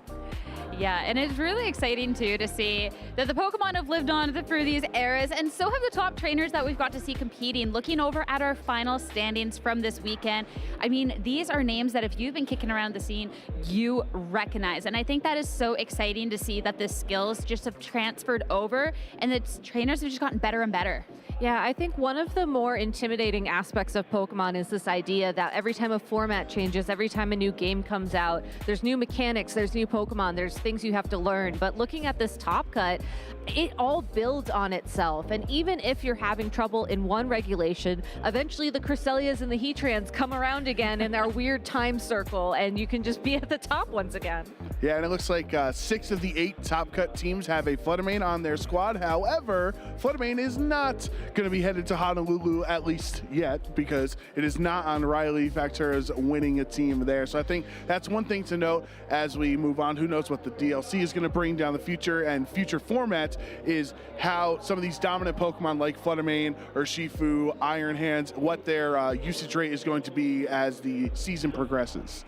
Yeah, maybe our winner did not have a Fluttermane on his squad, but it was definitely a lot of other really strong and powerful Pokemon that he was able to pilot to the top. We got to see the Cresselia. Maybe it did go on the offensive. It actually did pick up some big KOs there, specifically that Landorus. But the utility that it was able to bring to the battle along with the Amoonguss, and then paired with some of the top usage Pokemon that we do have, like that Urshifu and that Iron Hand, this was just the perfect blend of Pokemon. It really was. And to look at the field overall, it's this really healthy mix of Pokemon, I think, from the newer games, from the older games, and it feels like there's a nice mix of offense and defense as well available to trainers right now. You know, it's kind of unfortunate that we're only going to see this metagame play out in Barcelona and Curitiba, I believe, are the last 2 regionals in this format, but I'm excited. I mean, I love seeing this, and I love how we also saw Pokemon like Regidrago make an appearance and do some incredible work. Yeah, I think seeing 8 Pokemon in their day 2 usage, all over 30% usage, and the Heatran's, you know, pretty much right there. I think that really does show you just how centralized this format has become around these very popular and strong Pokemon that were brought in through Regulation D. So I see the Cresselia at around 20% spot, and I think that's a Pokemon that deserves to be in that spot. It's not a Pokemon that every player is able to pilot effectively. Only those truly skilled players with a lot of history with Cresselia, knowing how to optimize it like Riley did on his team, are really going to be able to effectively use it. And maybe this wasn't the weekend for Fluttermane to be knocked off of that #1 spot, but Iron Hand sitting nicely in that #2 spot. Gabby, I know that you're excited about, considering going back to our caster predictions. You went the no fun, only winning route with Gabby these Iron picks. Hand Snyder over here. I know, right? All of the picks performed because yeah, they're really strong Pokemon. Yeah, but on the other hand, you gotta pick your other favorites. Iron Hands? And the other Iron Hands. And unfortunately for me, Iron Hands is actually one of my favorite Pokemon from the Paradox Pokemon introduced. And I think it goes to show you why. But you know what? I'll take one for the team here. Iron Hands got the crown this weekend. Maybe something will happen in one of the 2 DLCs coming out that'll dethrone it finally. It'll knock off the crown. There you go. Yeah, there you go. The only bummer to me here, Sierra, is my Ursaluna and Cresselia slot are interchangeable because I love the Moon Room team. So it feels really bad that I just chose Ursaluna when I could have also had Cressy on that spot. But it just goes back to you're looking at only winning and then not having fun and, you know, picking your favorites. I mean, the Slytherin was still #1, and there was not a single person that brought it this weekend. Understandably Wait, so. not a single person? Why are we shocked? Not a single person I brought would be it. shocked if one person did bring it. Actually, yeah, that's fair. Wow. All right. Hey, there's opportunities though in the future. Maybe as the formats change, we get more events coming up. We might be able to see, you know, that 1 or 2 people bring it. I believe in you. Next opportunity, of course, would be over at Peoria. It's a month away. It feels like forever, but also the way that players prep for the events, that's also so close. And October is going to be packed with Pokemon events. Yeah, and if you want to sign up, there's still time. I believe they're going to be releasing some more slots for Sacramento if that hasn't happened already. So make sure you check out the Pokemon website for all that information, because you could show up and just win and then punch your ticket to Honolulu all in one weekend. Yeah, I think it's really exciting since last season started in January in San Diego. We had a lot of fun, but we actually get to have the full calendar year experience of VGC that we know and love. Yeah, and being able to stop at Peoria as our next journey. I know players are already looking and prepping for that event. So if you're looking, make sure you mark it in your calendars and make sure to try and come by to spectate. It should be a lot of fun. As of course, we already got to see that the competition was so fierce this weekend, and I really don't think that's going to stop anytime soon. Honestly, with the Pokemon that are being added into the games, with how trainers have been leveling up their play, I think each event is going to be more difficult than the last, and that's exciting. Yeah, it's a challenge, right? You want to compete with the best, you want to go to Worlds, and the temperature just keeps turning up higher and higher, and I can't wait to see who rises up to the top. Yeah, I think it's really cool when you have a team and you're like, this 6 works really well in Regulation D, and then you can't become stale. You have to actually innovate and you have to evolve so you can keep a core. Like, for example, Wolf has effectively used a lot of Iron Hands, Flutter Mane, Chi-Yu strategies throughout the entirety of the last calendar year, right? Whenever they became legal, but he has to evolve that every single regulation. So how are these trainers here in Pittsburgh going to take their team of 6 and add on from whatever happens in Regulation E? Yeah, and of course, Peoria over in NA, that might be a month away, but there actually is still going to be Pokemon coming up really, really soon, as there is going to be the Barcelona special event coming up just next weekend. So another chance to see who's going to be able to secure valuable championship points to start working towards their Worlds invite. Yeah, I can't wait to see the results from that. I think that it's going to be really big in terms of whether or not Cresselia will persist into Regulation E. I hope it does. It is legitimately one of my favorite Pokemon.